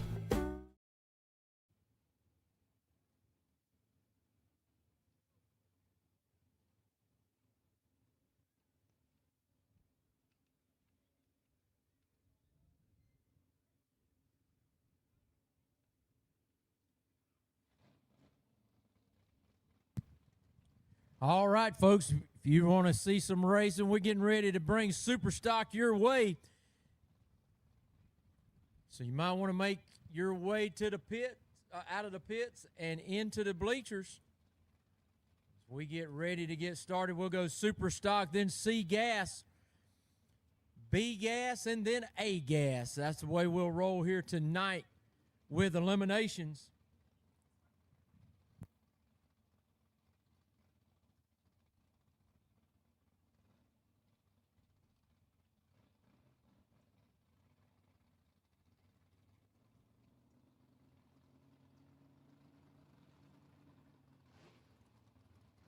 Once again, want to thank Chuck Garner for our Bowl4Life for sponsorship of this event. So the Bowl4Life.com Rock Revival getting ready to come your way with the first round of eliminations. Kenny Phillips out of Campobello, South Carolina, going to be racing one of his neighbors, Dean Hall. Dean Hall going to be in the Reese Motorsports Insurance left-hand lane in that Fairlane GT. Kenny Phillips in his Chevy going to be in the Quick Time Performance right lane. They'll be the first pair out in our Superstock division.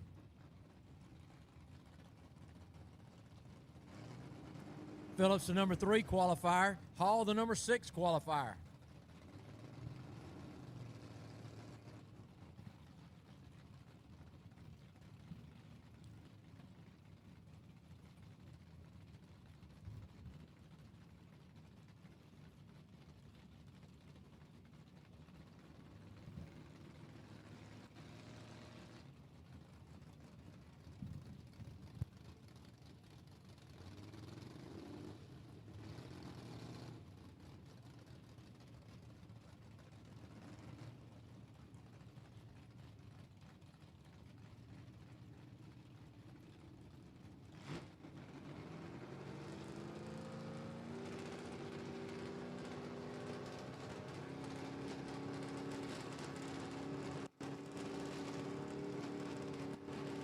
All right, both guys into the stage. Here we go. Kenny Phillips with the advantage off the starting line. Can he carry that through to the 660 stripe? Yes, he does in a fine fashion. Kenny Phillips moves on to round number 2. He'll take that street legal up against the winner of this matchup right here. The number 2 qualifier sits in the Quick Time Performance right lane. That is Rob Walden out of Doraville, Georgia. In the strychnine, Don Wilmot going to be his opponent, the number 7 qualifier in his 66 Mustang, sitting in the Reese Motorsports Insurance left lane.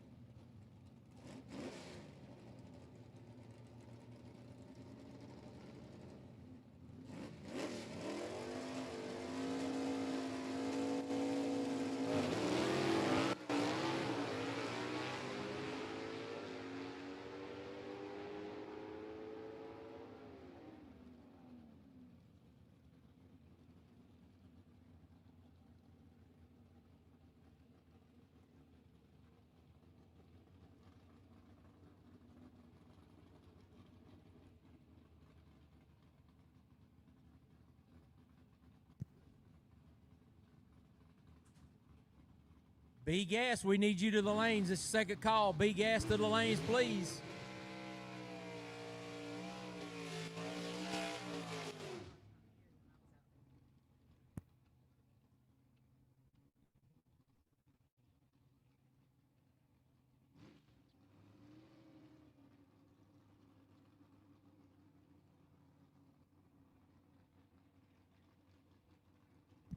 So Jerry Dean, number one qualifier, going to get a bye right here by virtue of that number one qualifying spot. That just gives Karen Mitchell another chance to test out some things and find out what lane she might like. She is the absolute end-all, be-all there for the last Rebel 2 of Jerry Dean. Carefully backing into his tracks. I got to think it's harder to back in there when you got those 7-inch tires than it would be if you got some 10.5s or anything else that these guys run. I know there's specs on how wide the tire can be. I'm just not recalling those right now off the top of my head.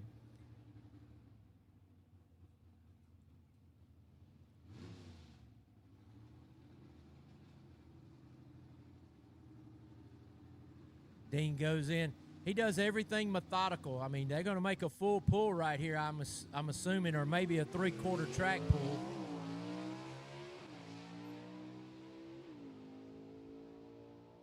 He runs it all the way through. He will have lane choice over Noah Sotsky in the next round. So that'll do it for Superstock round number 1 as we move into C Gas.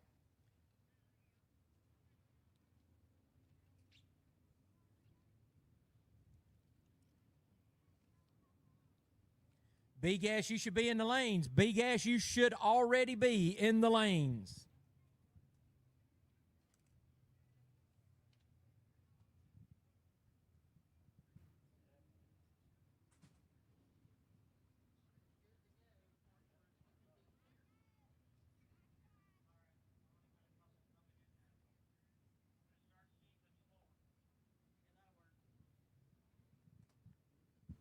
All right, man. This Rockingham Dragway performing, kept some heat in it right there and had a few of those little moisture pellets come down, and we're back racing, and I'm telling you, the track is as good as ever. You'll see that as we move on into the night. And want to thank you all for taking your time and your efforts to be here tonight as we try to take you back to a 1967 era drag race. As we move into C Gas, first pair out going to be the man out of Spartanburg, South Carolina, Mr. Ernie Smith, in the Saturday night special. He's going to be taking on Randy Kiefer. Randy Kiefer in that spine tingler.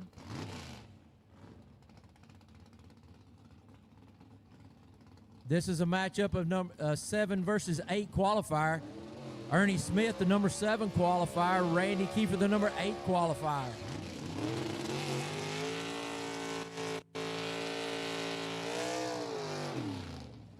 Kiefer with a short burnout. Ernie Smith with a little bit longer one. Ernie Smith with that 66 Chevy 2 4-door. I like to tease him a lot that he's got those 4 doors because he has so many sponsors. Priority Heating and Air, Woodfin Towing on the side right there, as well as Ike's Corner Grill and Wings, etc. of Boiling Springs. Some of the big ones for Ernie Smith right there, as Wings, etc. coming on board with him last year, coming on with the series and continuing sponsorship with Smith for this year. So we're thankful for them, and I know Ernie is as well. Randy Kiefer with that 406 cubic inch Butler Performance engine underneath the hood right there. He's had some problems early on today as he's hoping to get those worked out here in first round of eliminations. He moves into the stage. Now they're both in. Here we go.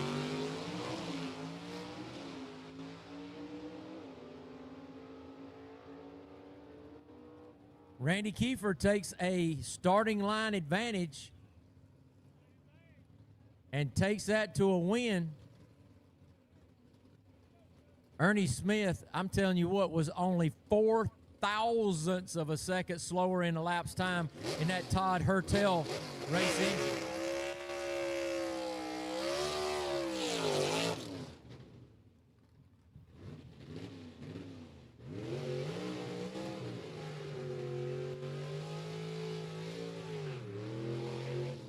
Number one qualifier, Tony Tagenhorst, going to be in the Larice Motorsports Insurance left lane. He's going to take on the number 14 qualifier, Alan Lovelady, out of Hayden, Alabama, who will be in the Quick Time Performance right-hand side.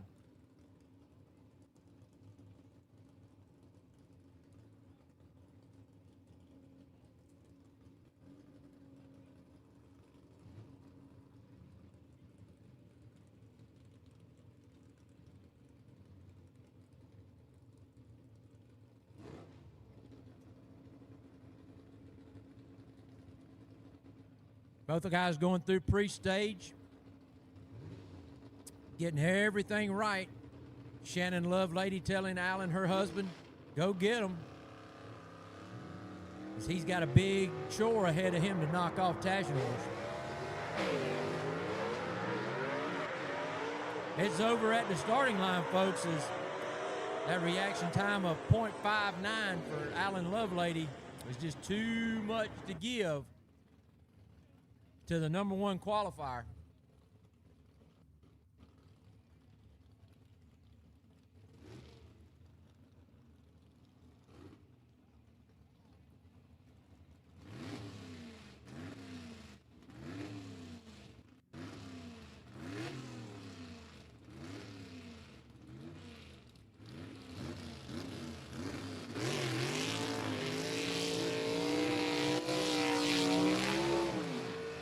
Ben Helms doing a little dirt tracking over there in the Larice Motorsports Insurance left-hand lane as he is trying to do that burnout and unable to keep it straight. But the Waxhaw, North Carolina racer in that beautiful 55 Chevy with a Gene Fulton power plant under the hood, going to race another very powerful Gene Fulton small block that resides in Jaron Purdue's car that sits in the Quick Time Performance right lane. The 62 Chevy 2 wagon, the number 2 qualifier here today. The number 13 qualifier was Ben Helms.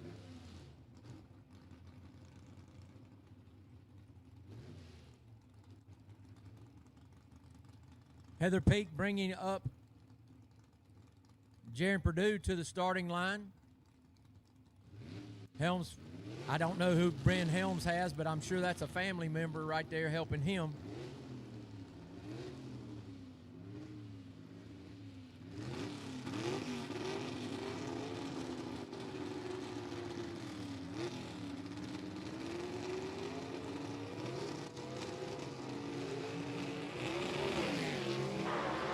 What a good-looking start right there by Helms. But Purdue has got too much in the ET bank for him.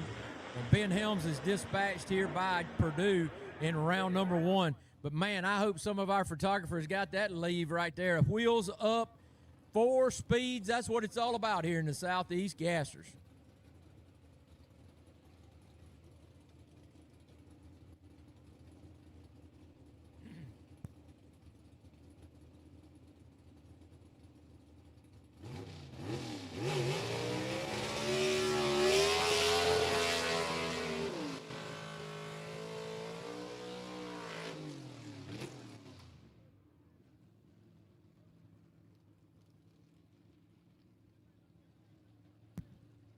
All right, number 5 qualifier, Heath Adams out of Greenville, South Carolina in the Rusty Bullet.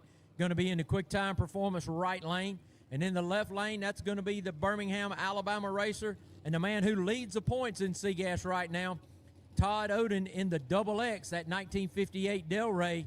And he finds himself in the number 10 qualifying position.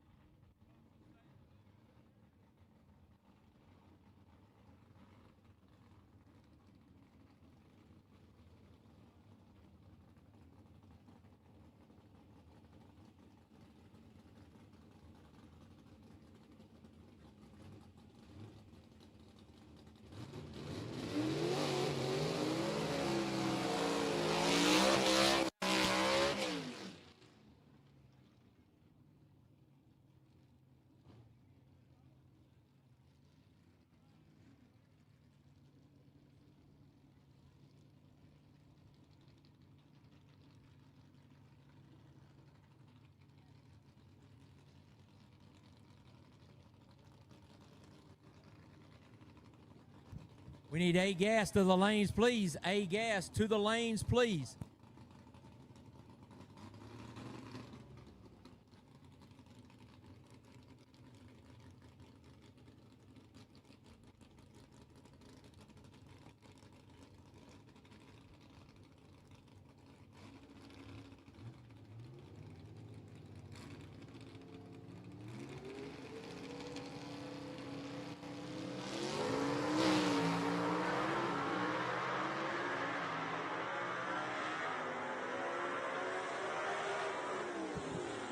Billy Wilson taking a win right there in a good fashion, a good ET right there, good solid ET.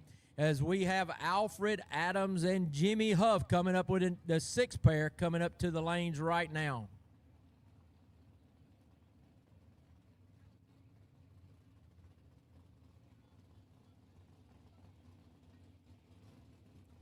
So Alfred Adams out of Clover, South Carolina, going to be over there in the Quick Time Performance right lane. And I told you his car named the Damn It Bob, and I told you I'd tell you the story about that. Now, Alfred Adams, they had a few brothers, and after he does this burnout, I'll complete the story. So Adams had a brother with special needs, and his name was Bob. And many times he would frustrate Alfred's father by not doing things or not understanding how to do things. And so Alfred's father would say, "Damn it, Bob, I told you to do this," or "Damn it, Bob, I told you to do that." So in honor of his brother, who is now deceased, he runs this car named the Damn It Bob in honor of his brother. He's going to try to take down Jimmy Huff out of Loganville, Georgia in the Hoopty Wagon. Jimmy Huff builds his own motors right there out of his Loganville, Georgia shop, and provides power for several other cars as well. And one that you can never take lightly as he brings his car to the line is Jimmy Huff.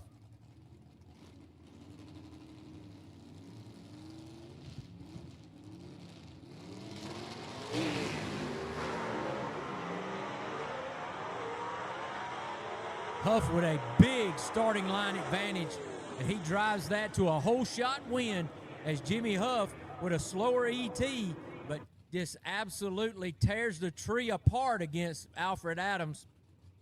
Takes the whole shot win right there, dispatching Alfred Adams back to Clover, South Carolina. We need A gas to the lanes. A gas, we need you in the lanes, please. A gas competitors to the lanes.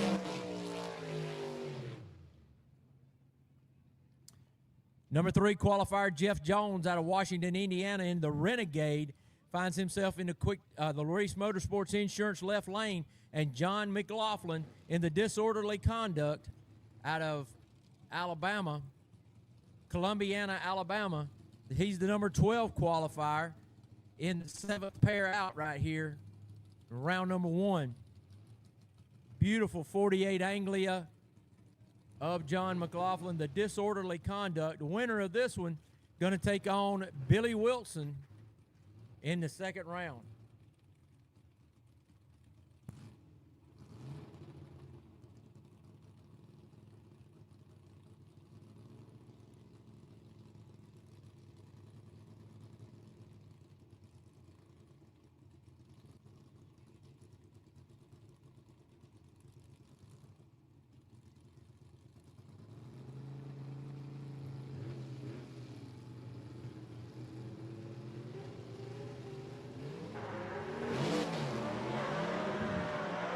McLaughlin goes toward the wall, but he's got a huge hole shot advantage, and he takes that to the win. John McLaughlin, 2 hole shot wins back to back as Jimmy Huff takes one down, and so does John McLaughlin. And that is a big knockout right there as Jeff Jones, the number 3 qualifier, knocked out by the number 12 qualifier here. And that's why, folks, we don't race them on paper.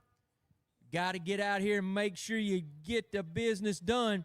And John McLaughlin, congratulations to you moving on to round number 2 to take on Billy Wilson.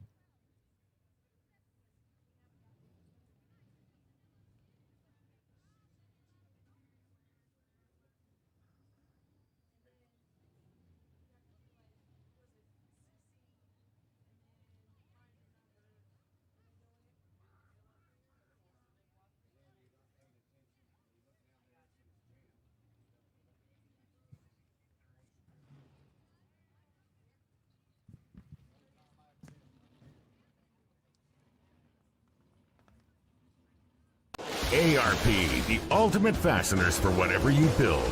To get the best performance, always follow ARP's installation instructions included with the product. For the latest torque specs, go to arpinstructions.com.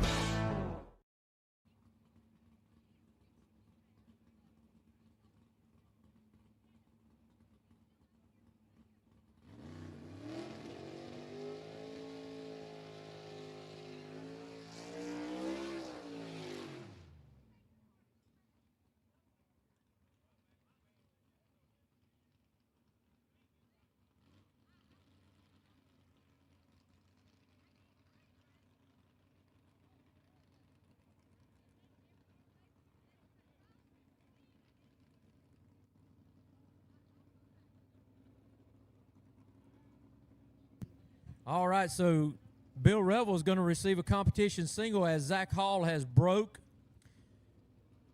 So Bill Revel's out of Canton, North Carolina. There you see the lights coming on that 63 Comet, the Black Betty. Todd Hertel race engine underneath the hood. The last I was told, I haven't had an update in that, so I'm going to still assume that Todd Hertel is providing the horsepower there. But it all is always bad to assume, as you know what you get.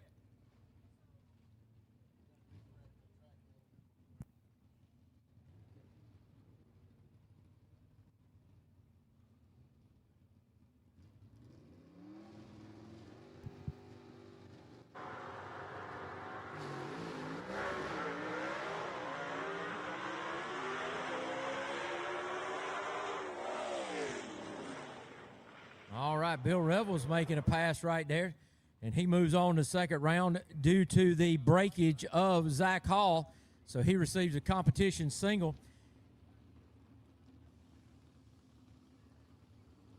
Second pair out, going to find Mark Jones in the Mini Quick 3, the number 10 qualifier out of Elizabeth, Arkansas.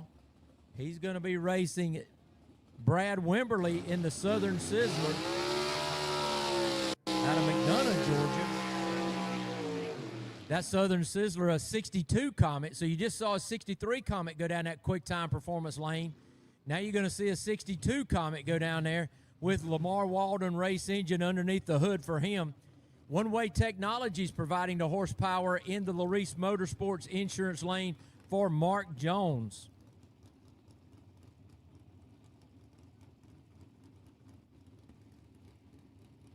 Robin Harris helping out over there, bringing Brad Wimberly to the line.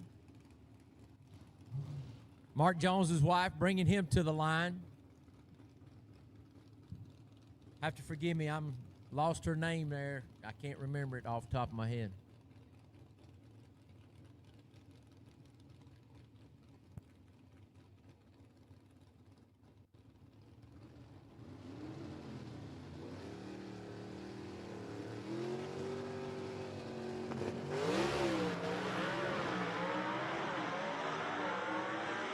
Mark Jones turns on the big red light as he doesn't, and I mean, he turns it on by a bunch too. So nothing there, but Brad Wimberly going to move on to the next round.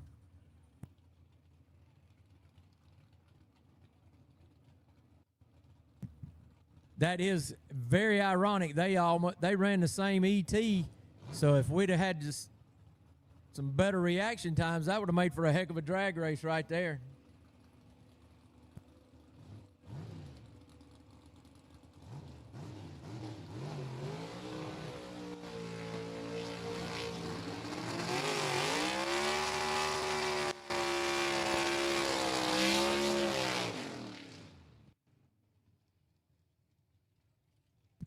All right, Zach Evans going to be in the quick time performance lane in the Avenger.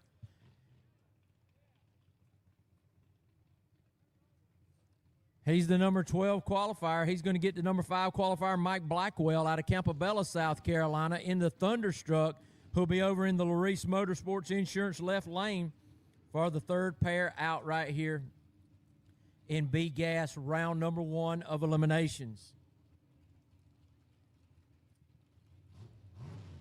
Zach Evans out of Welford, South Carolina. Grandson of Sonny Burr, so second-generation racer right here Zach, as I told you guys before, grew up helping his grandfather turn the screws when his grandfather drove the Avenger.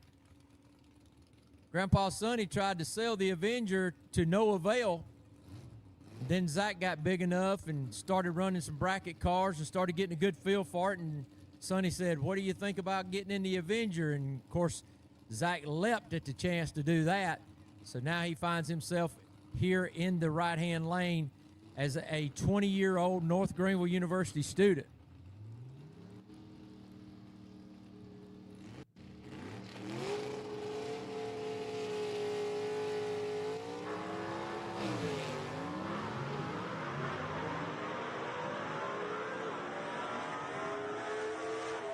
And Mike Blackwell takes the win right there. Start to finish, Mike Blackwell gave him a real education, but that's one that Zach Evans won't forget as he continues his maturation process here in the Southeast Gassers.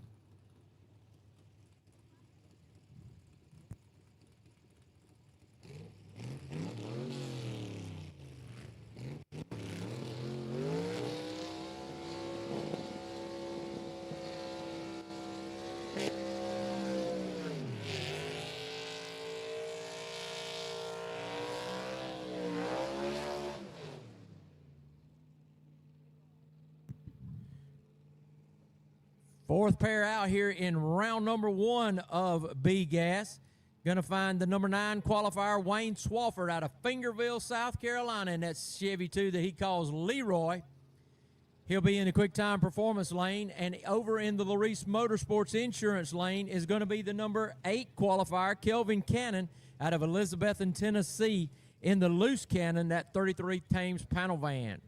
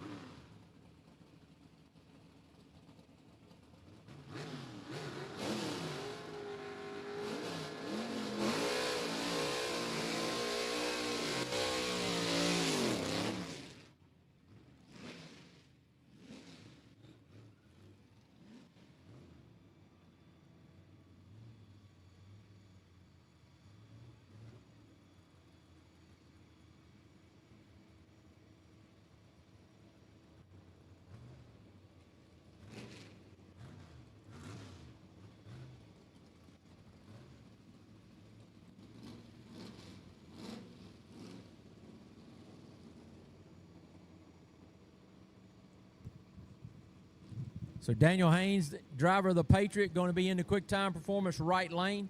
Gary Smith in the left lane out of Leesville, South Carolina, in that 51 Henry J. Winner of this one takes on Canton, North Carolina racer Bill Revels in round number 2.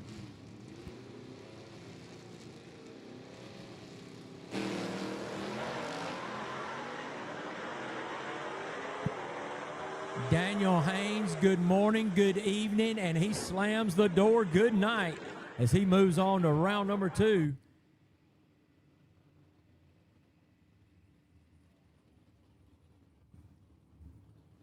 All right, next two around the corner in B-Gas, round number 1 is going to be the 6th pair, and that's going to pit the number 4 qualifier, Michael Oden, out of Birmingham, Alabama, in the double down 2, He'll be over in the Larice Motorsports Insurance left lane against Jason Roberts in the Carolina Moon out of Columbia, South Carolina.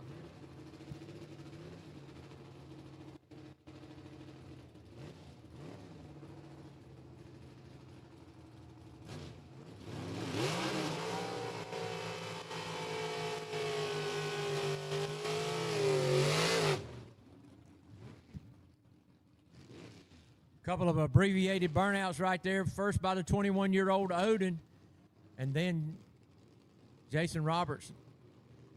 Gina Odin backing up her son Michael in that 62 Chevy 2 that he drives.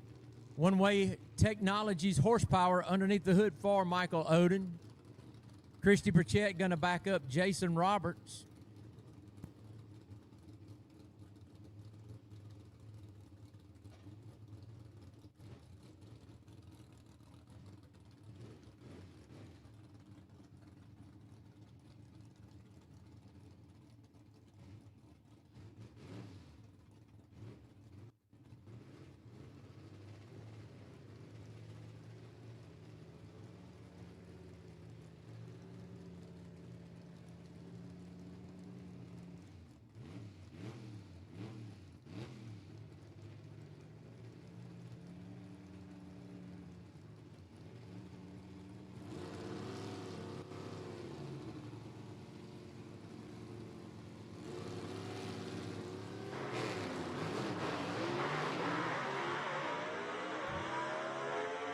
It's like Jason Roberts had some problems on the line, and Michael Odin, he left before the tree was even activated, so Jason Roberts going to take the win right here.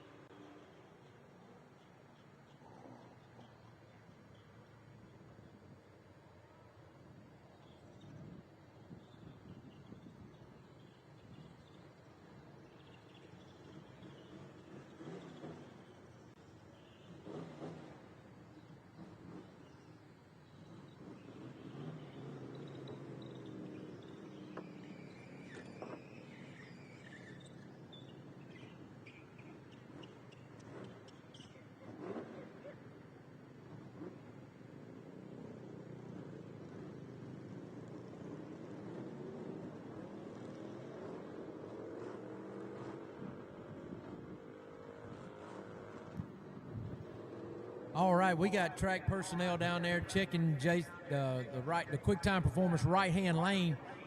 Don't know if Jason Roberts had a leakage or not. We know Michael Odin left before the tree was even activated, and speaking of the Oden family, I got the leader of the Double X team right here, Todd Oden, the man who's leading our sea gas category. And Todd, I know not where you want to be right now. Yeah, David, we broke everything you could possibly break this weekend. Rear end, transmission, plug wire, valve spring. It's been a challenge. This has been one of those days you'd like to forget, but I just thank the Lord I'm able to be here and have this much fun and try to do something for the fans. It just wasn't where we wanted to be, and I hate to lose that championship points lead more than I hate anything, because that's why we're here, you know. Well, you know, you are right. That is why you're here. You're on such a great surface, a great facility right here at Rockingham Dragway, and I know you wanted to put on a good performance here in the Double X for everybody. I really did. I had high expectations. I really thought I'd come in here and run some low sixes, and possibly as the weather got good, you know, maybe even bump into fives and give Jaron and Tagging Horse and all them guys all they wanted. But it's just one of those that wasn't meant to be this time. Well, you talked about the points lead, and you are the current leader in wins in the Southeast Gasser history. So you are no stranger to visiting Victory Lane, but all these little gremlins that you had this weekend, and when you're running a car that is era correct, how hard is that to find parts that are dependable and as much thrashing? I mean, you guys, 10,000 RPMs you're putting on these cars. Yeah, it's not too bad to find the parts as far as the performance parts, like your engine, transmission, rear end stuff. That's pretty readily available, and you have to really have the best of the best in the stuff, because like you say, we're 10,000 plus RPMs leaving the line, especially on that last run, because we were a little down in performance, and I knew I would really have to give Heath a strong run, and I just didn't get it done this time. Well, and you talking about Heath, you know, he's a hitter. I mean, he might not be at every event. He's one shady side. You know, Tony Tagenhorst gets his first win this weekend after being very consistent and creeping up on it. And then you got multiple-time winner, defending world champion Jaron Purdue. I mean, C-Gas, none of our gas categories or nothing is cut in stone. But how bad is C-Gas gotten this year on the stress level of competing against these guys? It is. You cannot make one mistake. It doesn't matter who you're running, because you take any car that's in that class and they're capable of beating you on any run. If you sleep on that tree just a touch, it's over. It's over. Well, we have seen some elapsed times out here, some whole shot wins in C-Gas here earlier, where, you know, Jimmy Huff, he got a whole shot win. So it's really everything coming together at once. It's not just out horsepowering everybody. Right. Yeah, and I love to see somebody like Jimmy win, because I mean, Lord, he's paid his dues, and he's a great guy. You just couldn't ask for a better competitor. Think the world of him. Anybody that pulls off a win in this class right here, you've got to be on your toes. It's tough. Well, and another class that's really tough is a class that you got your son in, B-Gas. I mean, the water's warm, the water's deep, as Ben Christopher likes to say. And we saw him experience, you know, he's been having some starting line jitters. But, you know, what's he, 21, 22 years old now? Yeah, he's 23 now. And part of what happened to him tonight is on me, because we come into this race with all new pedal setup, all new bell housing, all new distances. So he's really at a disadvantage by not getting any practice rounds. And we go straight into competition with a new setup. So I kind of feel at fault, but hey, it is what it is. We're going to grow through it, and we'll get better and faster. And next race, you can just watch out for us. Well, next race going to be coming up at Farmington Dragway on the 22nd of August. We'll be at Farmington Dragway, just right down the road, not too far from here. And you talked about the changes that you're making in Michael's car. Is there a reason that you made those changes, or is that something that you can divulge at this time? Yeah, we made the changes simply to try to get him better on the starting line. And we know when you've got Ted McKee and Tennessee Charlie and all these folks, it's a challenge, you know, and we've got to have a good light every time. The performance of the car is pretty fair right now. We're going to make some more changes, and we're going to get it better. So Michael's got a bright future, and I'll get him where he needs to be. I got a driver. I just need to get the car under him now. Speaking of that driver, he just walks in, so let's grab him and bring him over a little bit closer so I ain't got to get up out of my chair because I'm loving this chair pretty good. Michael, uncharacteristic of you tonight, but your dad was talking about the changes that you made. How easy is it to get comfortable in a car when those distances have changed and some things have moved around in that car? Personally, for me, after the first run, I was good, but with changes come problems. So, when we went up to the stage up right there, I pumped it 6 times. Anybody out here tell you 6 times is crazy for a line lock, and it still just pulled right through. The clutch wouldn't engage, the stops messed up, so we're going to have to go and work on some more things, and we'll be right back out here. I love to see it. I mean, I've known you now close to 10 years.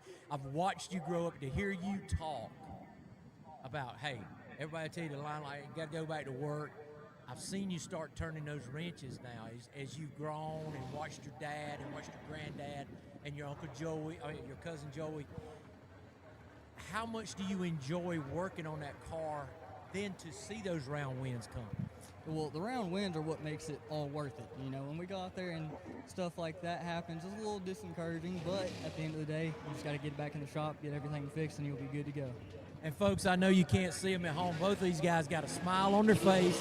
They're going to stick this thing out here today, and then they're heading to Birmingham, Alabama, and they're going to go to work on those XX team cars. Thank you very much for being here, guys. Yes, sir. Thank you.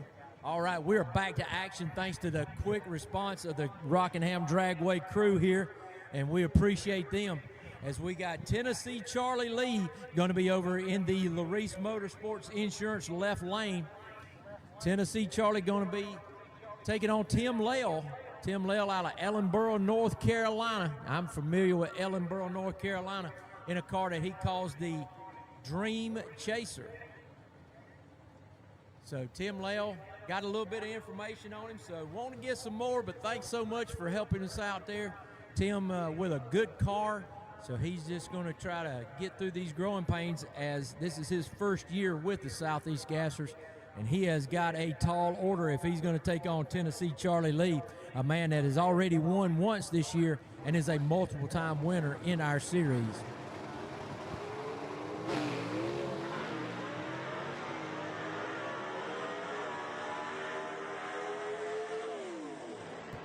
Lale with actually a starting line advantage, but too much Charlie Lee horsepower to make up as Charlie Lee takes the win right there. And he'll take on Brad Wimberly in round number 2. Will Charlie Lee coming up later on this evening.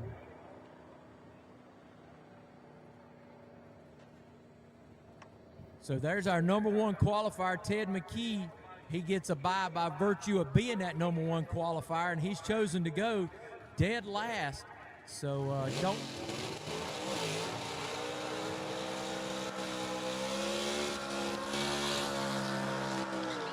And he knows that he's got Wayne Swafford coming up in the next round, and that is a kind of a trap race for him because Wayne Swafford could knock him out just as easy as he could knock Wayne Swafford out.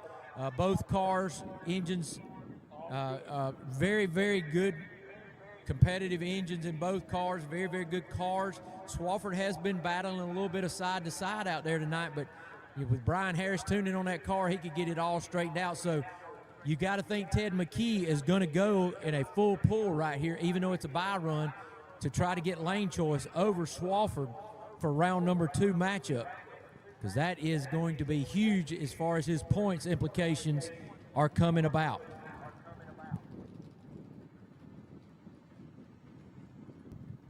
The Rocky Top Missile, Tim Freeman Motorsports engine underneath the hood right there. Little 65 Chevy 2.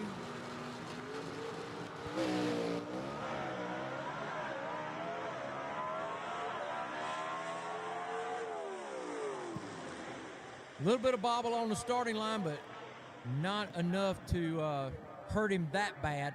As Wayne Swafford is not going to have lane choice in round number 2, so Ted McKee will have lane choice there. It'll be interesting to see if he stays in that Larice Motorsports Insurance left lane that he just went down, or if he'll choose the Quick Time Performance right lane and move Swafford over to the left. And that'll conclude B Gas as we get ready for the fastest cars on the property, A Gas. But we're going to take a little time and do some track work and prep work here before they get on the track.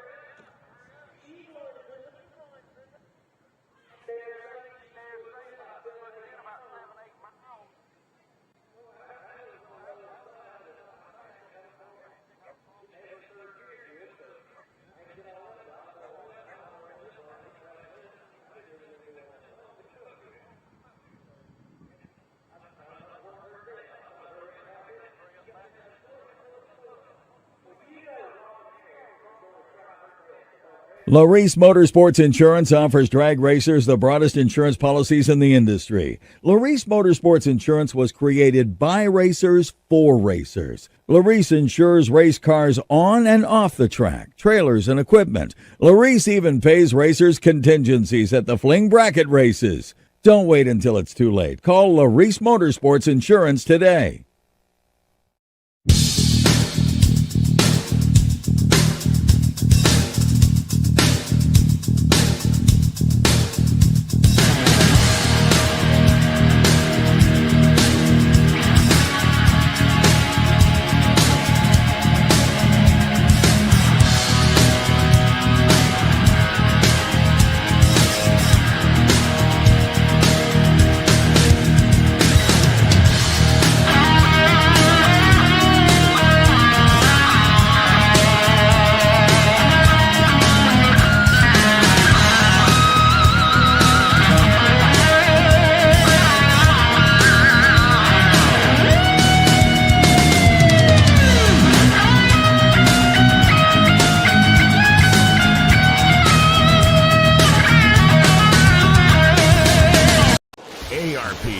Ultimate fasteners for whatever you build.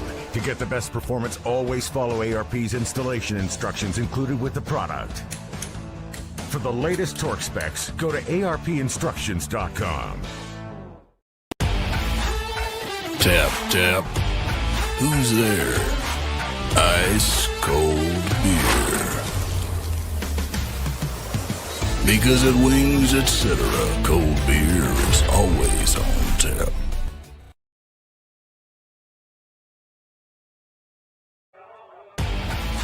I'm usually more of an eater than a speaker, but I'd like to propose a toast.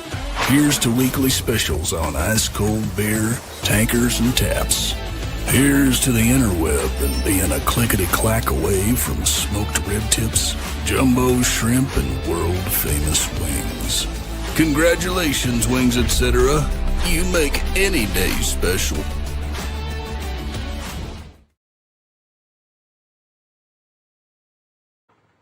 So Kenneth Phillips out of Campbell, South Carolina, going to be up next right here in a solo pass in round number 1 in his 58 Corvette, the Silver Streak 2. Tony Turner unable to make the call, so this is going to be a competition single for Kenneth Phillips, and he'll be the first one out right here today. We need C gas to the lanes, please. C gas to the lanes, please. C gas to the lanes.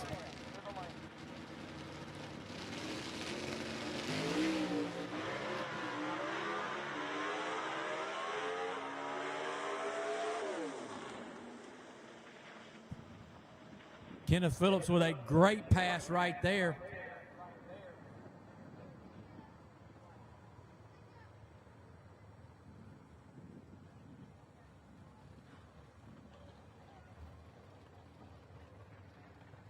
All right, Ben Christopher, the number 1 qualifier out of Bowling Springs, South Carolina. He'll be the second car down the track. By virtue of that number 1 qualifying spot, he gets a bye right here. So Christopher will move to round number 2. But who will his opponent be? And with a burnout like that, you know Ben Christopher's not taking any chances. He is going to lay down an elapsed time right here. And the air and the weather conditions are perfect for a possible record right here out of Ben Christopher if everything goes right. But once again, we got to get him down the racetrack and get him to that 660 stripe before we'll find out.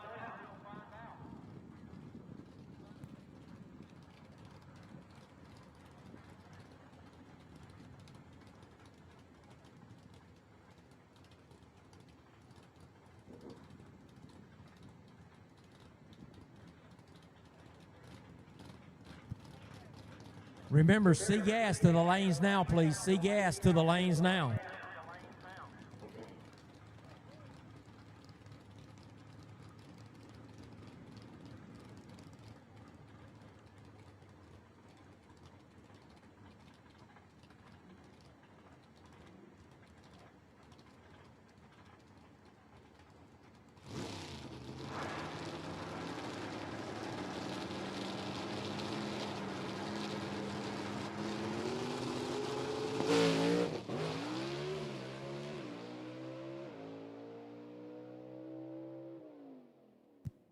So Ben Christopher had a little stumble right there on the starting line, had to grab second gear real quick, a little short shift right there. But fortunately, it was during a bye run, so Ben Christopher still advances with no problems. He'll take on the winner of the Greg Stelz and Barry Lynn matchup that'll come on later this evening here at Rockingham Dragway.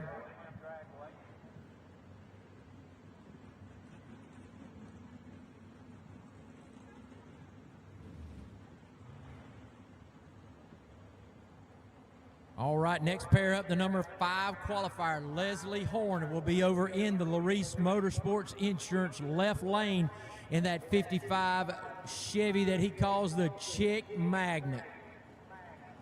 He's going to go down the track and race Todd Blackwell out of Campbell, South Carolina in the Slingshot, that 65 Nova.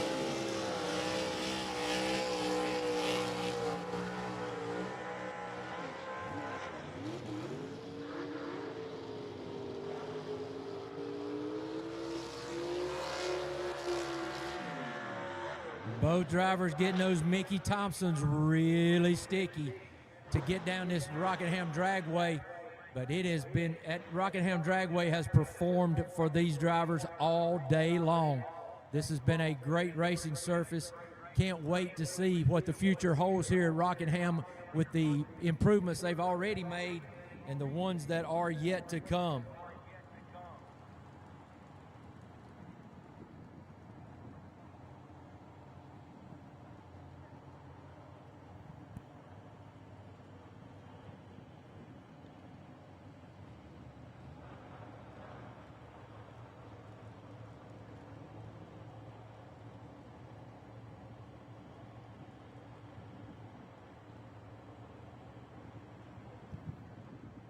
All right, both drivers making their final preparations before pre-stage right here, as they all have their routines they go through.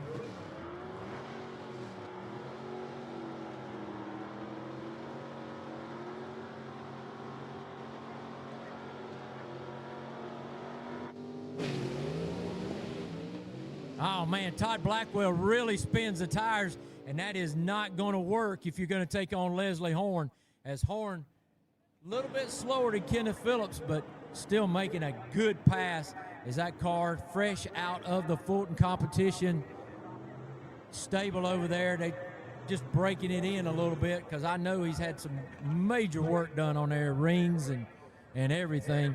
So Leslie Horn takes the win right there. And next up, the fourth pair out, going to find the number 2 qualifier, Barry Adler, taking on the number 15 qualifier, Ray Ballou.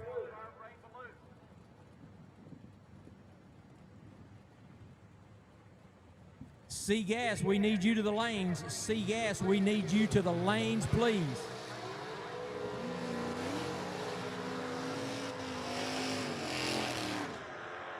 So the Larice Motorsports Insurance lane going to be occupied by Ray Ballou into Bad Alibi.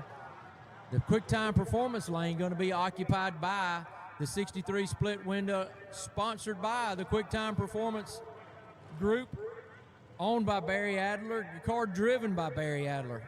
And I got to be honest with you, Adler is a top 5, top 10 car every time he comes, but the number 2 spot, he made a really nice pass earlier today.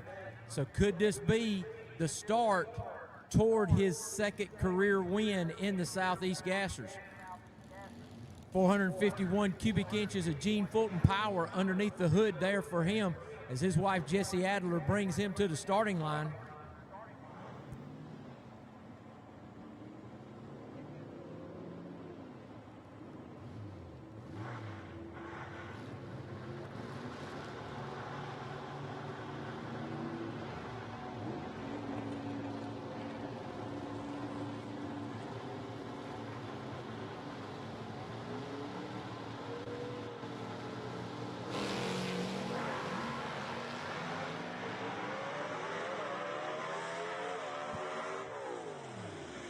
Barry Adler takes it all the way to victory right there. Not even close to his qualifying run, but hey, he stumbled a little bit, but it was able to get through that round. So Barry Adler moves on to round number 2.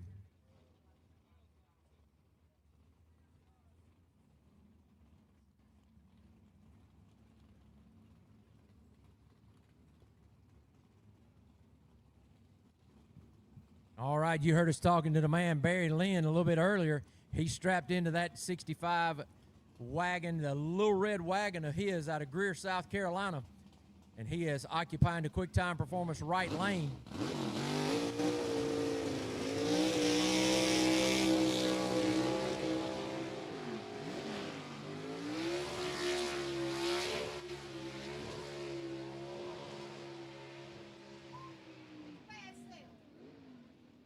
Barry Lynn with about a 350-foot or better burnout right there. Robin Harris said, hey, you can back it up a little bit before I'm going to run and get in front of that one. Leah Stelz already in front of her man, Greg Stelz, who occupies the Larice Motorsports Insurance left lane in that 57 Pontiac that he calls the Joker out of Wapaka, Wisconsin. Stelz with a 477 cubic inch in-house built car, in-house built engine and car, as Greg Stelz and Greg's Speed Shop, a custom car builder, restorer, anything you want. He can build you a drag car all the way to a Riddler entry for the competition in Las Vegas at the end of the year in the SEMA show. Robin Harris bringing up Barry Lynn in his 477 par race engine. So a couple of big block 477s on the line right here. Who's it going to be? Is it going to be the 57 Pontiac of the Wapaka, Wisconsin driver, Greg Stelz, or the 65 wagon of the Greer, South Carolina racer, Barry Lynn?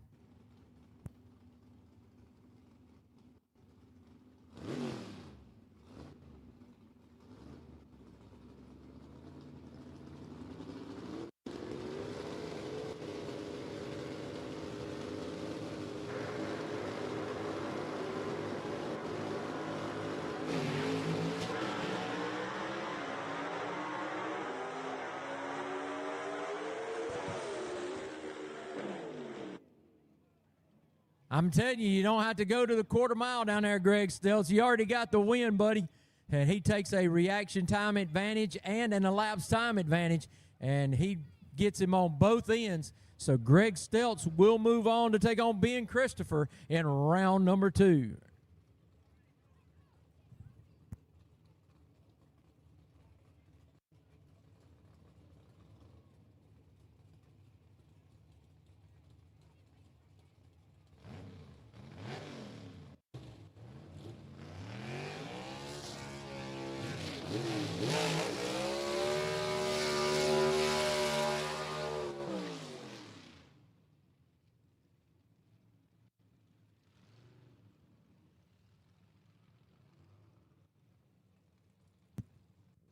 Just want to let Warlord know we don't race on Sundays unless it's absolutely necessary in the Southeast Gassers. We are in the first round of eliminations in A gas. So you guys chiming in on the YouTube live feed, just to let you know we don't race on Sunday unless just absolutely necessary.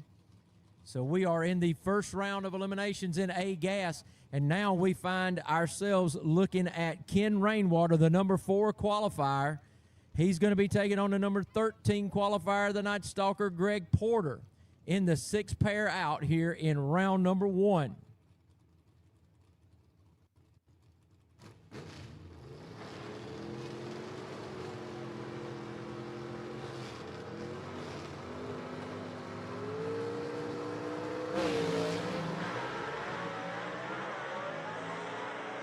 Big hole shot advantage for Rainwater right there. That's just too much to overcome for the Night Stalker, as the hole shot, the starting line advantage was just too much. And Ken Rainwater lays down a blistering elapsed time, and he gets Leslie Horn in the next round.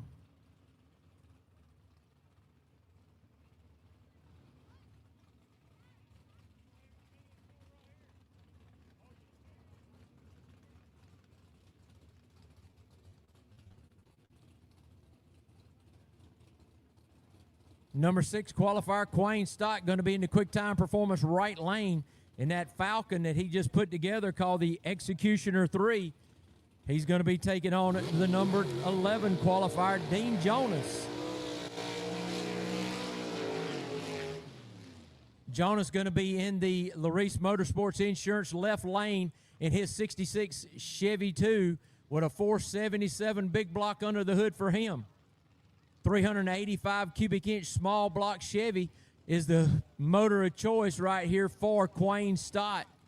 Stott told me a little earlier today they put this car together in 19 days, thrashing it all hours of the night, probably averaging about a 12-hour day, if not some 16-hour days, for this Executioner 3 that was built with parts that he said he had left over in his shop. Now, not many people are going to have that many parts in their shop, but a man like Quayne Stott, who's built multiple gassers as well as pro modified world championship Corvettes, he has those type of parts laying around.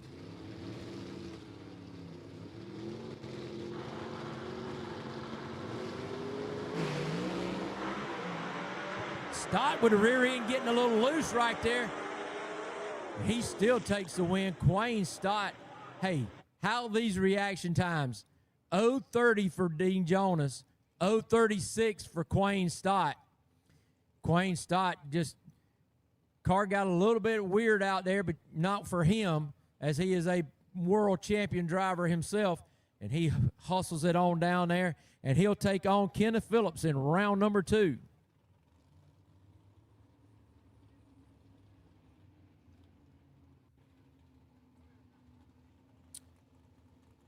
All right, 8th pair out, going to find the Knoxville, Tennessee racer and number 10 qualifier, Brad Henry in the Wild Child. That beautiful 41 Willis. He'll be over in the Larice Motorsports Insurance left lane. He's going to take on the Greenville, South Carolina racer and former pro modified world champion, Alan Pittman, in the Gravedigger 2.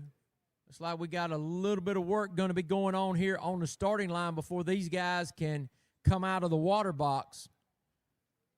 So Pittman, the number 7 qualifier. Henry, the number 10 qualifier.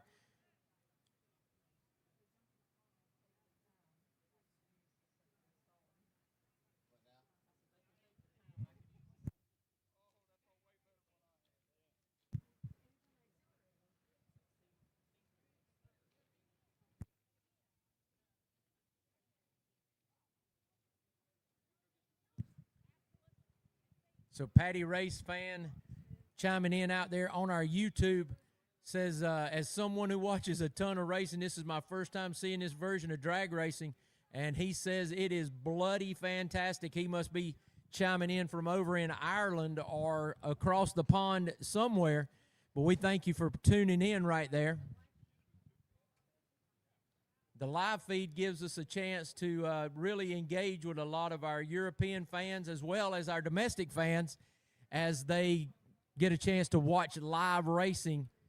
We've gotten many friends over the years, and we have the command to start the engines from Rocky Platt, our race director down there.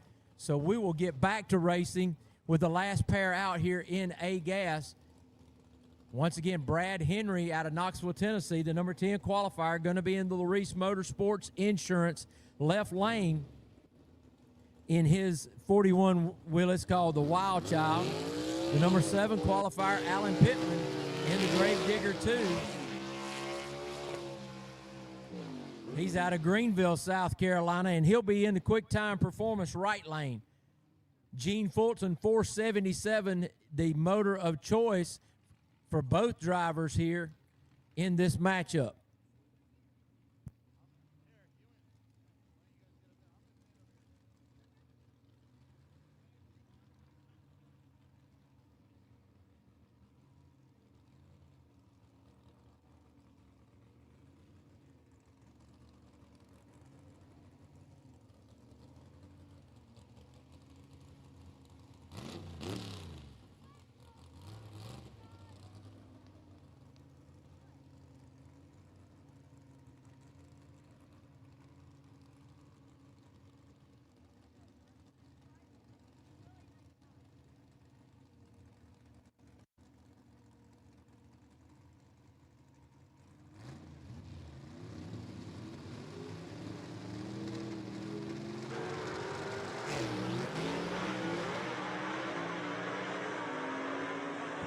Henry first off the starting line, but the big elapsed time goes to Alan Pittman right there.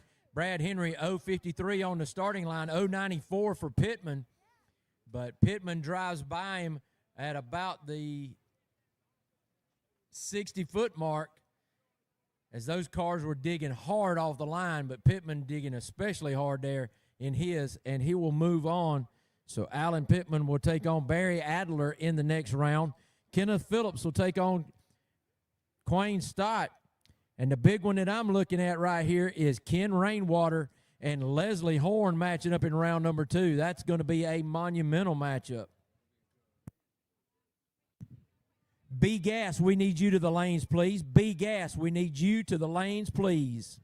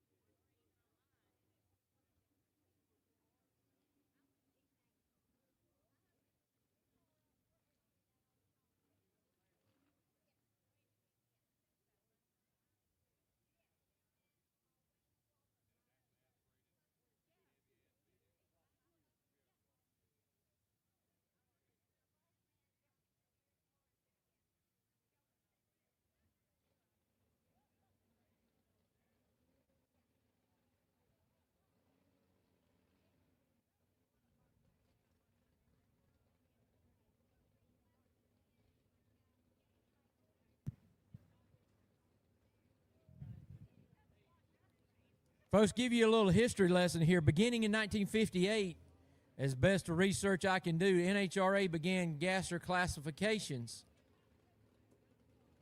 And they classified them as car weight divided by engine cubic inches.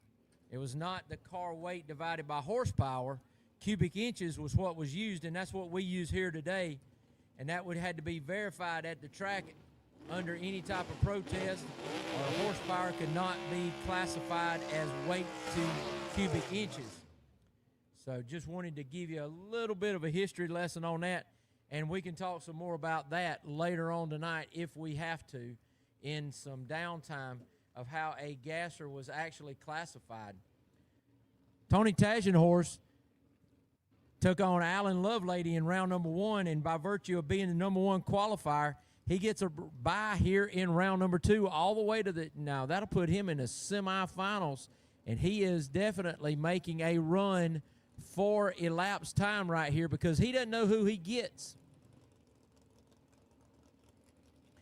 He'll either get the winner of the Jimmy Huff-Heath Adams matchup, and who knows, Heath Adams is already a winner in Southeast Gassers, got a good, strong Fulton motor.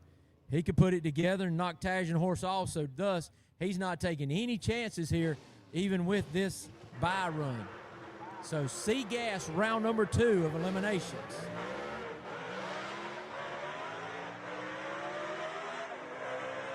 Man, Tony Tagenhorst dodged a bullet right there, because if he'd have been running Heath Adams the way Heath Adams is capable of, he might have had a stumble right there, a little. You never want to say what would happen, but that was not his best run of the weekend by any means.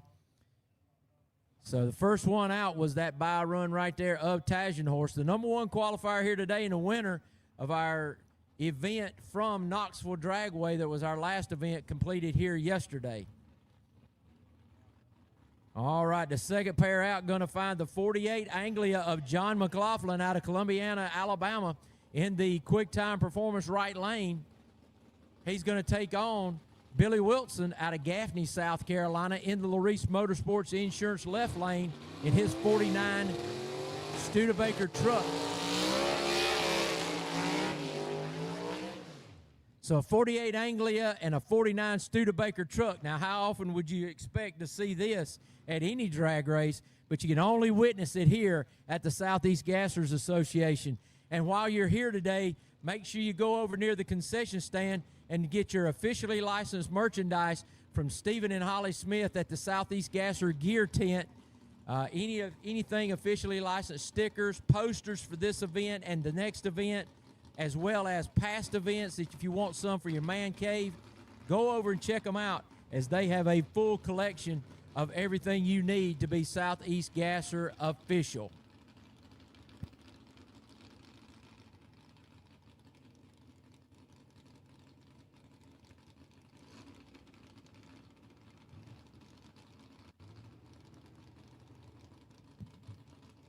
All right, both drivers reached the pre-stage.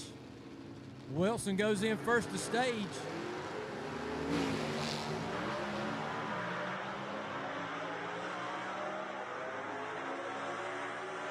So Billy Wilson takes the win right there by he's got a good elapsed time, as well as he takes the starting line advantage. So Billy Wilson moving on to the semifinals. So a good showing for Billy Wilson in the troublemaker.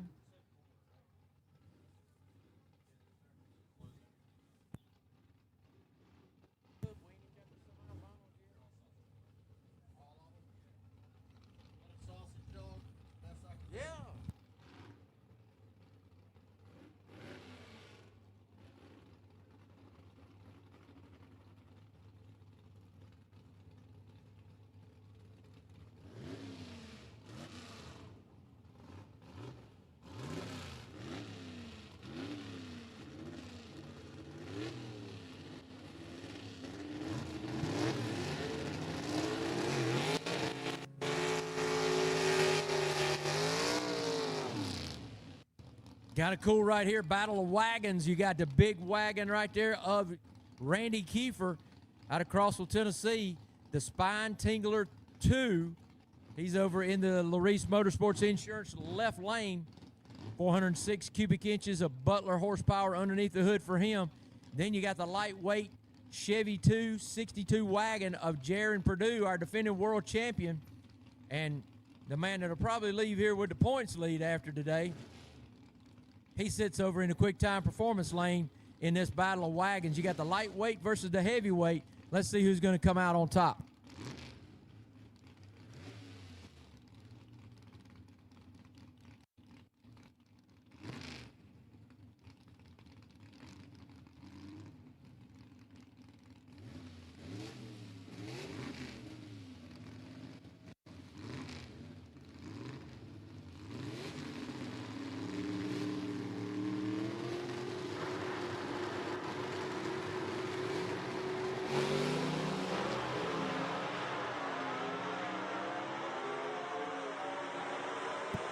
Jaron Purdue takes the win right there. Purdue 058 on the tree, and Kiefer 058 with a 1 on the tree. So leaving virtually together. But Jaron Purdue just out ETs Kiefer right there, and he'll move on to take on Billy Wilson in round number 3, which is the semifinals.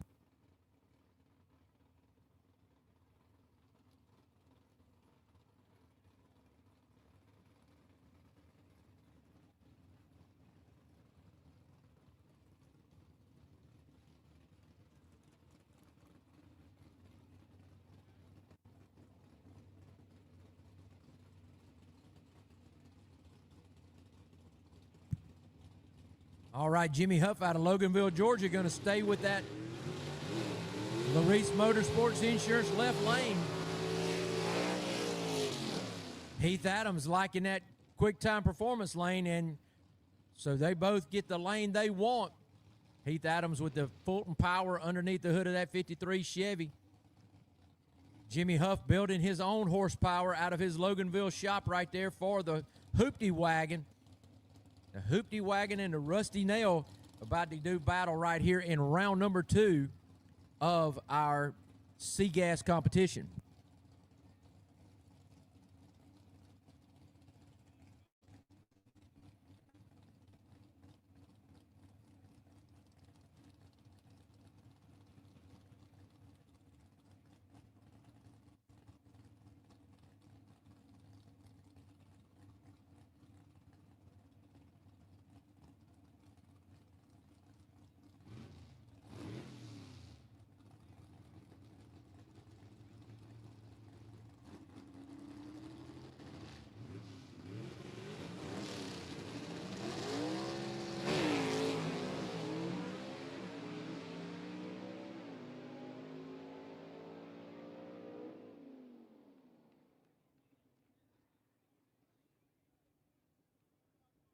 So Heath Adams and the Rusty Bullet going to take the win right there.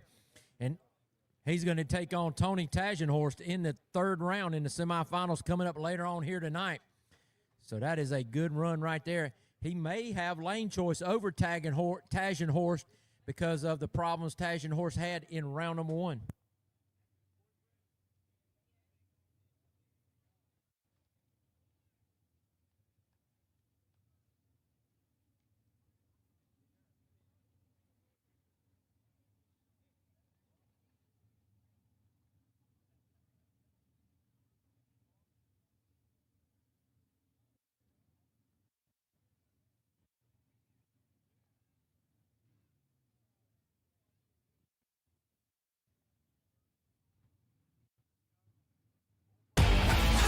I'm usually more of an eater than a speaker, but I'd like to propose a toast.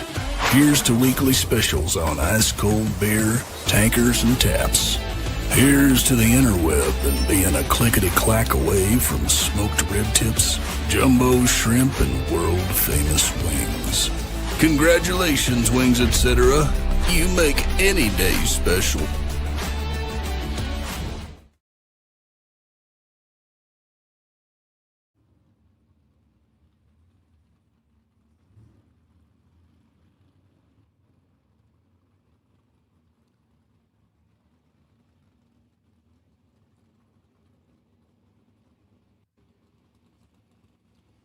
Yeah, I just want to let that Warlord know that's chiming in out there on our YouTube.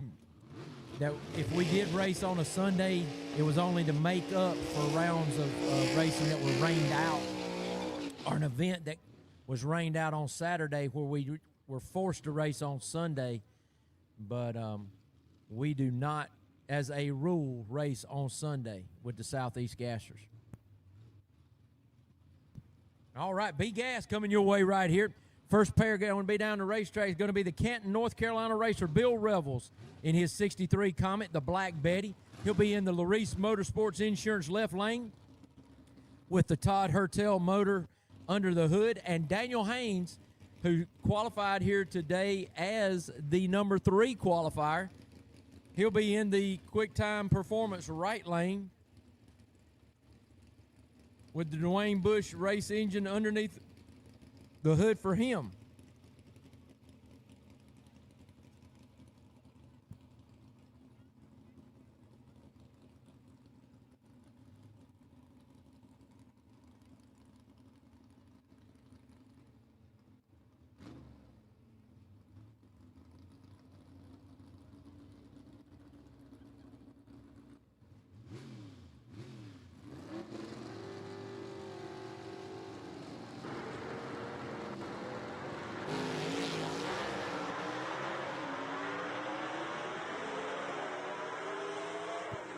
Daniel Haynes with a 050 light to a 115 light for Bill Revels, and that really was the tail of the tape right there.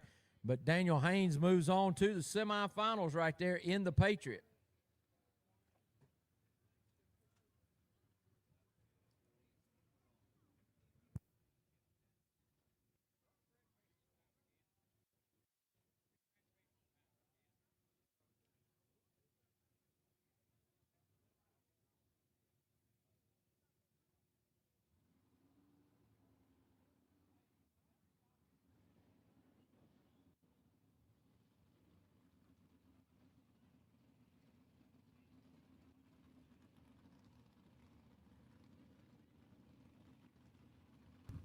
All right, Tennessee Charlie Lee going to be over in the Quick Time Performance right lane in his Mustang Fastback. He's going to be taking on Brad Wimberly in the 62 Comet, the Southern Sizzler. That'll be over in the Larice Motorsports Insurance left lane. Sizzler has the power from Lamar Walden race engines under the hood for him. Charlie Lee and his father builds his power in a 322 cubic inch fashion. He's got a Chevy underneath the hood of that Ford, and I don't know what to call it, but hey, that's working for them right now.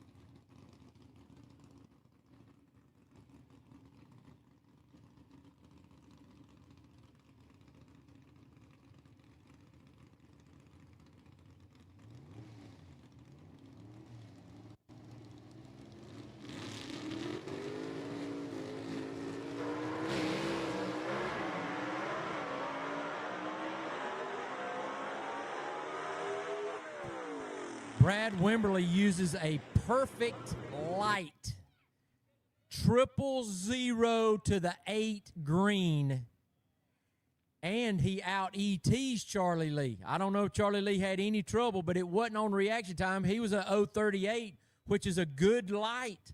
But when Brad Wimberly throws a 000 green on you, that's going to be hard to beat any race that you're at. Great job by Brad Wimberly. He definitely will get the elapsed time or the reaction time award for this race, even though that don't pay a thing except for a round victory right there.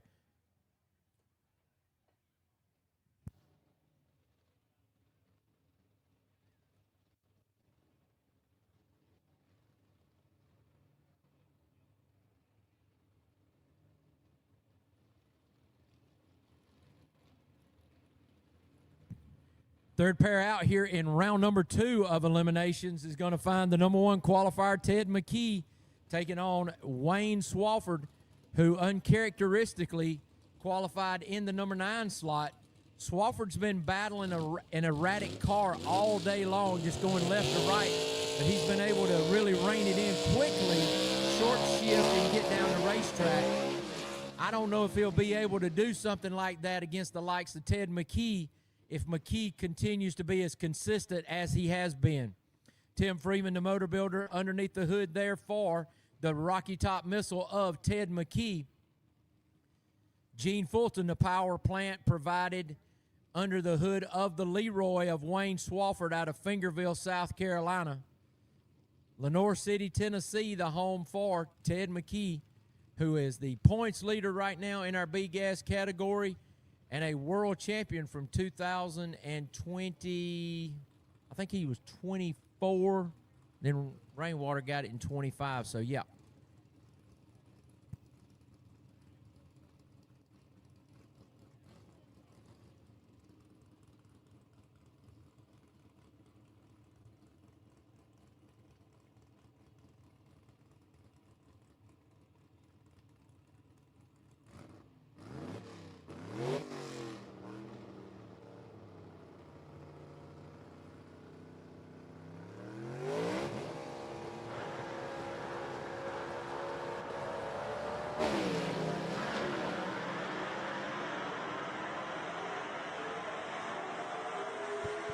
Swofford with a 007 reaction time to the 123 of Ted McKee, but McKee just too much in the elapsed time, and he takes the win there in the quick time performance right lane.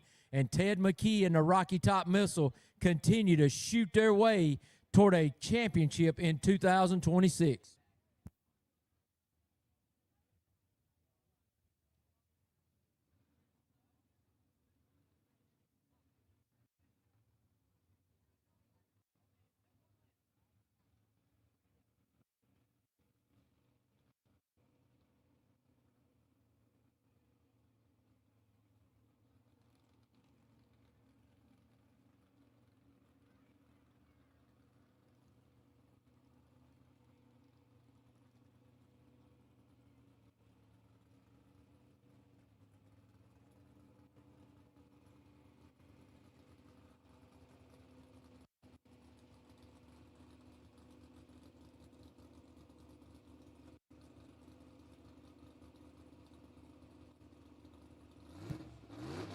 So you guys saw the Carolina Moon of Jason Roberts expiring engine in the right-hand lane. So now that's going to give Mike Blackwell a competition single because Roberts was on the bracket and then has broken and unable to make this round of racing, thus necessitating the competition single for Mike Blackwell out of Campobello, South Carolina. Now Blackwell going to take on Ted McKee in the next round. Did just a light burnout. I don't know if he's just going to take the tree and save everything to throw at McKee for the semifinals, or if he's going to try to run through for an elapsed time to get lane choice.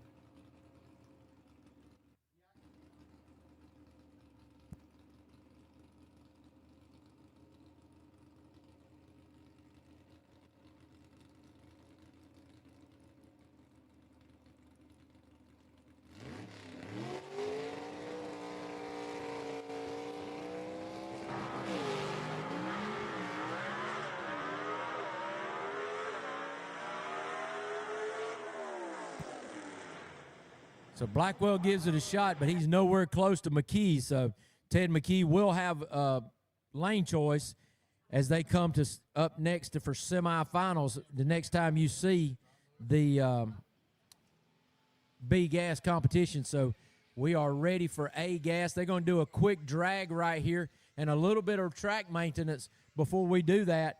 And if you don't mind, I'm going to take just a moment to get something to drink and wet this whistle before we get ready for A-Gas.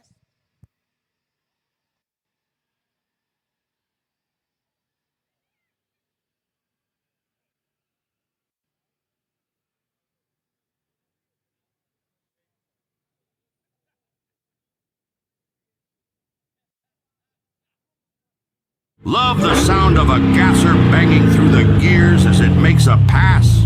Do you want that same feeling in your streetcar or truck? We've got the exhaust systems and parts that bring that iconic rumble straight from the golden age of drag racing.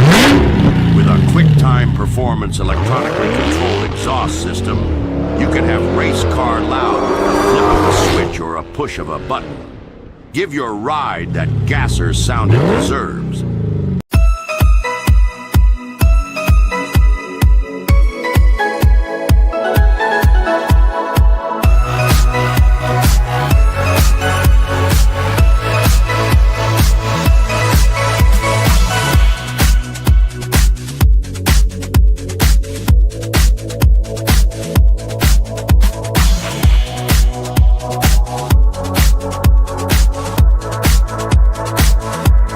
When you've grown up in this sport and your family has spent over 80 years standing behind racers, you know what's at stake. It's not just the car, it's everything behind it. Larice Insurance started with my great-grandfather, and my grandfather began our racing legacy.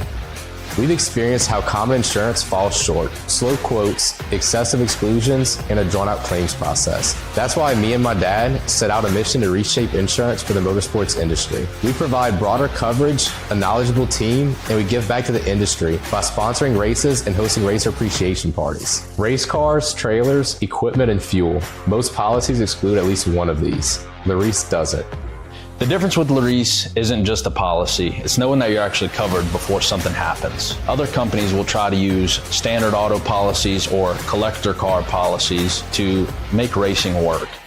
And that's where we're different. We actually use a policy that's built specifically around motorsports racing. So drag racing, circle track, and road course.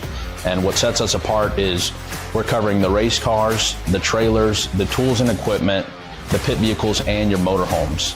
And we cover them while they're in storage, in transit, or at the race facility itself. Racers shouldn't think about what could go wrong. They should be thinking about one thing: winning. Larice Motorsports Insurance, coverage built by racers for racers. ARP, the ultimate fasteners for whatever you build. To get the best performance, always follow ARP's installation instructions included with the product. For the latest torque specs, go to arpinstructions.com.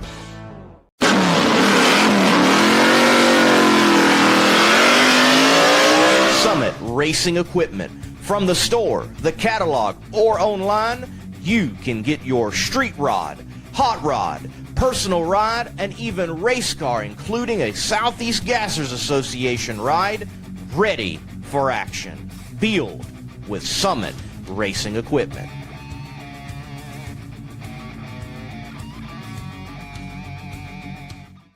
Harbin's Mechanical serves Atlanta, Georgia, and its metro area. From the big jobs downtown to the jobs in your hometown of the suburbs, they are your #1 source for your HVAC and refrigeration needs in Atlanta and its metro area. Stay cool in Hotlanta with Harbin's Mechanical Services.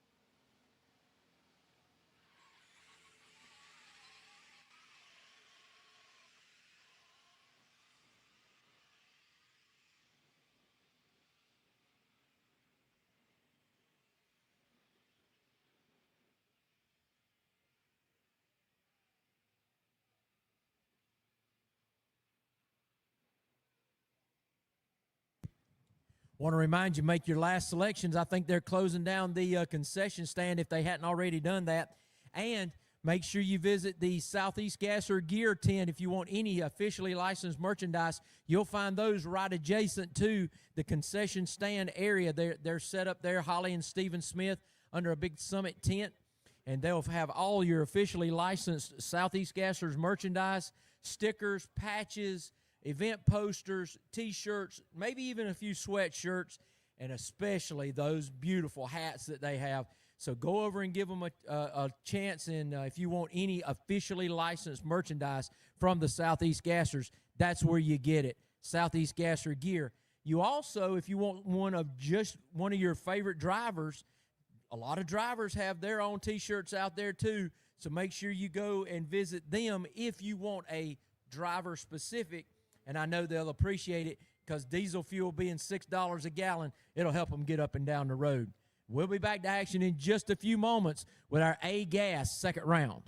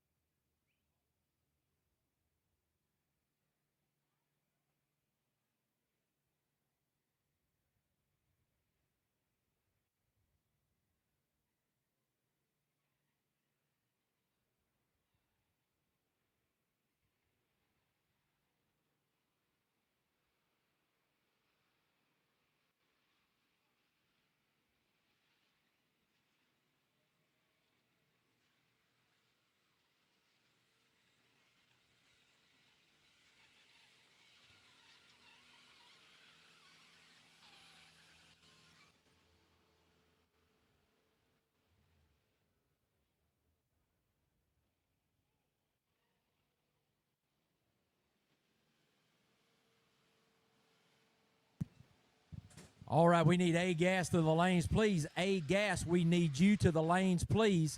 A-Gas to the lanes. Back up, girls. You'll need to report to the starting line after A-Gas second round.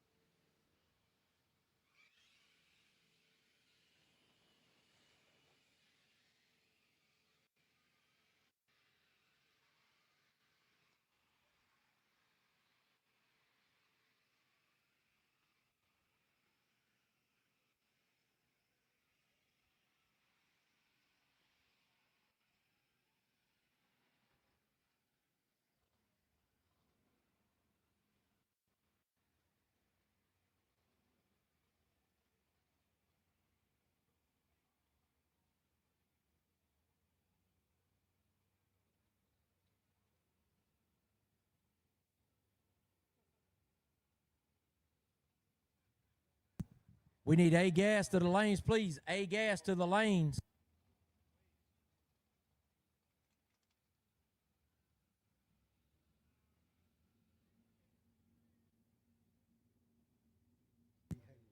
Okay, folks, heads up. Got an announcement to make.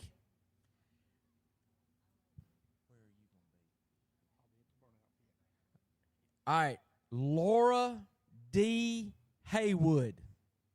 You have lost something very important, and if you can prove your identity, Don will give this back to you at the burnout pit. But you have lost something very important. Matter of fact, I'll just tell you, you've lost your debit card, girl.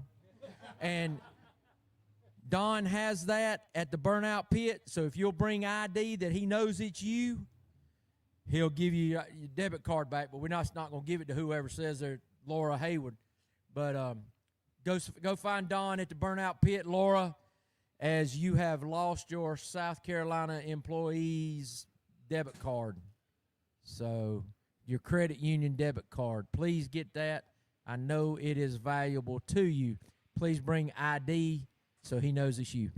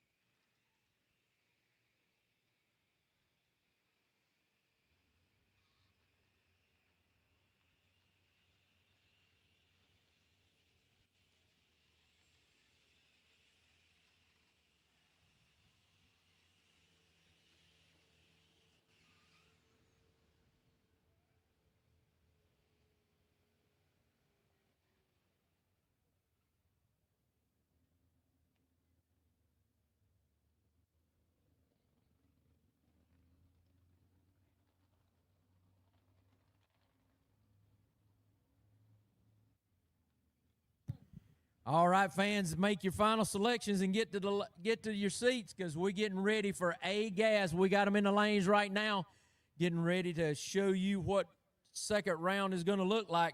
As I said before, that big matchup that I'm looking forward to, Leslie Horn and Ken Rainwater going to get it on. That's going to be a marquee matchup right there, as well as the Ben Christopher Greg Stelz matchup. You can't really look at any of them and not think that they're big matchups.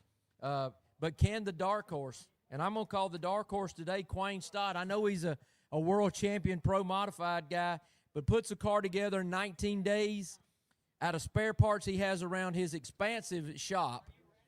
So, I mean, it's not that he's putting junk together, but out here, and he's in round number 2. Now, he's got a tall order knocking out Kenneth Phillips, a former world champion in our A-gas category itself. So, there's going to be some good racing coming up right here. So, find your way back. We'll get them started here just as soon as we get clearance from the racetrack.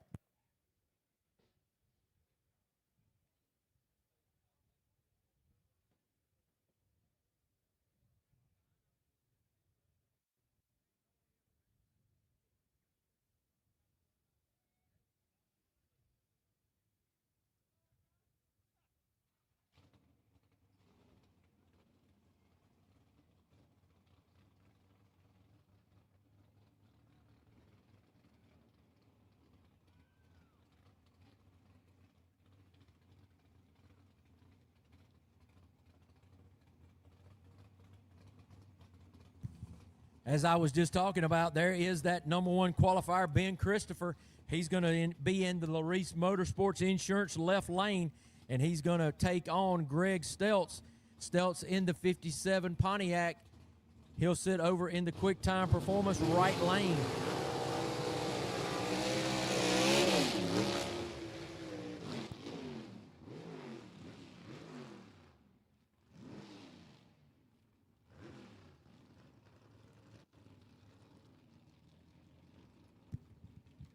So Greg Stelz out of Wapaka, Wisconsin. Ben Christopher out of Boiling Springs, South Carolina in the Happy Days 66 Chevy 2. J-Line Motorsports underneath the hood right there, 477 cubic inches for both of these drivers. Greg Stelz preferring to use his own in-house motor building shop, and he's very heavily involved in that. But he's got to really put something together right here if he expects to take down Ben Christopher. I expect him to take a shot at the tree and hope right here, because Ben Christopher has been on an absolute tear.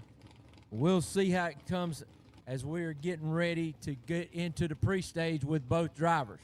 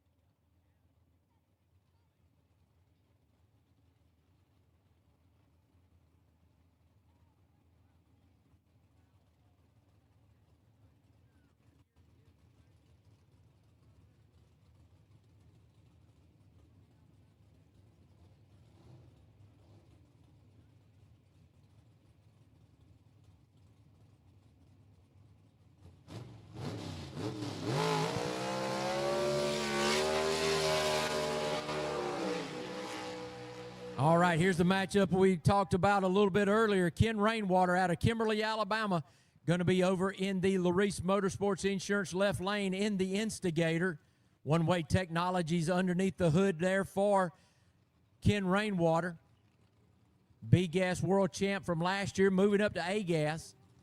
And Leslie Horn, multiple-time A-Gas World Champion in the car that he calls the Chick Magnet, the 55 Chevy. Leslie Horn trying to, he's been racing a lot lately and torn up a lot of parts, and so he's got a lot of new parts under the hood right there for him. Brian Harris behind the race car, making sure everything is straight as he is part of the brain trust there for the Chick Magnet.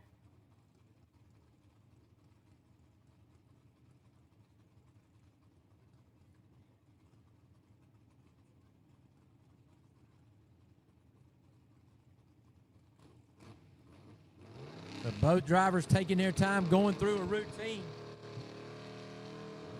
Nobody, all right, Rainwater goes into the pre-stage first.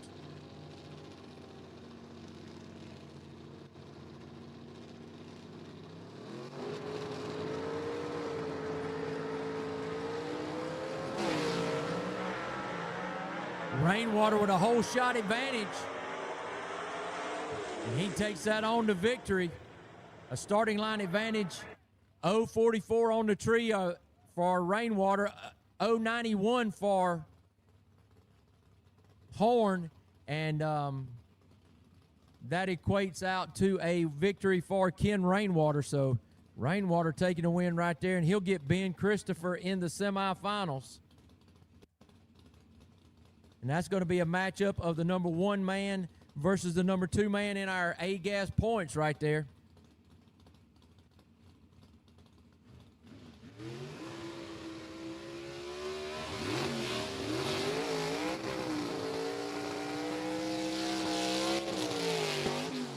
All right, rounding out round 2 in our A-Gas category is going to be Kenneth Phillips out of Campobello, South Carolina. He'll be in the Quick Time Performance right lane in his 58 Corvette that he calls the Silver Streak 2.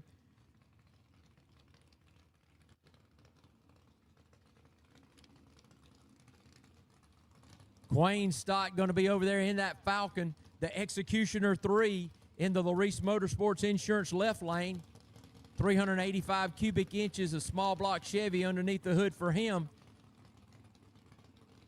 Very interesting matchup right here as Phillips has been on a tear here this weekend. I mean, he's been going straight and making some great elapsed times.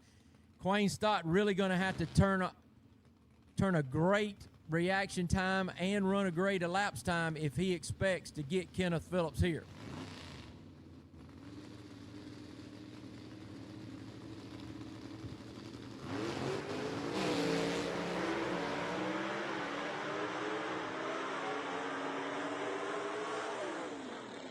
Quayne Stott, 0.39 reaction time to the 0.50 reaction time of Kenneth Phillips, but Phillips' elapsed time is too much as he beats him to the stripe there at the 660 stripe. So Kenneth Phillips will take on Barry Adler in a battle of the Silver Corvettes coming up on the semifinals later on this evening at Rockingham Dragway.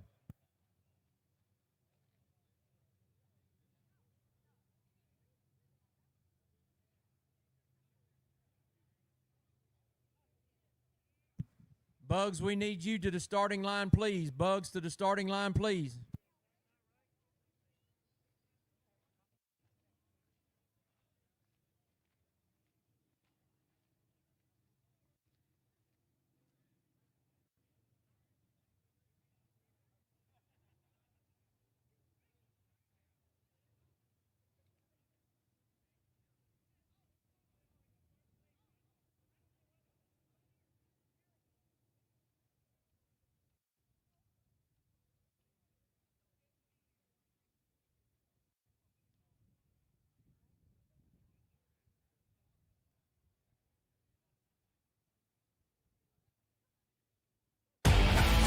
I'm usually more of an eater than a speaker, but I'd like to propose a toast.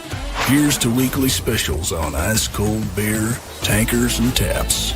Here's to the interweb and being a clickety-clack away from smoked rib tips, jumbo shrimp, and world-famous wings.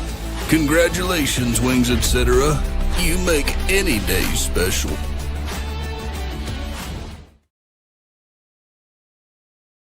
ARP, the ultimate fasteners for whatever you build. To get the best performance, always follow ARP's installation instructions included with the product. For the latest torque specs, go to arpinstructions.com.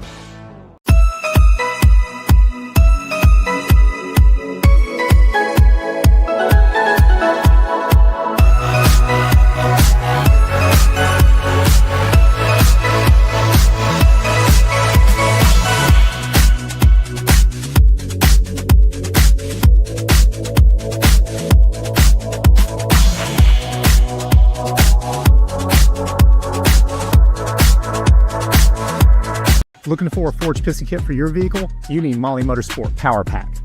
What is Power Pack? It's the ultimate forged piston kit that comes complete with pistons, performance file fit rings, hot string steel pins, and clips, all engineered to work together, so all you have to do is build something great. Find your Power Pack at mollymotorsport.com.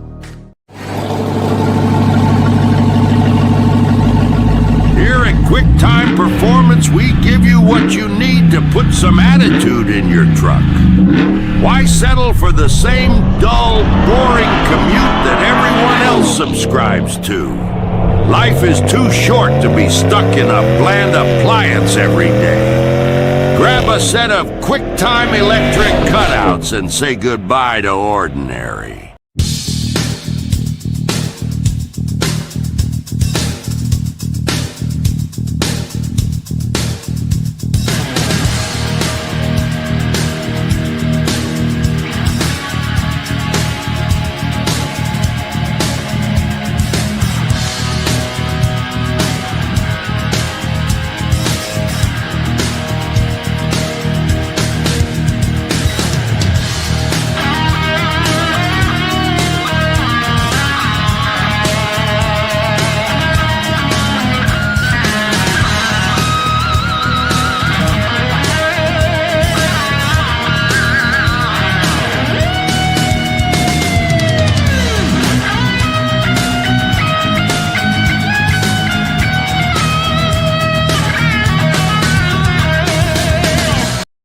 Larice Motorsports Insurance offers drag racers the broadest insurance policies in the industry. Larice Motorsports Insurance was created by racers for racers. Larice insures race cars on and off the track, trailers and equipment. Larice even pays racers contingencies at the fling bracket races. Don't wait until it's too late. Call Larice Motorsports Insurance today. But hey, we want to thank y'all. What I want to do, each one of you come up one at a time. You got to stay close here. Introduce yourself and who you are. Who you back up. Mike, first. Somebody, anybody?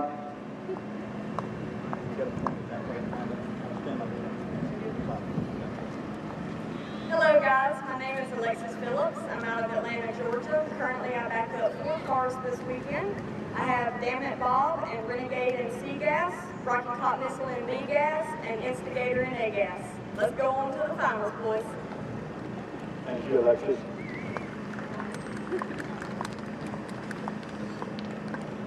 Hi, I'm Dana out of Atlanta, Georgia, and I backed up my fiance, Robbie Walden, in the Dixie Twister. Thank you, Dana. This one here, I know, drives a long ways to come with us. 15 hours, I think it was the drive. Yeah. T. Jones out of Elizabeth, Arkansas, and I backed up my husband, Mark Jones, in the Mini Big 3. Thank y'all for coming. Thank you. Next.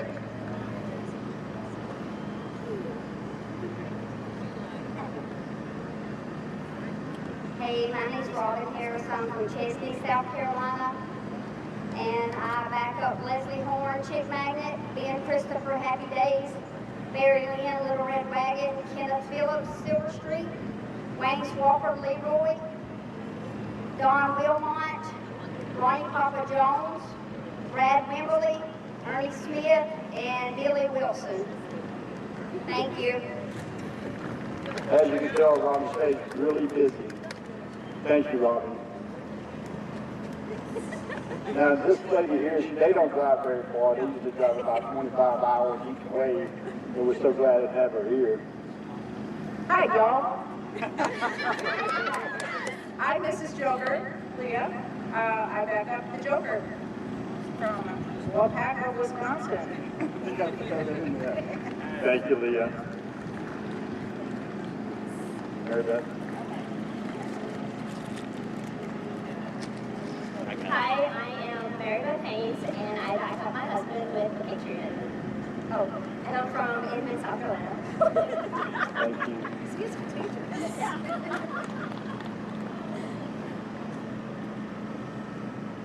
Hey guys, my name is Heather Peak. I'm from Columbus, North Carolina, and I back up my boyfriend, Wayne Scott, the executioner, Ghost of Fulton Pass, Wasted Wages, Wild Child, Grave Digger, Rusty Bullet, and Street Legal. Heather's another one that stays really busy. Thank you, Heather. Come on, Sean. I'm Shannon Lovelady, and I back up my husband, Alan Lovelady, and the underdog is Stick Ass. Thank you. One more, two more, I'm sorry. No, Reba, you're last. See the best for last. Hi, it's Alana. I back up my boyfriend, Dean Jonas, and we're from Mount Holly, North Carolina. Thank you. Christy, the shed's not up here. Christy stays really busy, but this girl right here is one of my favorites. She's been here since she's like 5. I think I'm going to mention her. She's 15 now. She must be in a race car, but tonight's the first night she's come out to be above, and really proud of what she's doing. Hey y'all, my name is Rupa Haynes, and I back up the Slusher. I'm from Inman, South Carolina. Thank you. Hey girls, thank y'all so much for everything you do. You know what you mean to me and the association. Hey, let's give them a round of applause for what they do and how hard they work, especially out here. All right, thank you guys for getting ready to call the C-Gas and Super Stock. We need you to stay in your lane. C-Gas and Super Stock. We need you to stay in your lanes now, please. C-Gas and Super Stock.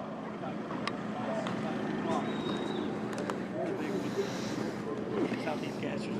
Oh.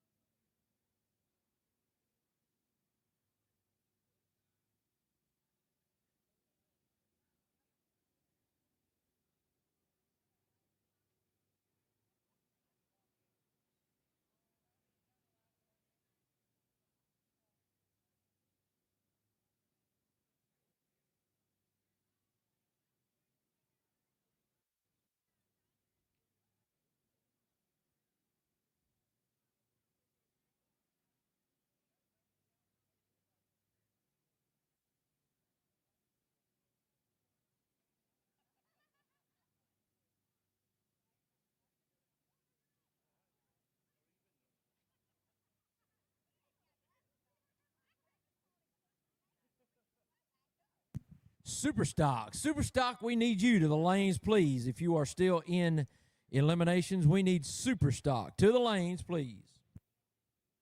C Gas, you'll follow them up. We need Superstock and C. To the lanes now, please, for your next round of eliminations.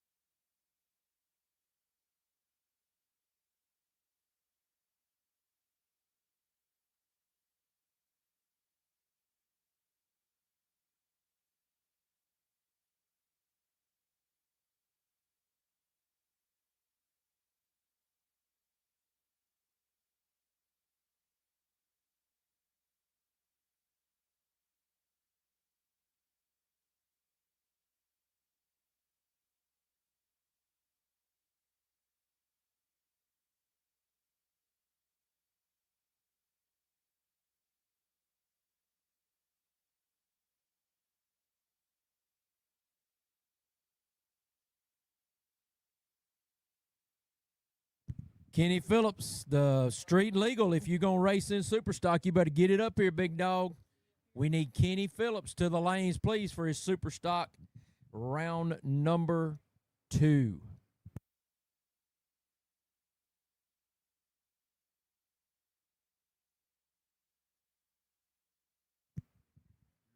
We need B gas. We need B, C, and Superstock. You all should be in the lanes. B, C, and Superstock. You all should be in the lanes now, please.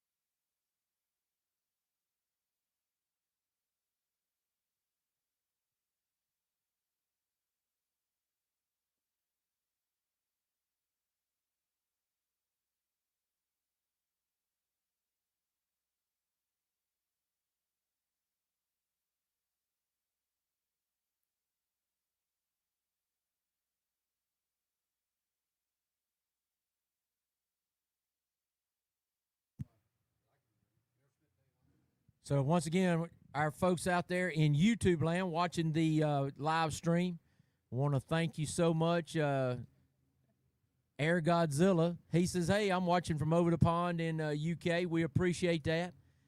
We appreciate knowing where everybody is watching from, either domestic or in other countries. We appreciate you just as much as anything in the world. We thank you so much as we get ready for Superstock round number 2, which is our semifinals by virtue of the number of entries. We got Jerry Dean, the Dean of Superstock. He's going to be over in the Larice Motorsports Insurance left lane, taking on Tony Nowosadzki out of Gardendale, Alabama, in his 1956 Chevy, the Public Enemy, which will be in the Quick Time Performance right lane.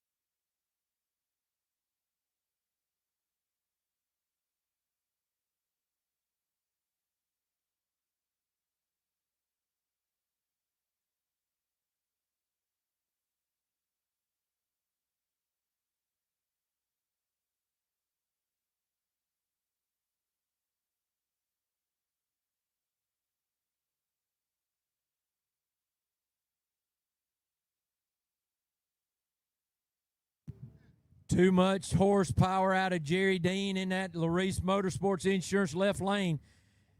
Tony Nowosadski doing a much, much better job getting closer as he continues to dial in, but just too much Jerry Dean and too much of that Mickey Thompson 7-inch tire right there, and he takes the win.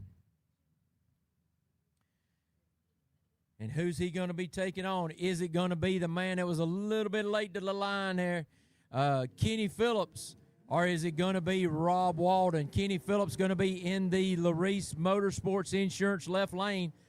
Rob Walden going to be over in the Quick Time Performance right lane in the Strychnine. That 63 Biscayne with his 409 cubic inch patented motor underneath the hood. The street legal of Kenny Phillips. He's out of Campobello, South Carolina. Doraville, Georgia, where Lamar Walden Automotive calls home.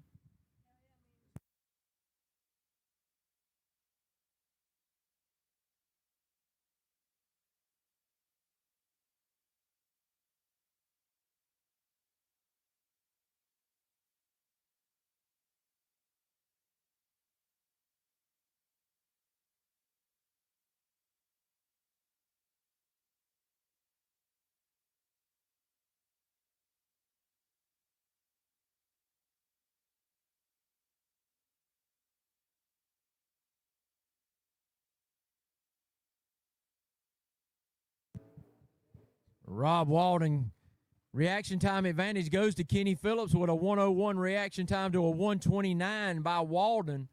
But Walden makes that up by the 60-foot marker and marches on with a better elapsed time. 0.04 of a second, the margin of victory right there between those two. And we'll see the Jerry Dean-Rob Walden matchup once again in the finals coming up later on here tonight in Superstock. B-Gas, we need you in the lanes if you're not already there. B-Gas, we need you in the lanes if you're not already there.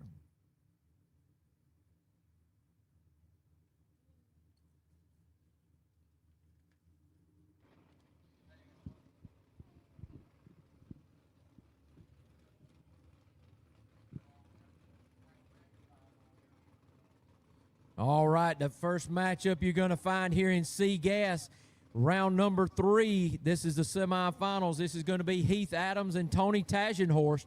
Tagenhorst is going to be in the Quick Time Performance right lane. Heath Adams, Greenville, South Carolina, going to be in the Larice Motorsports Insurance left lane.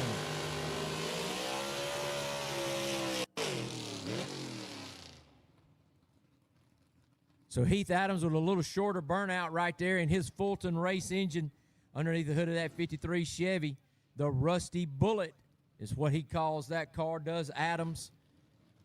Adams was the winner of our final event last year at Shadyside Dragway and a constant runner in the top 5 when he shows up for C-Gas competition. Tagenhorst, the winner of our makeup race last night from Knoxville where we were rained out. So he's already knows his way down this racetrack in winning fashion. With his Ross race engine underneath the hood, he was the number 1 qualifier here today.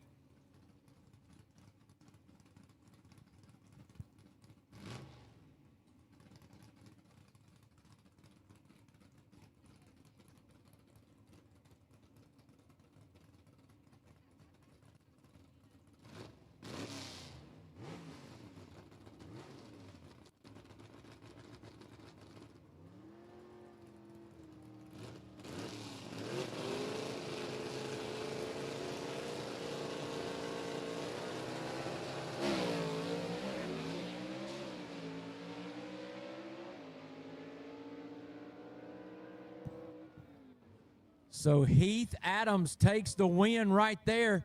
He gets him 0.46 to a 0.61 light on the tree, and he takes a lapsed time win as well. So Heath Adams knocking off the number 1 qualifier here today in Tony Tagenhorst, and he makes his way to the finals here tonight. So good run right there for Heath Adams. Who's going to be his opponent? Is it going to be Jaron Purdue, who's going to be in the Quick Time Performance right lane in that white wagon?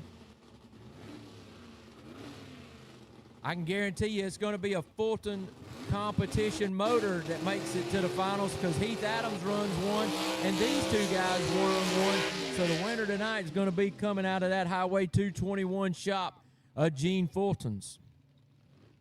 We need A-gas competitors to the lanes, please. A-gas competitors to the lanes, please.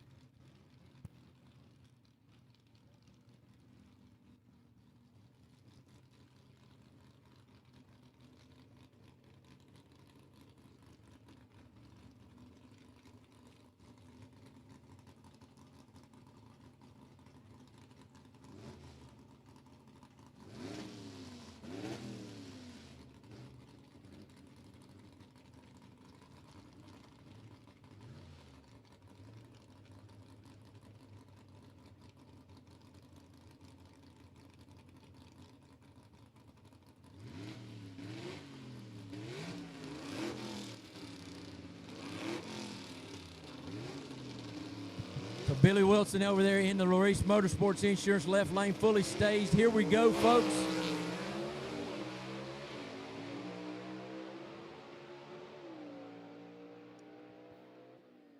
Jaron Purdue with a blistering elapsed time.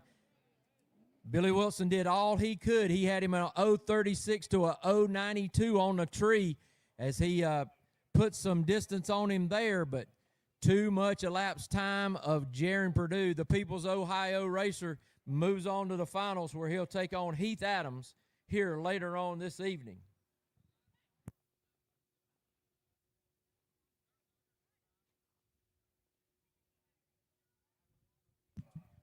Just for good measure, just letting you know, Jaron Purdue will have lane choice in that final in C gas coming up a little later tonight. As we move to B gas, we are down to the semifinals there as well. We need A-gas to the lanes. A-gas, if you are still in A-gas, you need to get to the lanes, please. So we are down to semifinals, and I tell you what, there's going to be some good semifinals, some good race cars, and some blistering elapsed times out there. And, folks, if you haven't ever been to a Southeast Gasser event, we don't show the times on the boards until the finals, and that's just been this year. Management decided only in the finals will we show elapsed times. It's the way Quayne Stott set it up by not showing those. That was his choice. Yes, were they elapsed times? Were they shown in the 60s? I don't know. I wasn't born until the 70s. But we keep them off, show you who wins. There's a long explanation behind it that makes a lot of sense, but we'll get to that in another time as we have cars coming around the corner. First pair out of semifinalists for B-Gas is going to find Brad Wimberly in the Southern Sizzler, the 62 62 Comet out of the McDonough, Georgia area. He'll be in the Quick Time Performance right lane. Holly Springs, South Carolina racer Daniel Haynes is going to find his Falcon, the Patriot, in the Larice Motorsports Insurance left lane for this matchup right here. Dwayne Bush race engine underneath the hood for Daniel Haynes. Lamar Walden race engine underneath the hood for Brad Wimberly. Wimberly was a C-Gas racer last year, moved up to B-Gas, now finds himself deeper in competition than I think he's ever been so far in 26. So he's got to feel good about where he is, but got to stay hungry for more if he expects to take home the big gold cup here tonight.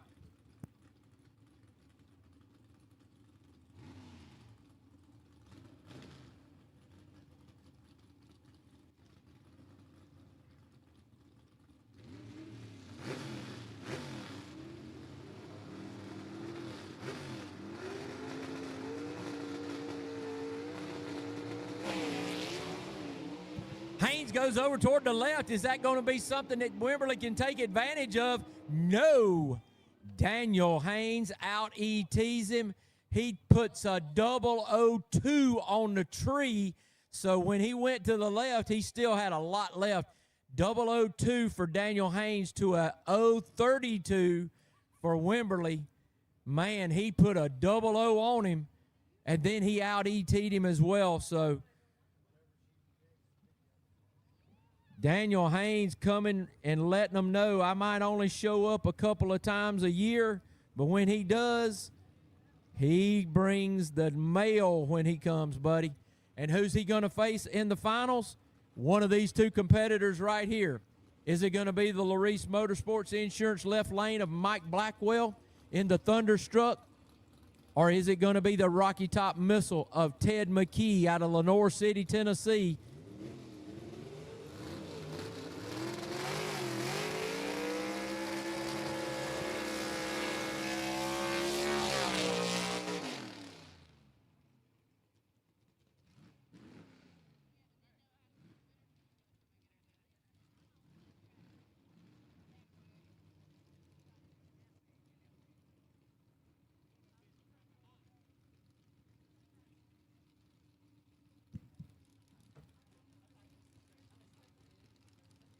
Ted McKee right there, that Tim Freeman prepared motor underneath the hood of the Rocky Top Missile.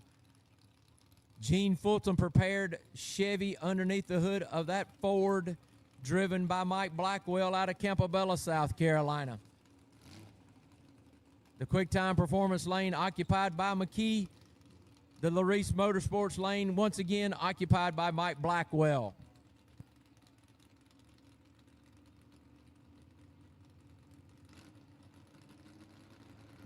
Kenneth Phillips, we need you to the lanes, please. Kenneth Phillips, to the lanes, please.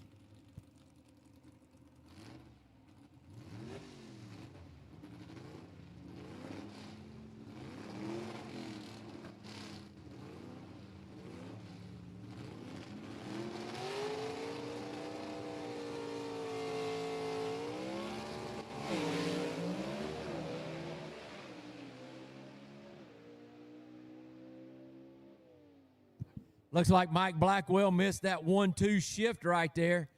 He had him on the tree, but 061 light to a 125 for Ted McKee. But you got to make sure you hit all those shift points, and he was unable to do so, as the Rocky Top Missile of Ted McKee going to be taking on Daniel Haynes here in the finals later on this evening at Rockingham Dragway.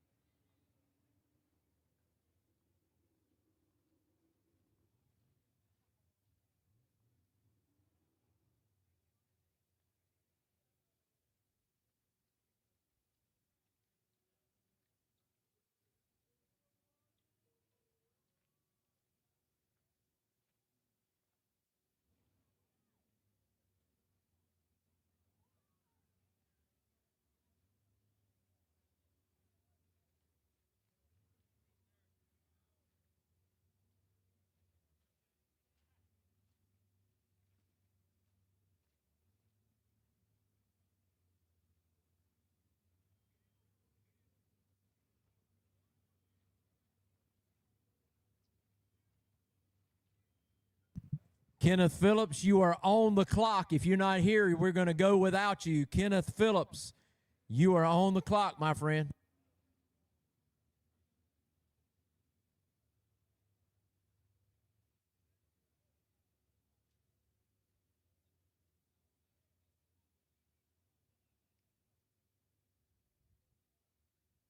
ARP, the ultimate fasteners for whatever you build. To get the best performance, always follow ARP's installation instructions included with the product. For the latest torque specs, go to arpinstructions.com. When you've grown up in this sport and your family has spent over 80 years standing behind racers, you know what's at stake. It's not just the car, it's everything behind it. Larice Insurance started with my great-grandfather, and my grandfather began our racing legacy. We've experienced how common insurance falls short, slow quotes, excessive exclusions, and a drawn-out claims process. That's why me and my dad set out a mission to reshape insurance for the motorsports industry. We provide broader coverage, a knowledgeable team, and we give back to the industry by sponsoring races and hosting racer appreciation parties. Race cars, trailers, equipment, and fuel. Most policies exclude at least one of these. Larice doesn't. The difference with Larice isn't just a policy, it's knowing that you're actually covered before something happens. Other companies will try to use standard auto policies or collector car policies to make racing work. And that's where we're different. We actually use a policy that's built specifically around motorsports racing. So drag racing, circle track, and road course. And what sets us apart is we're covering the race cars, the trailers, the tools and equipment, the pit vehicles, and your motorhomes. And we cover them while they're in storage, in transit, or at the race facility itself. Racers shouldn't think about what could go wrong. They should be thinking about one thing: winning. Larice Motorsports Insurance, coverage built by racers for racers. I'm usually more of an eater than a speaker, but I'd like to propose a toast. Here's to weekly specials on ice-cold beer, tankers, and taps. Here's to the interweb and being a clickety-clack away from smoked rib tips, jumbo shrimp, and world-famous wings. Congratulations, Wings Etc. You make any day special.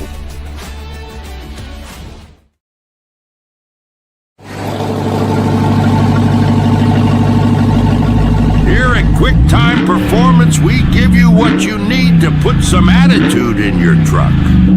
Why settle for the same dull, boring commute that everyone else subscribes to?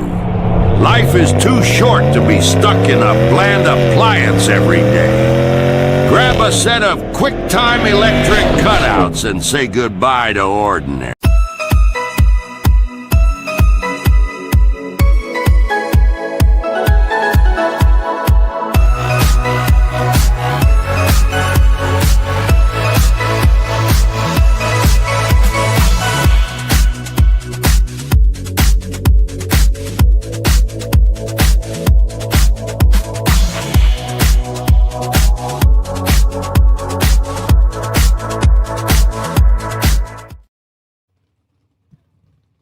There's the matchup.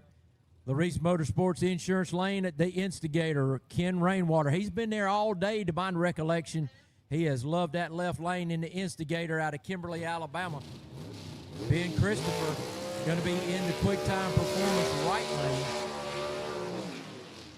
J-Line Motorsports under the hood for Ben Christopher, 477 cubic inches for him. One-Way Technologies providing the horsepower for Ken Rainwater, the opponent for Ben Christopher here. Christopher been on a tear, 3 race wins in a row, and he's got a hurdle to get over right here if he expects to win here at Rockingham tonight. But that car has performed and performed, so, you know, you got to think he's got the upper hand right here. Now, Rainwater, a wily veteran and loves to play games on the line. Let's see if that's something that he tries to pull off here, as he might be a shade or a thousandth or two slower than Ben Christopher. See if he tries to play some little mind games on the starting line right here, as Rainwater been driving a drag car ever since he was 17 years old.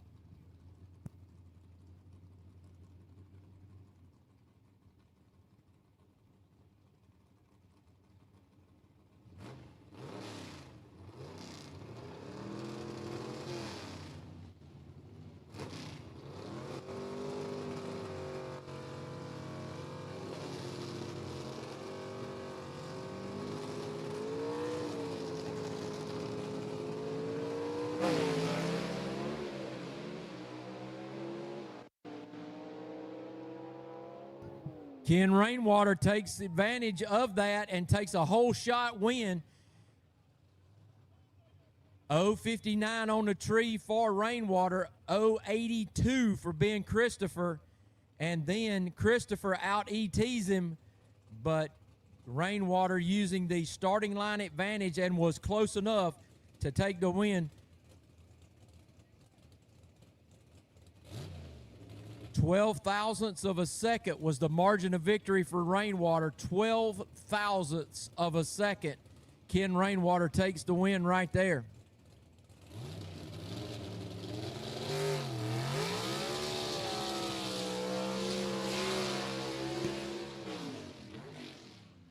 All right, Barry Adler going to be up next versus Kenneth Phillips, the battle of the Corvettes. Now, we had this a long time ago. Kenneth Phillips has always had that Silver Streak Corvette, and he would be racing Alan Gaulden. The Swamp Monster had come out of Florida, but Gaulden has hung him up with the Southeast Gassers, and his latest car, Gaulden's latest car, is now driven by Barry Adler and owned by Adler. The Iron Eagle out of Moore, South Carolina, with a Gene Fulton power plant underneath the hood for him.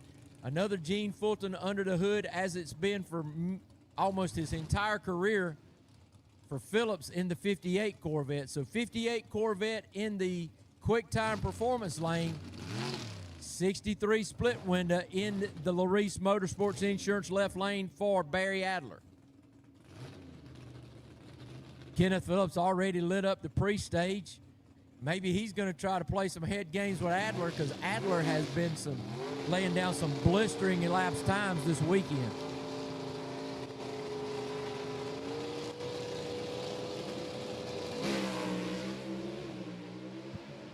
Dead even on a tree, and Kenneth Phillips takes the win right there, a whole shot win.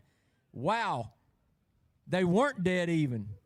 So we got a 150 light for Adler with a 1 and a 015 for Kenneth Phillips. I'm sorry, my 15s got mixed up. So an 015 elapsed time for Kenneth Phillips. And we had a margin of victory right there of 13 hundredths of a second.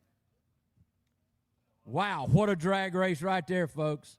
I'll go ahead and tell you, Kenneth Phillips runs a 5:27 elapsed time to a 5:26.9 for Adler, but it was all decided at the starting line as Kenneth Phillips blisters him and takes that win today.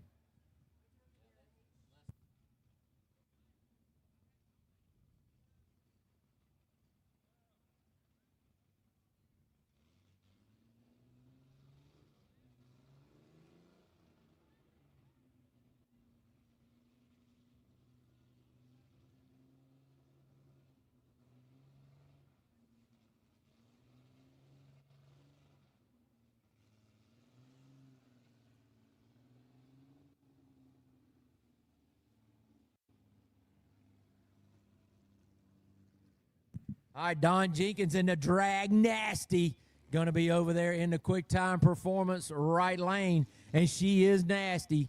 Go by and check him out over there. Don Gibson in the Drag Nasty. This is an H-Gas car. It's a car for exhibition. Trying to get some more H-Gas cars out here, so if we get 8 of them, we can have a full series and maybe run a complete year for those guys and have a championship series. But right now, this is a exhibition category, H-Gas.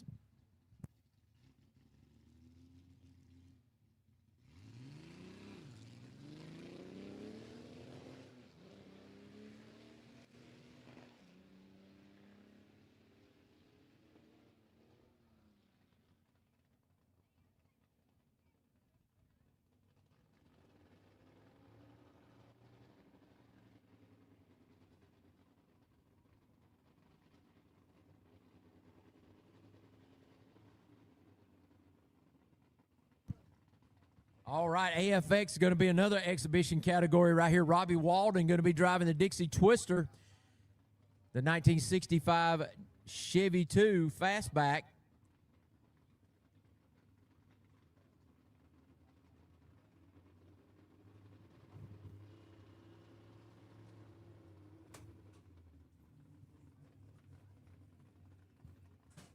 Robbie choosing to run down the quick time performance right lane. Rocky Platt out there, our race director, the owner of the car, telling him where he wants him to be and everything. So Rocky His dad was Houston Platt. So Rocky, our race director right now, and this is his car, the Dixie Twister, driven by Robbie Walden, the third-generation Walden racer out of Doraville, Georgia.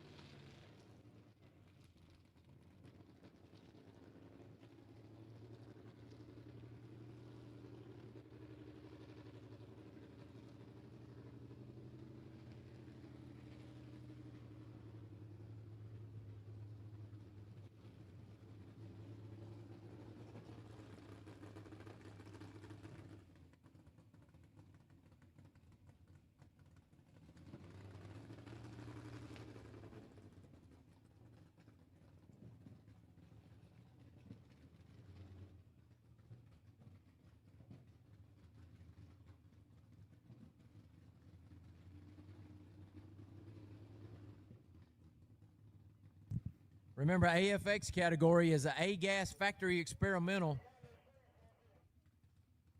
Mechanically fuel injected, runs on methanol. So you may see a blue flame out from under the bottom of this car out there tonight.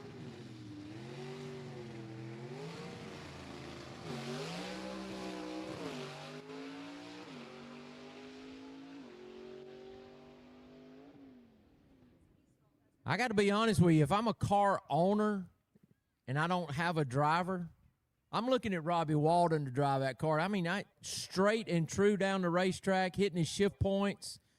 The guy's got no fear at all. But how should he? I mean, he's grown up around drag racing his whole life. He's a third-generation racer.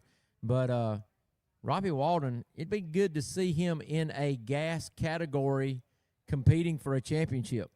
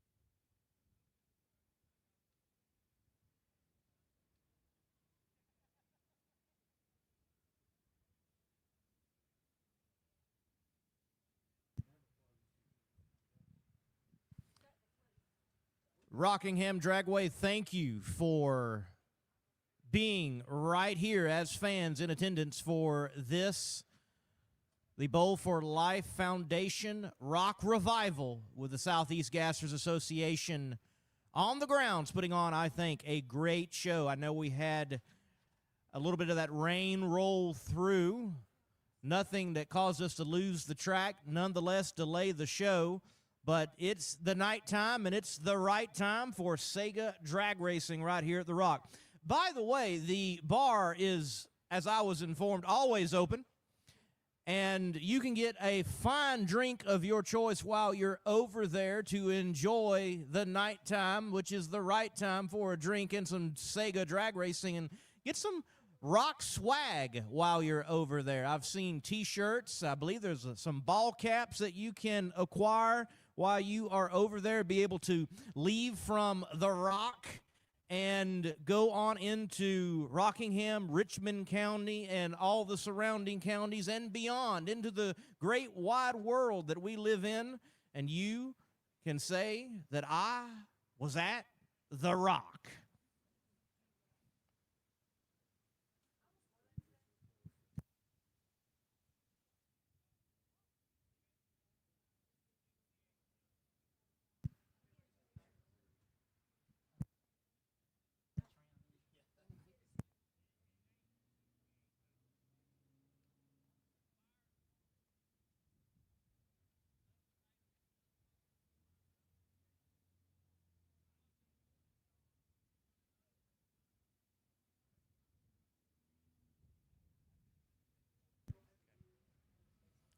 Hear this in the pits. Hear this in the pits. All finals, you are being called to the lanes. Superstock, C-Gas, B-Gas, A-Gas. If you have turned on every wind light to make a final round appearance, we need you to make appearance in the staging lanes here at Rockingham Dragway.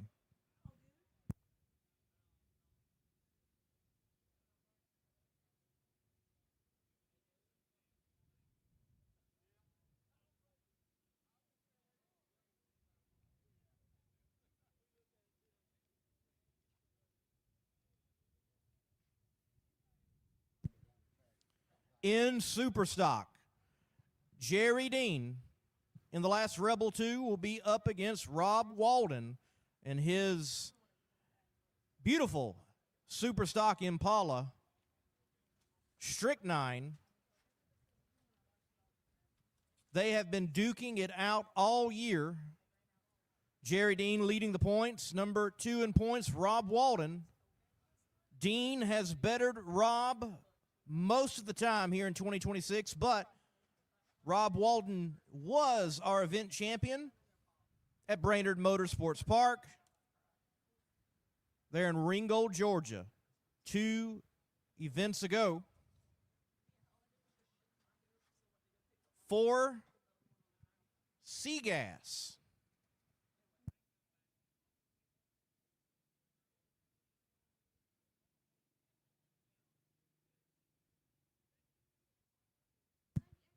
This is just in. Attention, you fans here at The Rock. Stephen Smith, the head honcho over at SoutheastGasserGears.com, SoutheastGassersGear.com. Well, he's on site, and you don't have to buy from the website. You can buy right here at The Rock. He is over there near the concessions on the pit side. He's going to be closing up shop in 10 minutes. So, if you want that Southeast Gassers Association t-shirt, hat, banner, sticker, patch, poster, you have got 10 minutes. Get over there and get the swag that you are looking for.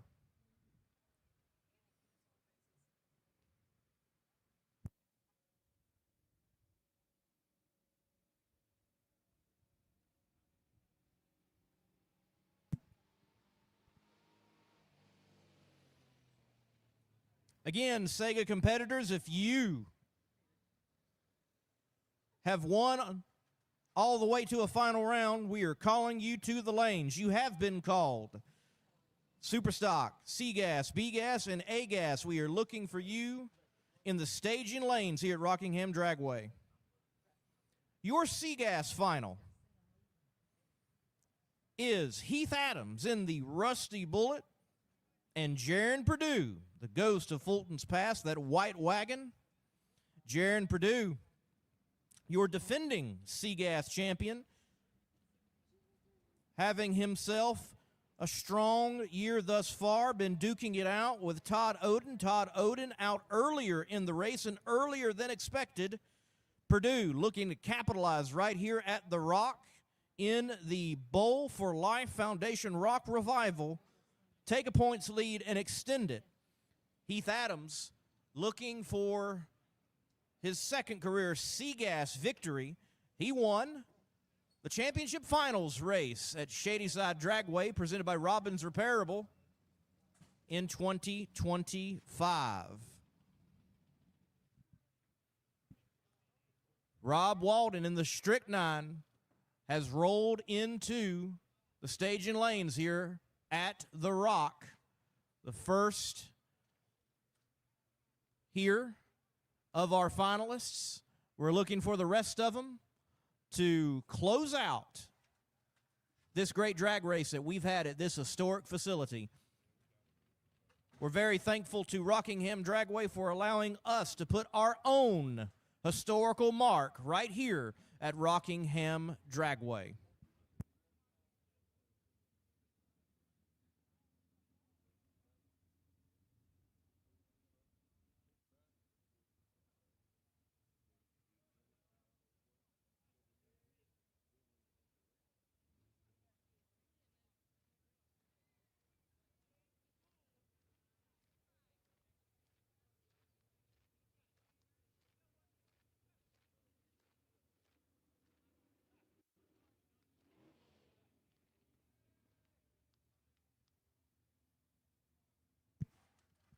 Jaron Purdue, our first finalist in C-Gas, into the lanes. David, Ted McKee has been on a run in B-Gas. Daniel Haynes, a former champion in the category, has showed up and shown out, willing and shifting, turning on every wind light to face, right now, the man in this particular category of B-Gas. He really has. And, you know, those two guys matching up, anytime Daniel Haynes rolls through the gate, he is a force to be reckoned with. And then he clicks off a 002 light just a while ago in the semifinals. So you got to figure he's going to let it all hang out. And hopefully he gets another one of those 002s. And it might take it to knock off Ted McKee in that Rocky Top missile, because that Tim Freeman horsepower he's got under the hood has been working well for him in 2026. It absolutely has. You mentioned Tim Freeman horsepower. We've got Jason Line horsepower, Gene Fulton, Ross Racing engines. This has really become, I think, the place for engine builders to have their bullets in hot rods under naturally aspirated conditions. You're so true. When we were talking to Tony Tagenhorst earlier, you know, we had Ross Race Engines owner up here talking to him, and, you know, he was beaming with pride that he was able to get a win and Tagenhorst is a force to be reckoned with now in C-Gas. And, you know, he's built car motors for other applications. One Way Technologies has built multiple sprint car motors in the dirt applications. And, you know, they've done well here as well with Todd Oden and a lot of other people. So the door is wide open for motor builders, and I think we're only going to see more and more diverse motor builders come in here. We got Rare Morrison providing the horsepower for the Mr. Quick car of Blake Housley. So, you know, as we move forward, and like we talked about earlier, our getting to the national stage, these national builders are starting to come on board. Yes, you know, John Causey, obviously Gabriel Burrow. We don't have him here for this event, but we see him at other events. That's a legendary name. You know, tonight was also the Cornwell Tools Night Under Fire at Summit Motorsports Park there in Norwalk, Ohio. They had Mountain Motor Pro Stock a part of the show. Well, John Causey Power is certainly out there in a Mountain Motor Pro Stock field. We do see our finals shaping up. We've had Jerry Dean roll into the staging lanes along with Heath Adams. So we've got a Super Stock final. We've got a C Gas final. We're looking for B Gas. We're looking for A Gas in the staging lanes for the finals of the Bowl4Life Foundation Rock Revival. Gentlemen, roll them on. Let's get them in the lane so we can close this show. And then, well, move on to the G-Force Nationals at Farmington Dragway. We have not been there in a few years, David. It has been a few years. You know, they had some paving issues a couple of years ago. We had to reschedule and go to North Wilkesboro Dragway. That is another racetrack that you fans, you know, if you're local to this area, that's another easy one to get to that you can see a Southeast Gasser race live and in person. Well, live and in person right here at The Rock. One more final to talk about. Ken Rainwater, first final of his career in A Gas. He's a champion, last year's champion in B Gas, and he has won a championship years ago, done a lot in this sport, but this is his first final in A Gas. And then Kenneth Phillips. I mean, who has more wins than him? I don't know. Anybody? Todd Oden is the leader right now. Leslie Horn is second. Kenneth Phillips is right there behind him.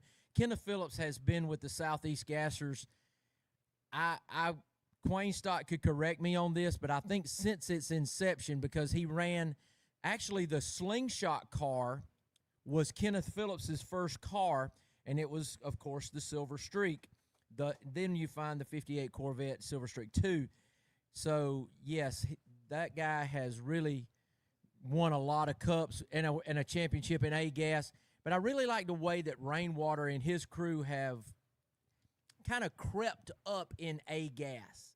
They used a B-Gas motor for the first part of the year, a very competitive B-Gas motor, and they found themselves second in points. Now I think this might be their first final in A-Gas, and we find that at our basically almost our midpoint of the season.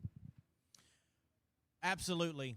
We got now in the staging lanes our B-Gas final. Daniel Haynes in the Patriot and Ted McKee in the Rocky Top Missile. And we mentioned Kenneth Phillips. We see him now rolling in the staging lanes. We need just one more car, and we'll have all our finals in the staging lanes here at Rockingham Dragway to conclude this show. Hey, let's give a shout out while we got opportunity. You've heard him on the mic at other moments today. He's there on the starting line. Rocky Platt puts in a lot of work for the Southeast Gassers Association, and he's kept this show in line tonight, and we're going to conclude it, and we're going to leave The Rock as a good show.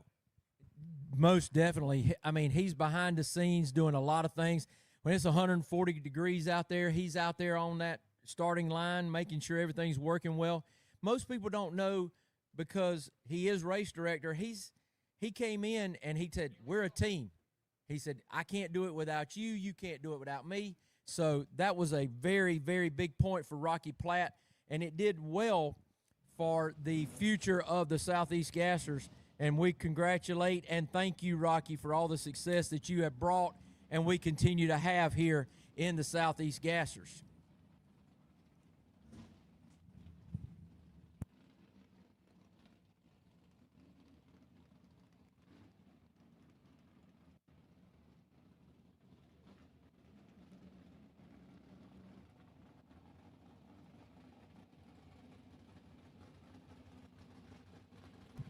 All right, Jerry Dean, the professor, the dean of Superstock on that 7-inch Mickey Thompson. He's choosing the left lane, the Reese Motorsports Insurance left lane, and Rob Walden going to be put over in the Quick Time Performance right lane. Walden has had a couple of victories against Jerry Dean. Let's see if he can pull off number 3 here tonight.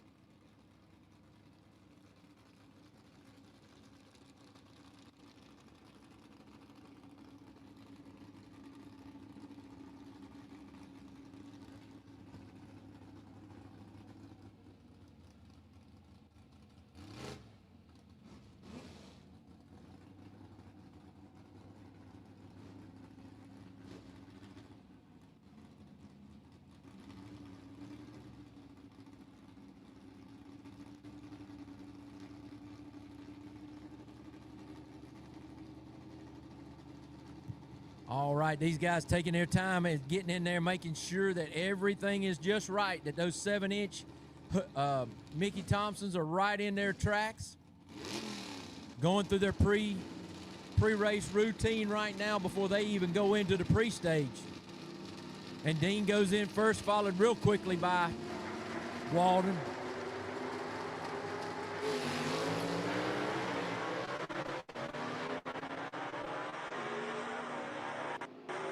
Walden with a slight starting line advantage, but the elapsed time advantage and performance goes to Jerry Dean. And Jerry Dean, he's going to have to build on another wing to his house to house all these trophies he's got. He is the 2-time and defending world champion in Superstock. And like I said, he's only been beaten a couple of times throughout that reign that he has had, and he still continues to go through. All right, Jaron Purdue going to be in the quick time performance right lane in that 62 white wagon. He's going to be taking on Heath Adams in the Larice Motorsports Insurance left lane in the Rusty Bullet. Both these guys choosing Gene Fulton power, so it's going to come down to a driver's race right here.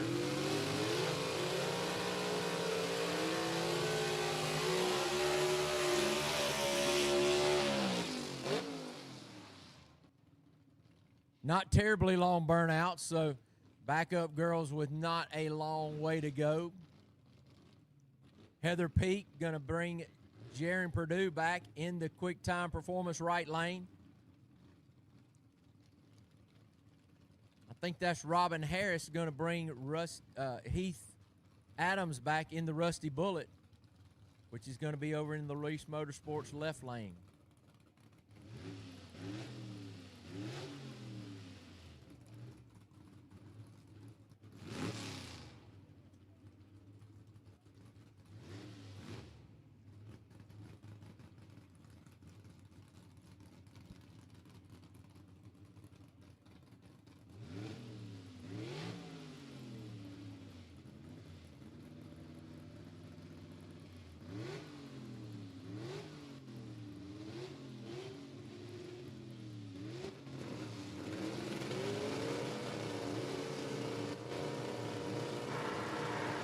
Both drivers into the pre-stage. Nobody going into stage.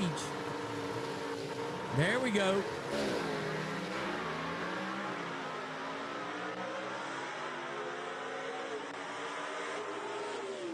Jaron Purdue takes the win right there. Purdue with a 028 light to the 039 light of Adams. He runs a 608 with a 4 to Adams is losing a 624 with a 4. So Jaron Purdue takes another win.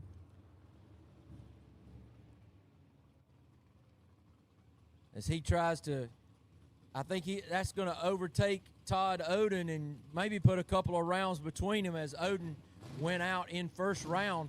So that's a big points day for him. Next up, B-Gas, the Rocky Top missile of Ted McKee, going to be in the quick time performance right lane.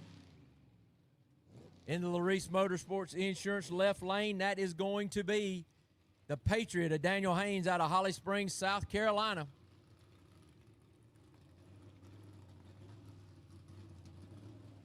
Can Daniel Haynes write the storybook right here, nailed McKee to the tree and somehow beat him to the 660-foot stripe? Or will Ted McKee continue his dominance that he's had in B-Gas this year with that Tim Freeman horsepower?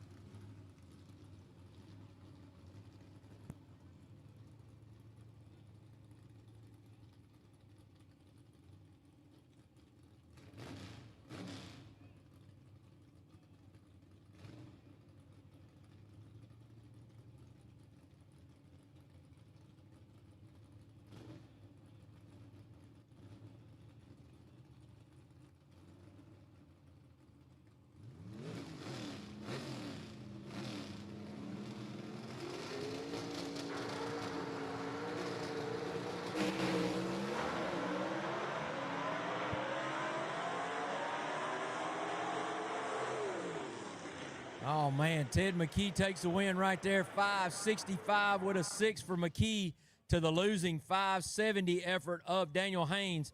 But what a good drag race, and what a showing today by Daniel Haynes, coming out here in a limited capacity to push McKee to the brink of losing.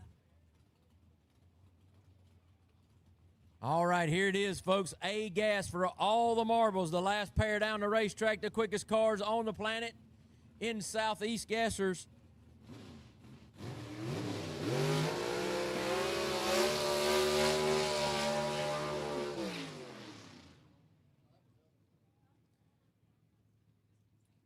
Kenneth Phillips, the number 3 qualifier here today. The number 4 qualifier in Rainwater. Rainwater going to be in the Larice Motorsports Insurance left lane in the Instigator. One-way technologies horsepower underneath the hood for the Kimberly, Alabama former world champion.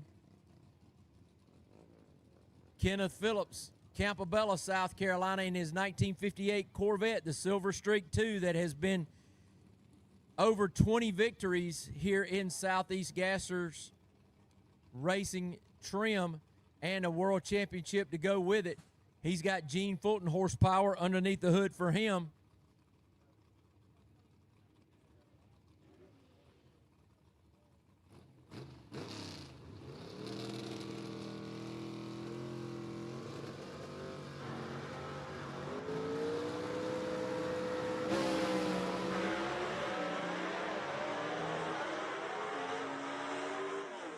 Kenneth Phillips takes the win. Rainwater, you heard his car rev up out there like he missed a shift, but Rainwater had him on the tree, 0.20 to an 0.44 on the tree. Rainwater had the advantage there, but something happened, and he runs a 6.04 with a 5 to Kenneth Phillips is winning 5.30 with a 3.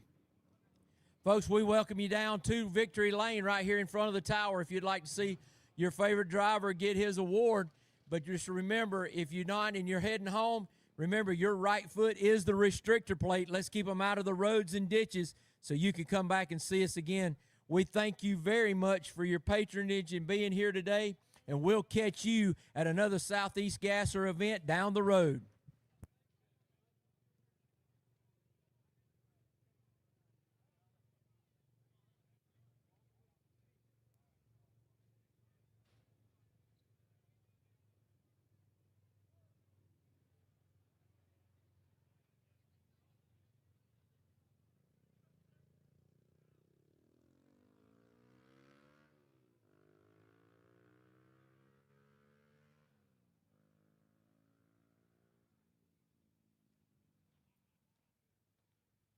ARP, the ultimate fasteners for whatever you build.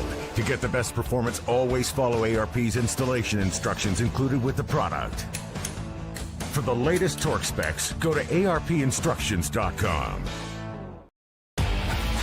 I'm usually more of an eater than a speaker, but I'd like to propose a toast. Here's to weekly specials on ice-cold beer, tankers, and taps. Here's to the interweb and being a clickety-clack away from smoked red tips, jumbo shrimp, and world-famous wings. Congratulations, Wings Etc. You make any day special.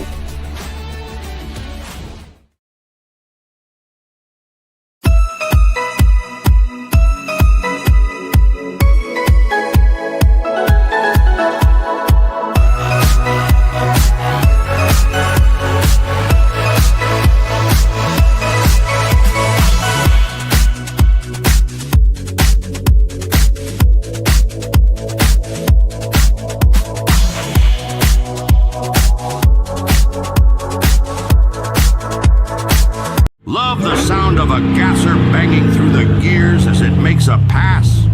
Do you want that same feeling in your streetcar or truck?